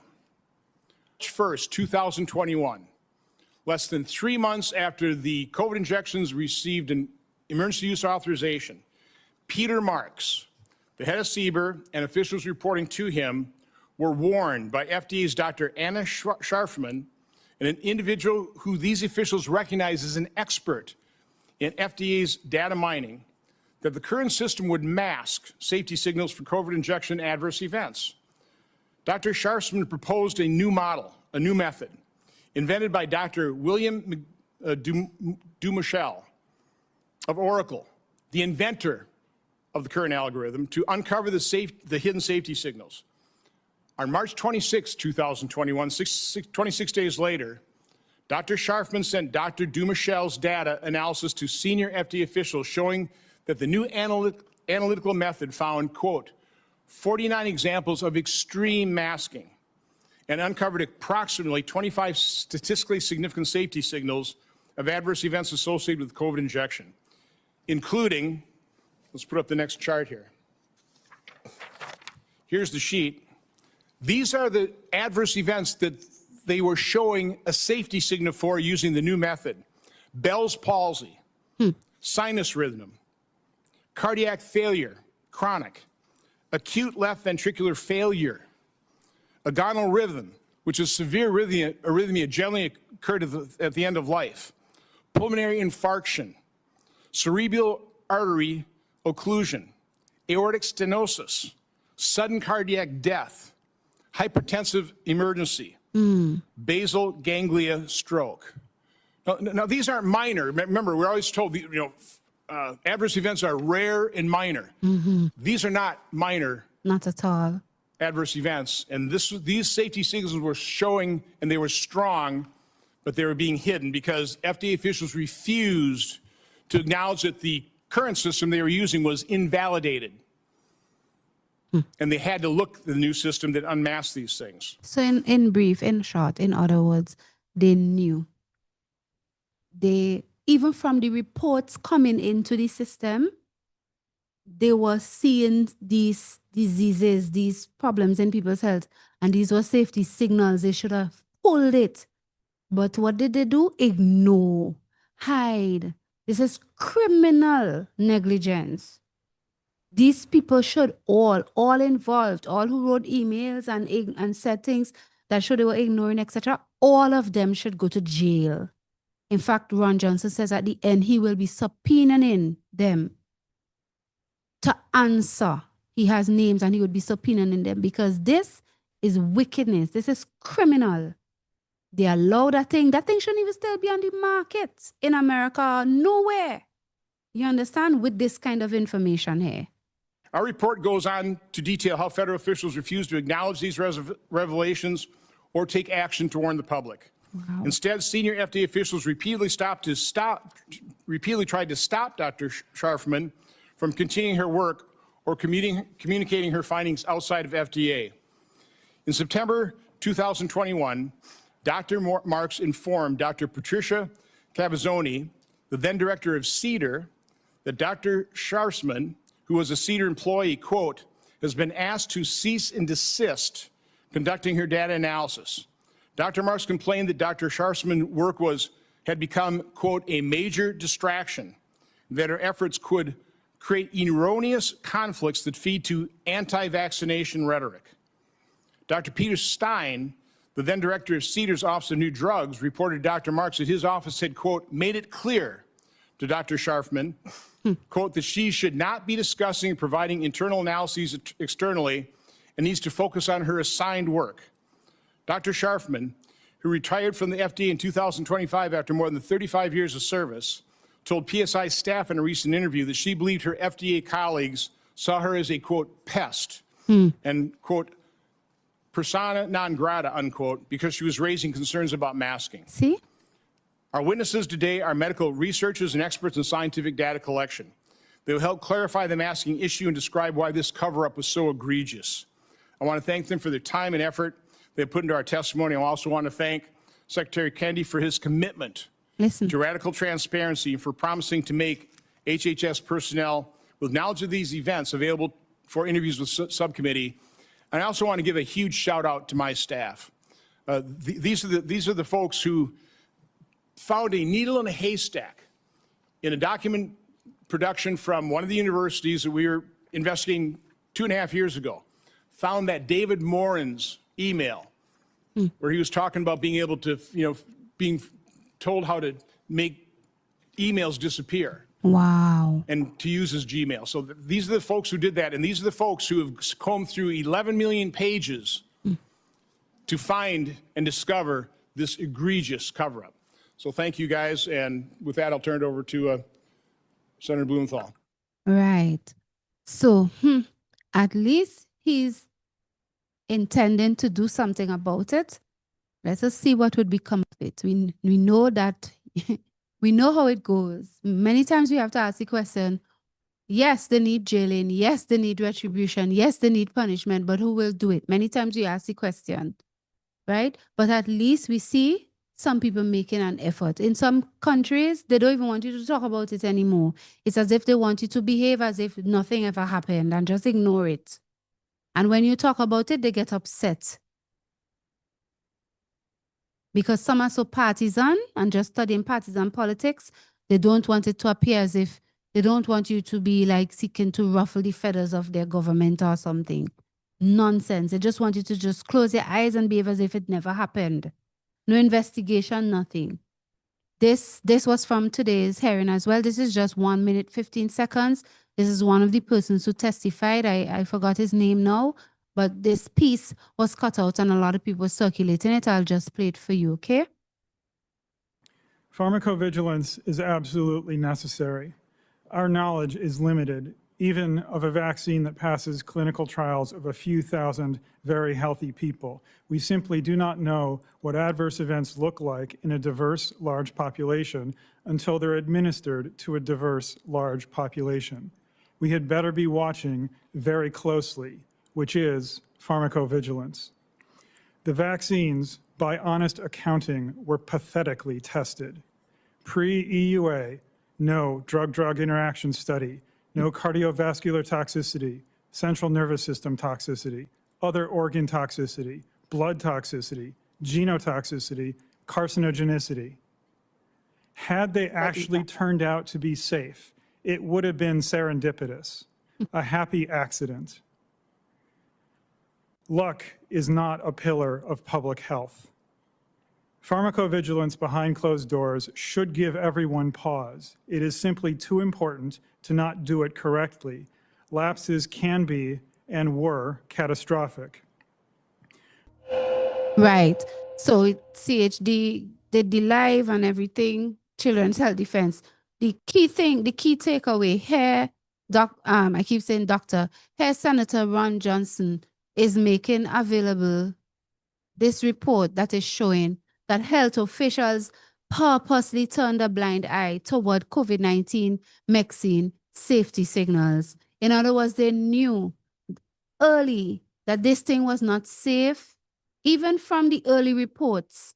Now, we know that even before the rollout, when they were looking at the reaction to the so-called trials that they did, because they didn't do proper trials, they saw evils. But even from the early reports, so many things, so many dangers, damage, not no simple little fever or headache there or whatever. Horrible things, strokes, blood clots, etc. They knew and they didn't do anything. In fact, they found emails of people discussing how to hide, how not to acknowledge certain things, how to use a certain email instead or Gmail or whatever the case is. And I really hope at least more of this could come out. They would subpoena them, they would question them before the Senate and so on and expose them because it is the height of wickedness. Now, for me, the importance of these facts is that, again, should they come to you with any nonsense, your governments, etc., and depending on CDC and FDA, you could show, but look what the health officials did. Look what they were accused of. Look what they were guilty of. Look, this evidence is here. Don't come to us with that. We do not count those agencies as any health agencies that has authority over us. They are wicked and crooked and cruel. Where is Rochelle Walensky? Where are all of them? They are out. They just resign or just depart the department and go on working for Harvard or working here or working there. Nobody has been held accountable. So I don't want to hear any government minister in my country, no minister of health, no CMO, chief medical officer, no government, no prime minister coming and telling me as a citizen, the CDC said and the FDA said. They will get rebukes from me for that. And Sister Anissa, not Yes, even Brother so Midan. much as an apology. You Not even so much understand? as an apology. But Brother Midan, they're not even acknowledging that these agencies were wrong. They're not even acknowledging that. The most they want to do is to just continue to play partisan power. Well, Ralph should not have mandated it, but you didn't support the mandate. I believe it was just because of political expediency. The point about it is, who was behind Ralph? Who were they following? They were following WHO, they were following CDC, they were following FDA, they were following PAHO and CARFA. Yeah? And all these agencies failed because they were all doing Bill Gates' bidding. Amen. Money. Agencies the government following today. Precisely. Precisely. They go to their meetings and everything. They're doing what they're telling them to do, which brings me to this, right? Which brings me to this. And just simply saying, Go Sister ahead. Anissa, hence Go ahead. the reason for this study, because this program, because should there come another pandemic, which we see that they are planning, they will all follow them again. Yeah, they will. They will. Right. So this brings me to this, the point you just made there, Sister Cream and even Brother Midan, right? Because watch this. Let me see if I could turn this back up. I realized I had my last clip low. I hope it didn't affect you too much. I turned it down when I wanted to read over Dr. Montagnier.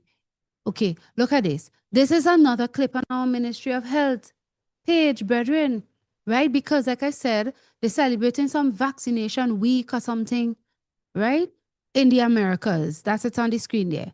So this nurse, senior nursing officer in the community nursing service in our country, right? She is reading out whatever they give her to read about the celebration of vaccination week in the Americas and what they're doing. And they're using it to invite and encourage persons to come and take vaccines. Go to your clinics, let your children get up to speed with their childhood vaccine schedule, or even adults, get your tetanus, get your HPV, get your this, that, and so on. Who they following doing that? The same agencies. Vaccination Week in the Americas, April 25th to May 2nd, 2026. This year, the Pan American Health Organization, together with countries and regions of the Americas and their partners, will celebrate the 24th Vaccination Week in the Americas and the 15th World Immunization Week. This year's theme will focus on supporting countries' efforts to improve vaccination coverage and face ongoing outbreak and recent setback. What ongoing The outbreak we slogan have? is, What ongoing outbreak? And you hear vaccination coverage, because somebody told them, these agencies told them, you need 70% vaccinated with measles vaccine. You need this percentage vaccinated with this. That's what they're doing. Just to meet a quota, just to meet a figure, with most likely some sort of financial or other support tied to that. The slogan is what? Your decision makes a difference. What difference? There's no protection from your these vaccines. decision makes a difference.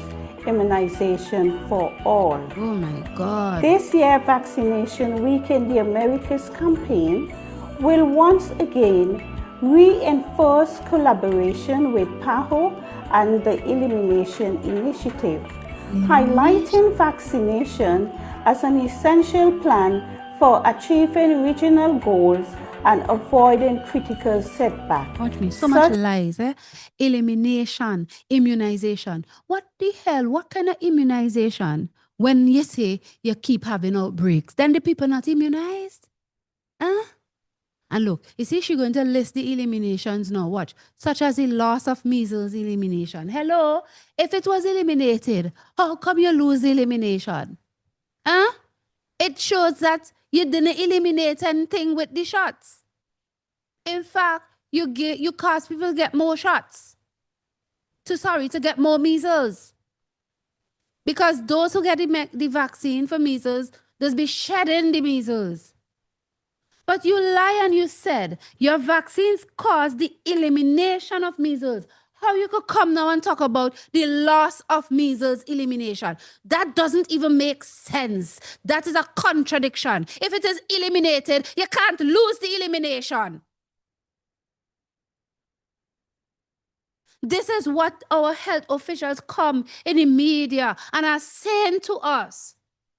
And people are not even thinking, and then they just run and they go and they give their children these things. Then they call us crazy.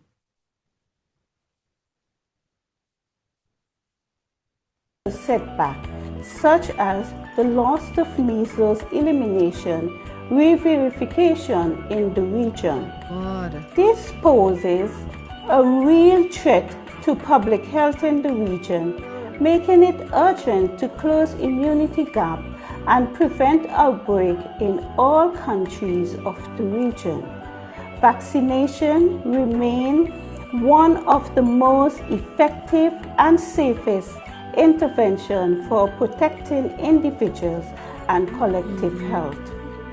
Vaccination Week in the Americas is considered a regional public good. No public good in damaging people's health with Vaccine Week in the Americas will continue to focus on reducing the most urgent gap in St. Vincent and the Grenadines, ensuring that vaccination remains a political and social priority. Oh my, you hear the that? Ministry of Health, Wellness, has it as a Environmental political Health and priority. Energy specific objective of the 26th Vaccine Week in the Americas will 1. Keep immunization at the top of the political agenda. 2. Maintain elimination targets and control vaccine preventable disease. All you hear?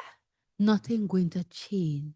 Immunization will remain a top political priority of the government's political agenda. You hearing this? Agenda. 2. Maintain elimination targets and control vaccine preventable disease with a special focus on measles. 3.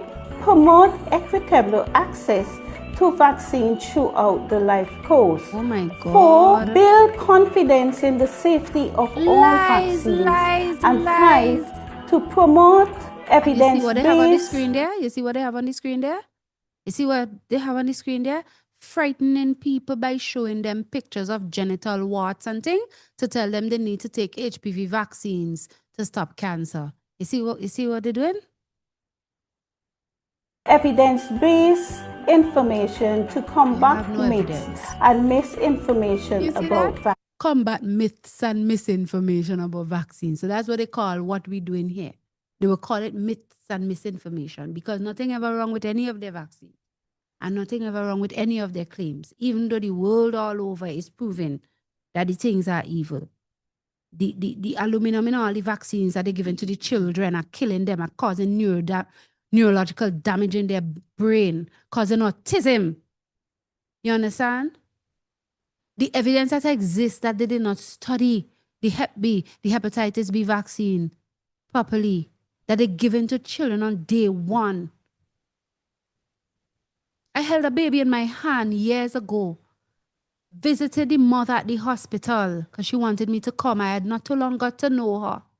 And she had delivered and gone there, held the baby outside and everything, you know, for the first time and everything.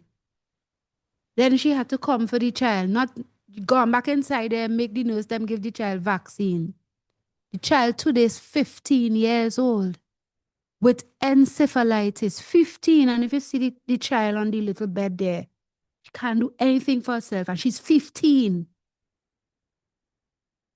Obviously underdeveloped and everything like that. I just met the mother recently and was asking her about and how it is, you know, with this situation.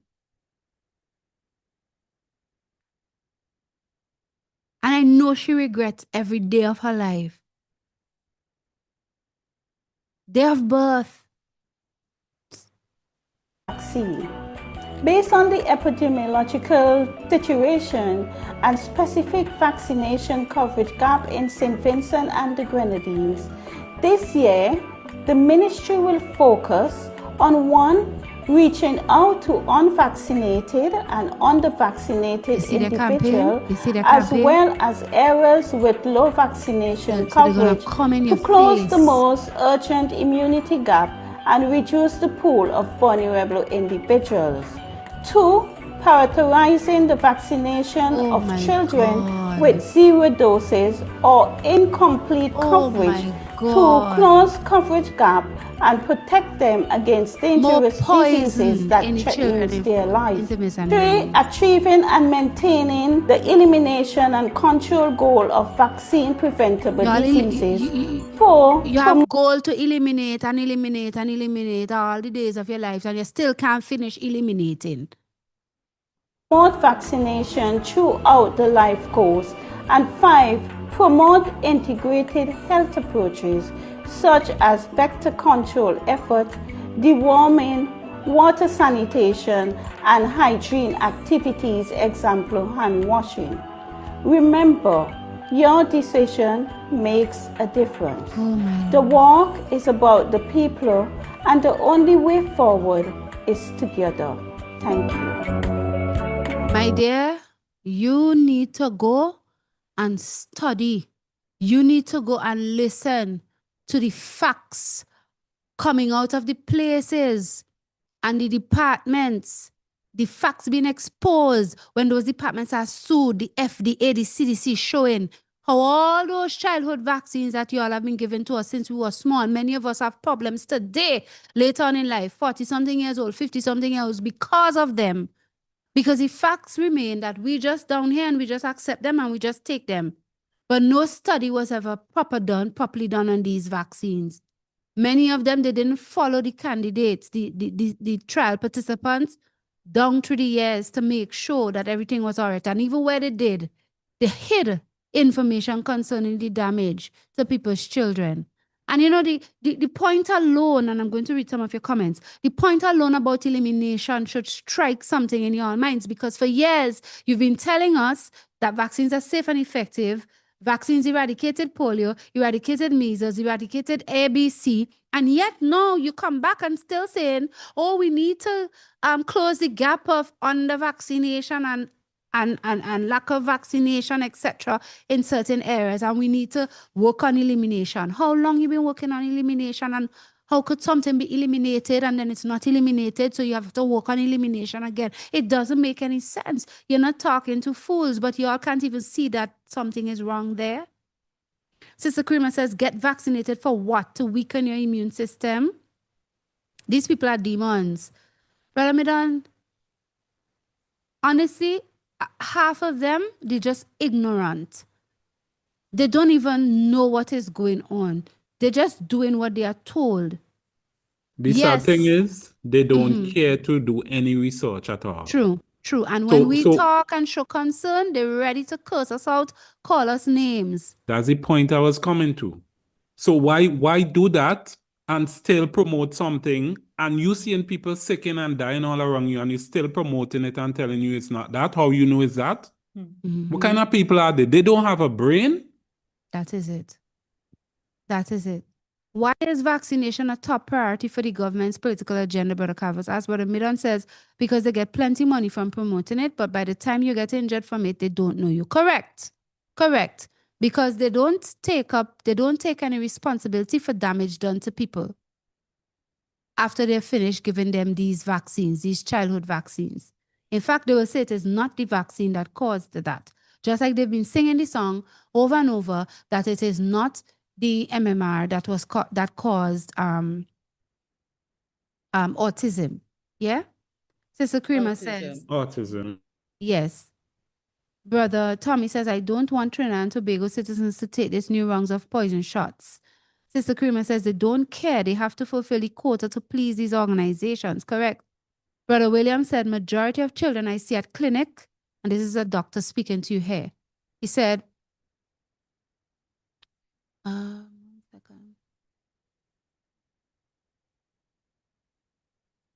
right. He said, majority of children I see at clinic has autism from having regular scheduled vaccines. Not 50%, but more, as 75% has autism. And from what? From regular scheduled vaccines. Are you hearing this?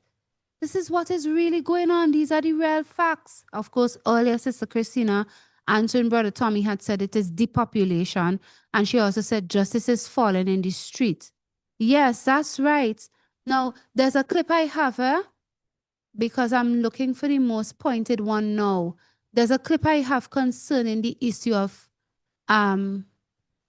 measles. Because you notice, did you all hear her say that they're going to be focusing on measles, Sister Creamer? Let me see.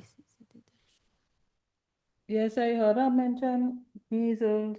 Yeah, she said they will be focusing on measles. Right. Yes, I want to play this. Especially, I must play this. Okay? But they love, the CDC, they love to quote. And they love to depend on. This is a minute. This one is a minute. And then the next one is from Del Big Tree. You see this measles thing, they're pushing it a lot. They push it. You know why? Because they know that the MMR is what especially contributes to autism. And because people have become more educated over time about it, they're experiencing a drop in the uptake. And they want to push it back on people. They're not satisfied. Yeah? So they're seeking to counteract by lying to our countries and telling them, well, you know, we have lost measles elimination, so we need to get it back. That is such a stupid and a blatant lie. You cannot lose elimination. If you lose elimination, then it means there was no elimination to begin with.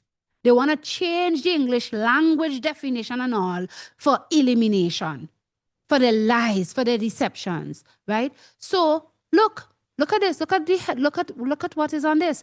CDC data shows MMR and MMRV vaccines are linked to 2,657% more deaths.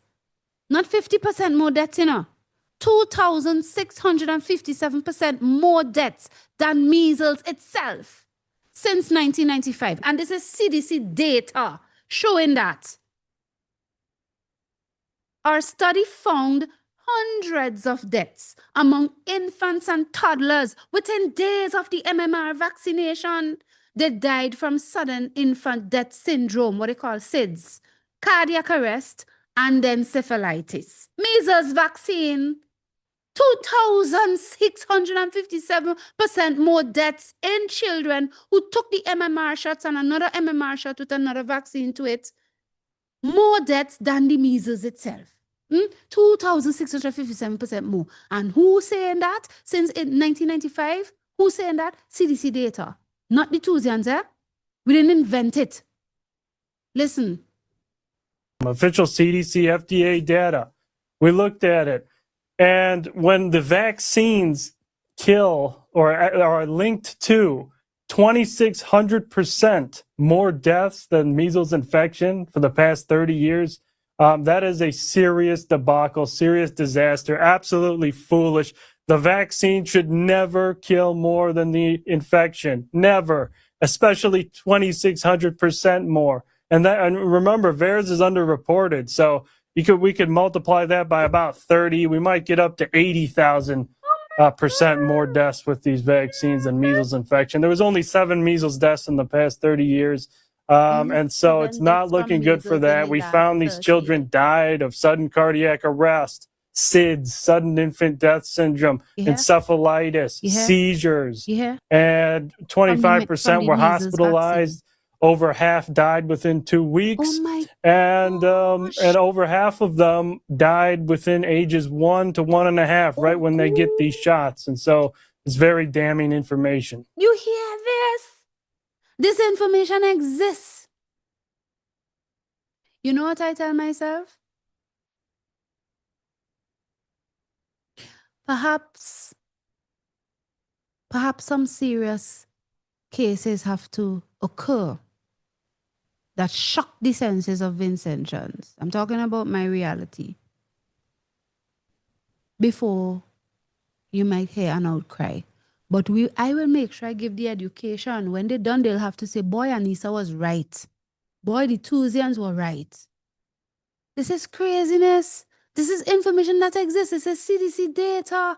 Thank God for the likes of Nicholas Hosher. Thank God for McCullough Foundation that we could find out.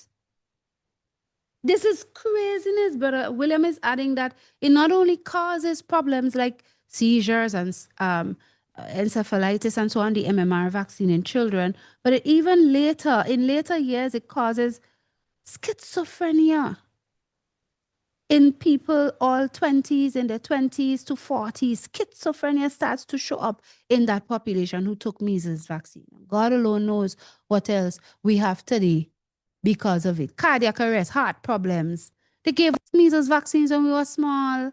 So I want to play this clip here from Del Bigtree, because this one was published today.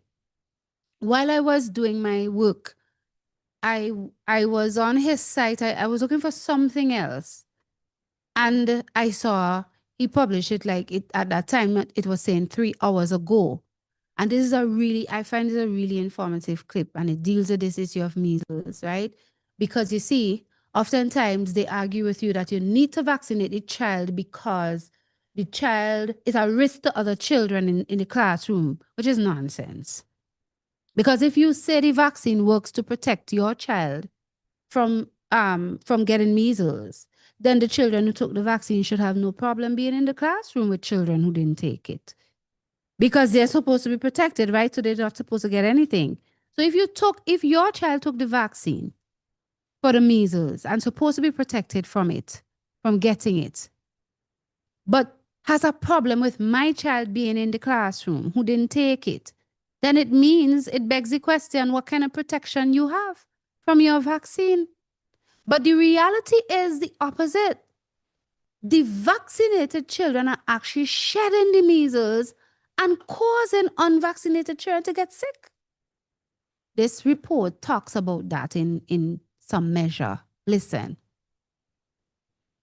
So this is why we discourage even the childhood vaccines. This is the segment here being dealt with, because we showed you what the ministry is coming with in St. Vincent, and they're encouraging people, go and take your childhood vaccines, make sure the children get them, make sure the children are up to date, etc. But they're no good. And they say they're focusing on measles. Some people may think of measles as a disease of the past, but an alarming rise in the number of cases in the United States shows that's not the case. There's a health alert this morning about measles. An outbreak that we have been following for you is now growing. In Southeast Michigan, a measles outbreak has expanded to 7 cases. In Ohio, the CDC confirms 11 confirmed measles cases. In South Carolina, amid the largest measles outbreak the U.S. has seen in more than 35 years. Utah is now the epicenter of the U.S. measles outbreak. And doctors worry that this virus, one of the most contagious known to humanity, could eventually rip through the U.S. like it did a century ago. State officials are urging everyone to make sure you and your children have had 2 doses of the MMR vaccine. It is 97% effective at preventing measles infections. Outbreaks and high numbers of measles cases. This is a pretty new phenomenon in the last couple of years, and it is really directly related to decreasing vaccination rates across our country. I am concerned about high-risk communities where we have low rates of vaccination and that it can spread quickly. Unfortunately, it only takes a small percent to not vaccinate for things to really spread like wildfire. That last comment I find interesting. It only takes a small percent to not vaccinate to cause a wildfire. Why would that be? Why would a small percent throw it out of whack to like wildfire proportions? Obviously, you know, one of the things I really want to point out, Jeffrey, is when we look at this story, people need to understand that the entire purpose of a measles vaccine program was not to protect you from measles. Their goal was to eradicate measles from the planet. This was the dream they had back in the 1960s. There was a lot of virologists and immunologists that thought it would be dangerous. Don't pressure this very contagious virus that is so mild. You know, why risk it? But let's be clear, Jeffrey, they have failed. But when you watch that news, it is clear what we say over and over again. That is a pharmaceutical ad. That is not news. That's right. Oh my God, 7 cases of a rash in our state. It's all coming crashing down. 11 cases. We have an epidemic on our hands. Oh, and by the way, Pfizer says take 2 doses of the vaccine to make sure that you're covered 97%. The thing is an entire ad that is funded by the 70% of advertising that's going into these news stations. And when I watch it, I think, how does any baby boomer sit and watch that and think this is ridiculous? I mean, we used to have, well, of course, a Brady Bunch episode about this. Let's just remind everybody, this is how panicked they used to be when they got the measles. Not panicked at all. Boy, this is the life, isn't it? Yeah. If you have to get sick, you sure can't beat the measles. That's right. No medicine. Inside or out. Like shots, I mean. Don't even mention shots. Yuck. Yeah, a laugh track because nobody was panicked about it, but they're funded to be panicked now on the news. And the story has been this way. I mean, every year it's Del Bigtree and Robert Kennedy Jr. the reason we're having measles outbreaks. No, it's because your vaccine actually did not eradicate this disease. It's coming through in the same cycles it always has. And one bigger issue is the really immune people, which is the baby boomers. They are slowly now leaving this planet. So the last foundational pillar of herd immunity is disappearing. Now all we have is this weak, pathetic immunity that's given by vaccines that doesn't last long enough. And slowly but surely we're seeing more and more of this. But hey, let's go ahead and blame the 2 unvaccinated kids in the building when really this is an issue, I think, that has always been there. Your vaccine program didn't work. You failed. And now your failure you can blame on this group because you own the television. That's what I think is going on anyway. And we can see politicians are trying to seize on these cases, on these fear narratives to ram through legislation. We barely got out of the way of a one in South Carolina. They tried to push this through, but protesters' parents swarmed the State House. South Carolina lawmakers killed a bill that would have ended religious exemptions for measles vaccine. So highly unpopular going after the religious exemption, civil rights, First Amendment. But they're racing to do that because of some measles cases or an outbreak in South Carolina. They're hoping to get this legislation. You know, once that passes, that's there forever, unless ICANN attorneys can come in and try to reverse that. But like you said, we're talking about what about the level of asymptomatic spread? Because this vaccine is not a sterilizing vaccine. Right. These people that get vaccinated are carriers. We know this from the science. It's not just a sterile world we're living in where you get the vaccine, the MMR vaccine, and everyone's sterile except for the unvaccinated. They're dirty. And that's not how that works. So let's look at some studies here just to confirm this. So it's not just us talking about this. Here's one titled Persistence of Measles Antibodies After 2 Doses of Measles Vaccine in a Post-Elimination Environment.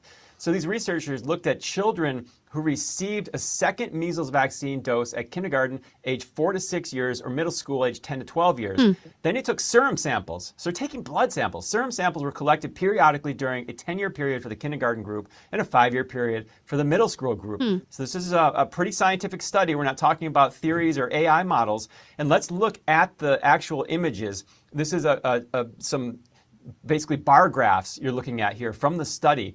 And you can see the legend giving you an idea of how to read this and how to interpret the chart. Those big black lines, the tallest black bar graph lines, are the high antibody titers. So when these kids, on the far left side, you can see the age. When these kids first get the vaccine, they're about 75% have the antibody titers for preventing infection.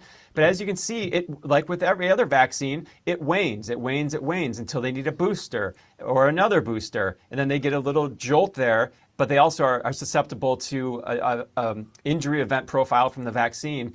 But you can see it goes down, it wanes. But that second bar, if you're going from right to left, the second bar, which is a lot smaller, the black bar, that is a medium to low level, meaning susceptible to subclinical infection. So you have about 25%, depending on what bar graph you're looking at, some of them are up to 50%, have low to medium antibody levels that makes them susceptible, makes these kids susceptible to subclinical infection, meaning they're carrying, they're transmitters. They're carrying the measles virus, they're transmitters, they're giving it. And what's happening is this isn't stopping, it's spreading. And when you see an unvaccinated... So the vaccinated children are carrying the disease and they are actually transmitting it to other children. The problem is not in the unvaccinated. In fact, the unvaccinated could get sick from the vaccinated.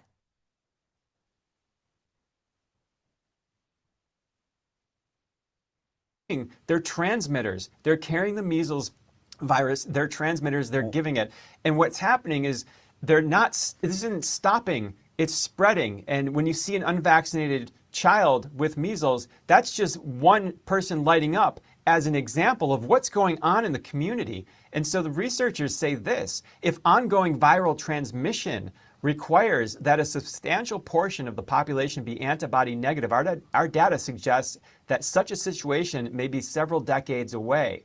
Well, that research was in 2007, so we're almost a couple decades away right now. So there they were saying it's not going to be the unvaccinated. I want to bring it up because I think this is something that you and I have been thinking about a lot, and I'm glad you found this study. But bring up the bars again, because I want to make sure we understand what they're saying here. What they're saying is they tested the blood in these children over a period of time, and when they first get the vaccine, they have a high, rate of antibodies. So this number 900, if it's 900 or above, they believe that means you are not getting infected. You are totally blocking this thing. But if it drops below 900 in this 121 to 900 range, that medium space, now you may not be getting symptoms, but you are a carrier. You're an asymptomatic carrier. You're infected. You just don't know it. And so it's a huge group right there on that when you're looking at that number oftentimes, and it drops down to this within a year or two. These kids, 25, 30% of them, and most of them are only tracked for 5 years, some of them 10 years. But what happens once you're in college or you're an adult?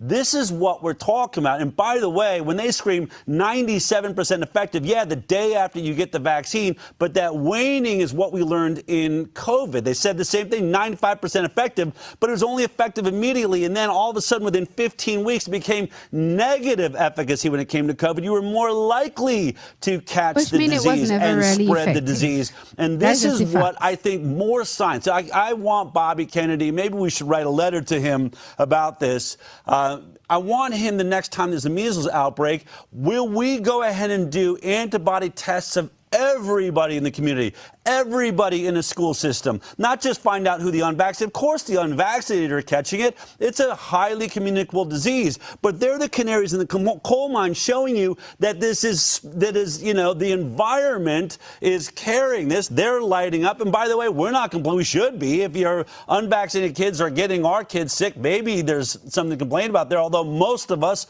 want this immunity. And let me make this clear. What this study is showing us is something I'm trying to get through to reporters when I'm talking to them. Your unvaccinated kids are going to catch measles every time it circulates through once they drop below that 900. So year after year, if there's measles around, they're going to be spreading it to each other. They're going to be putting that immune suppressed child that can't vaccinate at risk. Meanwhile, the unvaccinated kid isn't a carrier of this until the moment he or she has it or, contracts it. And what's going to happen? I'm keeping them home. They got a rash. They clearly have the measles. They're not in school. We know they're sick, so they're staying home. Unlike the vaccinated children that don't know they're carrying and sick and are spreading it all over each other, my kid's home. So maybe there was 2 or 3 days they were contagious where we didn't catch it, didn't know it was the measles. All right. So they were there. But your kids are spreading it for weeks at a time every single year. And guess what? Those 3 or 4 days, now my child that was unvaccinated has now got an immunity that is going to last a lifetime. They're the only ones replacing the baby boomers. They're the only ones creating true herd immunity to protect, the population. And this is something no one in media wants to talk about. They want to make the unvaccinated kids the bad guys. The truth is they are healthy until the moment. And by the way, we see this as an expression of health. Now they're just developing powerful immunity to go on and pass it on to their kids and to protect those around them. So this whole story, we need more science to look at exactly what you're talking about. But very interesting. 900 is your antibodies. Okay, probably stopping it. But then when it wanes below that, look at that. So if they've got 25% of them, are in that medium zone, you don't have herd immunity. You're at 70%. Then if you start out 95 and then they say like up to 10% don't even react to the vaccine. So you're dropping down to 70, 60%. They never had herd immunity. They can never get there. This product sucks. Can we all just admit it? All right, Jeffrey. Thank you. Amazing reporting. Go ahead. This is the dirty little secret. Yeah, it is. This is the dirty little secret that the experts in this field know. The ones loading the teleprompters typically for those media experts that are making those stories that we're watching. And I want to go over one last study just to confirm what you're saying.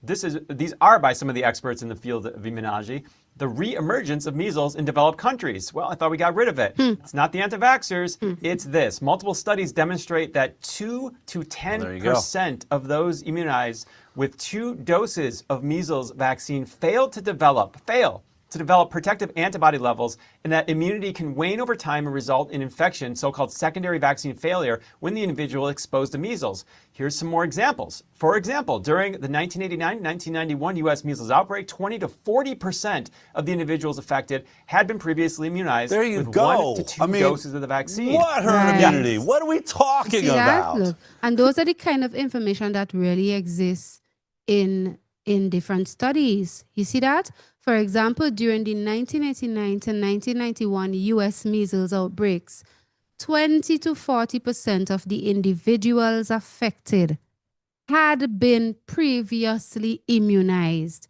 with 1 to 2, or had been injected really, with 1 to 2 doses of vaccine. In an October 2011 outbreak in Canada, over 50% of the 98 individuals had received 2 doses of measles vaccines. And this is something we've always known, that when it comes to this alarm that's raised about outbreak of measles, usually it is in the vaccinated population because they're giving you the disease through the vaccine. And this is what happens with the children. And then they want to blame it on a few children whose parents didn't vaccinate them and they came to school. If you're not sick, you go to school. But it is your children who took the vaccine that is sick and can spread the sickness. And that is what has caused the so-called outbreaks, that when they would complain about outbreaks in classrooms and things, check it good and you will see it is the vaccinated children for the most part, who are sick from their own vaccines and who also are spreading the measles because they took the vaccines. These things, and I will just come out of this here now, because that was the essence, really. And I'm saying, in view of the current, how should I say, arguments about taking measles vaccines again because there are outbreaks and we need to deal with the loss of elimination, Del Bigtree and his reporter there were reacting because this is current news in America. And look, we have our Ministry of Health in St. Vincent and the Grenadines actually saying they're going to focus on measles in their marking of the week, vaccination week of the Americas. And the very same things, the things are not new. And that's why we have to educate people.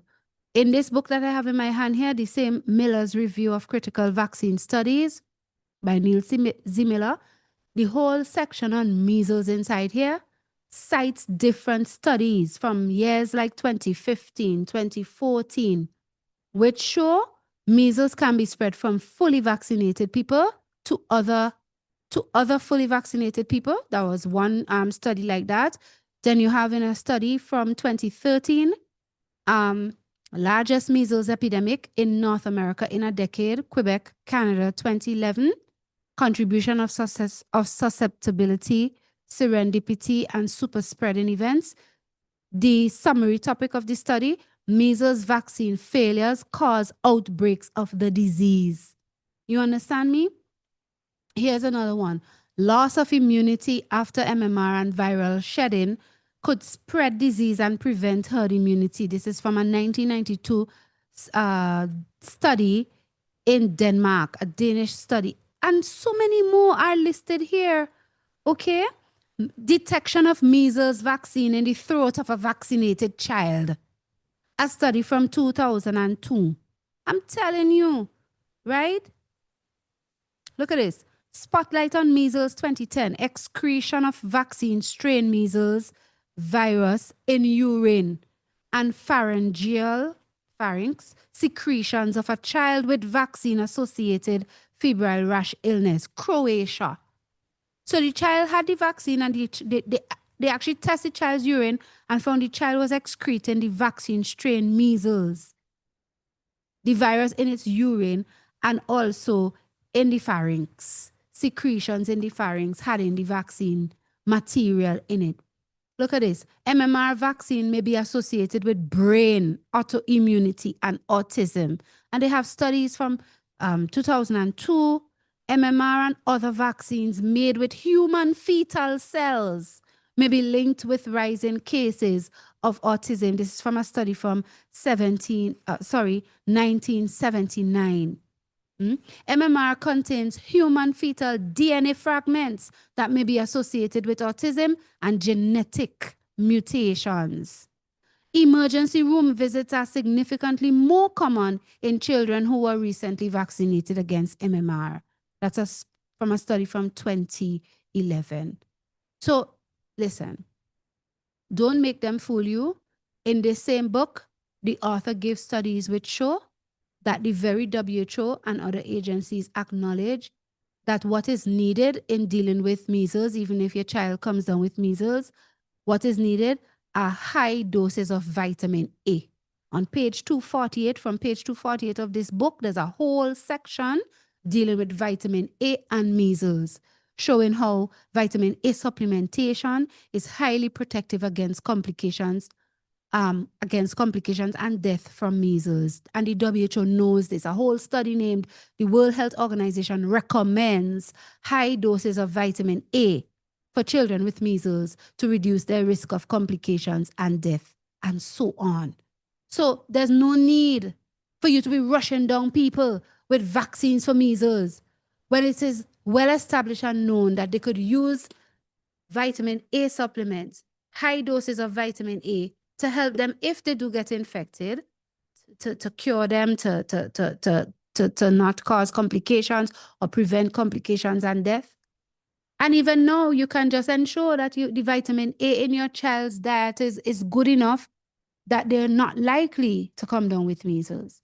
But you pushing this vaccine, the measles vaccine, repeatedly, you are going to create problems for us in this country. We're going to be seeing more cases of measles as a result, by them saying that they're focusing on measles as a part of their vaccine agenda. Notice they say it is on the political and social agenda of the government going forward. So we have to educate ourselves and be aware, and we have to help to educate people. We won't be able to go any further, but I will seek to share in another forum.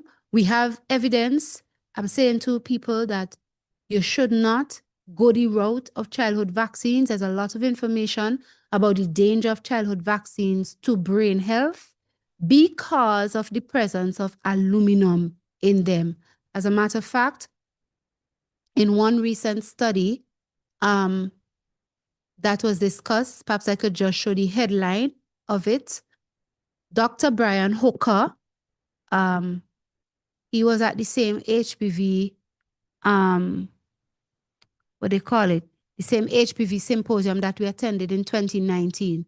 And this doctor, he and some other scientists, they have, and this came out in February 2026, they have published their work showing how they're able to map.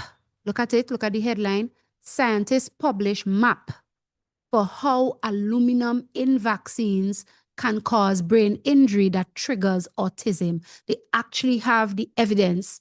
They have information. It says aluminum adjuvants in vaccines can and likely do cause autism in genetically susceptible babies and children, according to a new scientific review of over 200 peer-reviewed studies. So 200 peer-reviewed studies, this group of scientists sit down and review the 200 studies, and they conclude these things. The review, led by Children's Health Defense Chief Scientific Officer Dr. Brian Hooker, lays out the biochemical and physiological framework that explains how aluminum-containing vaccines can cause autism. So when you think of the child, and this was published in February the 2nd, 2026 on Children's Health Defense website. So when you think of the childhood vaccines, and they all have that problem of having aluminum in them, which is toxic to brain health, don't give your children them. It is a lie that they wouldn't be well if they don't take the vaccines to go to school. This is not true. That is a deception. They will be healthy. They will be better off, as we have seen in this study recently from Delbic Tree and others. They will be better off than even the vaccinated children health-wise. Okay? And more people are testifying about this. Just yesterday, there was a body called the Interagency Autism Coordinating Committee hearing in America, the IACC. And in that hearing, we had lawyers who litigate in the court to prove that their clients have been damaged by vaccines, childhood vaccines, like Aaron Siri. He testified and he showed what they know. Okay, so whenever I touch on health issues again, or even just a separate video, I will publish some of these other cutouts that I had here for you, because they're very important for you to understand and for you to be able to help people to know the facts, that they would not harm themselves and their children taking these poisons. Remember what we saw that Ellen White said. Now I'll bring it up on the screen again, and we will read a scripture. She showed, I quote, "The transgression of physical law is the transgression of God's law. Our Creator is Jesus Christ. He is the author of our being. He has created the human structure.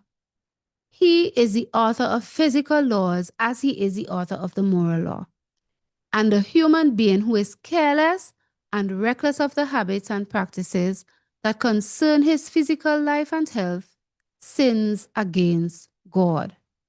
Many who profess to love Jesus Christ do not show proper reverence and respect for him who gave his life to save them from eternal death. He is not reverenced or respected or recognized. This is shown by the injury done to their own bodies in violation of the laws of their being." Here's what the Bible says.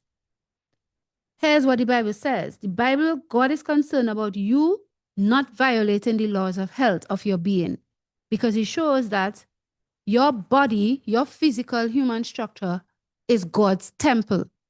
And if you defile it, he will destroy you. And you will have to answer to him for the things done in your body. You will have to answer in judgment for the things done in your body, whether they be good or bad. Let's look at it. 1 Corinthians chapter 6, verses 19 and 20. This is what it says as we close. 1 Corinthians 6, 19 and 20. What? Know ye not that your body is the temple of the Holy Spirit which is in you, which you have of God, and ye are not your own? For ye are bought with a price. Therefore, glorify God in your body and in your spirit or experience, which are God's or which belong to God. So your body This is how you're supposed to see your body as God's created human structure. He made it. And as such, he tells you what it is for. It is the temple of the Holy Spirit, for God to dwell in you by his Spirit. You're not your own. You have this body of God, we are told, which you have of God. He lent it to you. And he paid a price for your salvation, for you to have the experience of salvation in that physical body. We are told you are bought with a price, therefore glorify God in your body and in your spirit or experience, which are God's. So you're supposed to think of your body as God's temple and that you're supposed to glorify him in that body. Let's look at another scripture here. In the same Corinthians, 2 Corinthians chapter 3 and verse 10. 2 Corinthians chapter 3 and verse 10. And it says here, quote, for even, sorry, that was the wrong scripture. It's probably 1 Corinthians. 1 Corinthians chapter 3. Actually, 1 Corinthians chapter 3, verses 16 and 17. Right? 16 and 17. It says here, know ye not that ye are the temple of God and that the Spirit of God dwelleth in you? Right. If any man defile the temple of God, him shall God destroy. For the temple of God is holy, which temple ye are. So God is saying, if you defile this body, in other words, if you do injury to it, as Sister White is saying here, he will destroy you because it is sinning against him. But the body, your body, which is God's temple, is supposed to be holy. Meaning, you're supposed to honor God in your body, glorify him as God alone. And when you take these injurious substances into your body and these drugs and so on, these poisons, which are really sorcery, concoctions from these evil inventors of evil, these wicked men who are satanic Jews who didn't want to retain God in their knowledge through Jesus Christ and who rejected him and who became reprobate, these heads of these pharmaceutical companies. When you take their sorcerous products into your body and you defile your body, you damage your body, you harm your body, what you do there is you sin against God and you bring destruction from God to you for doing that. Amen. And the last scripture is the one, right, here it is. It is 2 Corinthians 5:10. That's the one with verse 10. 2 Corinthians chapter 5 and verse 10. It says, for we must all appear before the judgment seat of Christ, that everyone may receive the things done in his body, according to that he hath done, whether it be good or bad.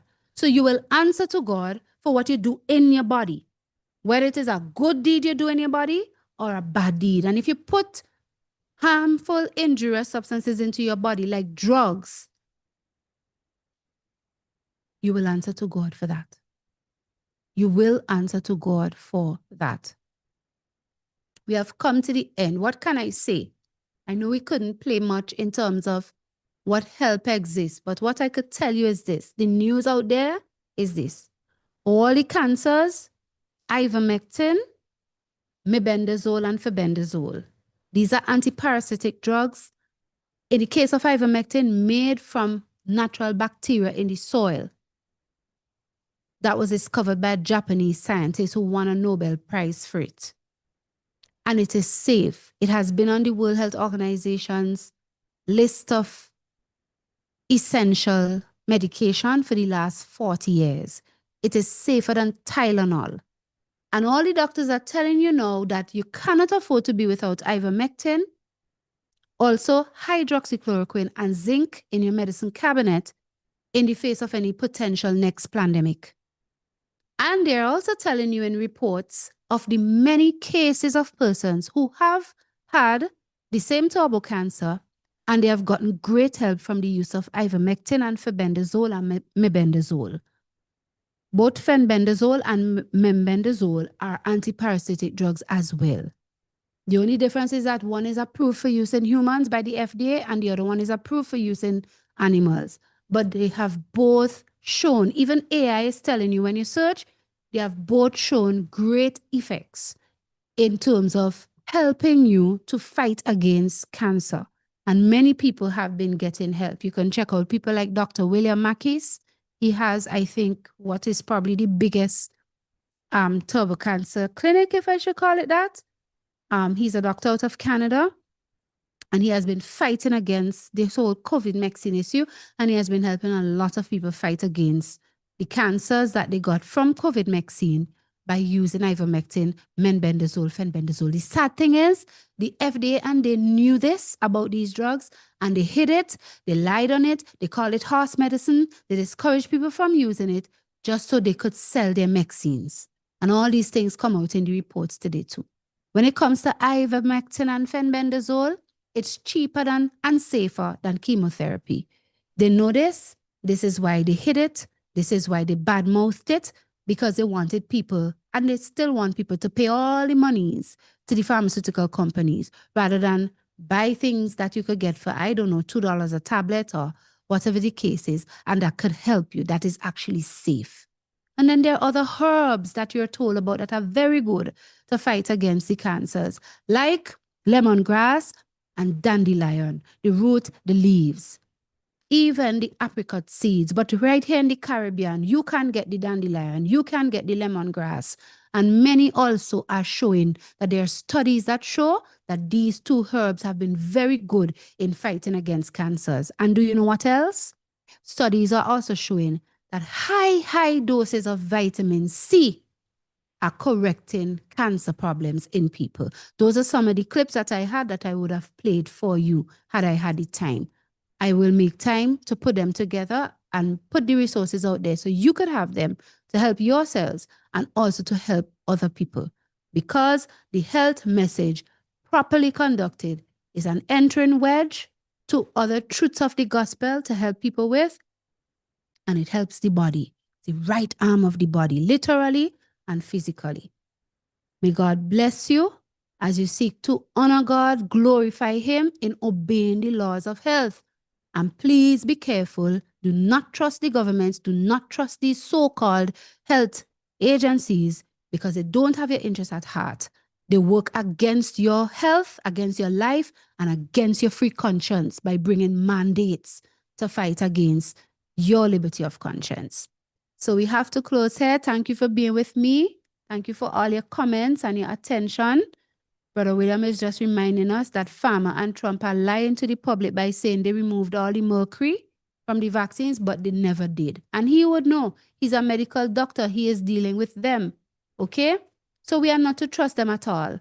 Muzman says, good news indeed. I suppose she was referring to when we talked about the fact that you could use vitamin A and so on. So thank you again, and let us bow for a word of prayer. Thank you, loving Father, for the education that you have given to us in this church in health reform, that we could not only help ourselves, but warn men and women everywhere and help them. Thank you for the view that you have shown us, that it is when men do not want to retain God in their knowledge.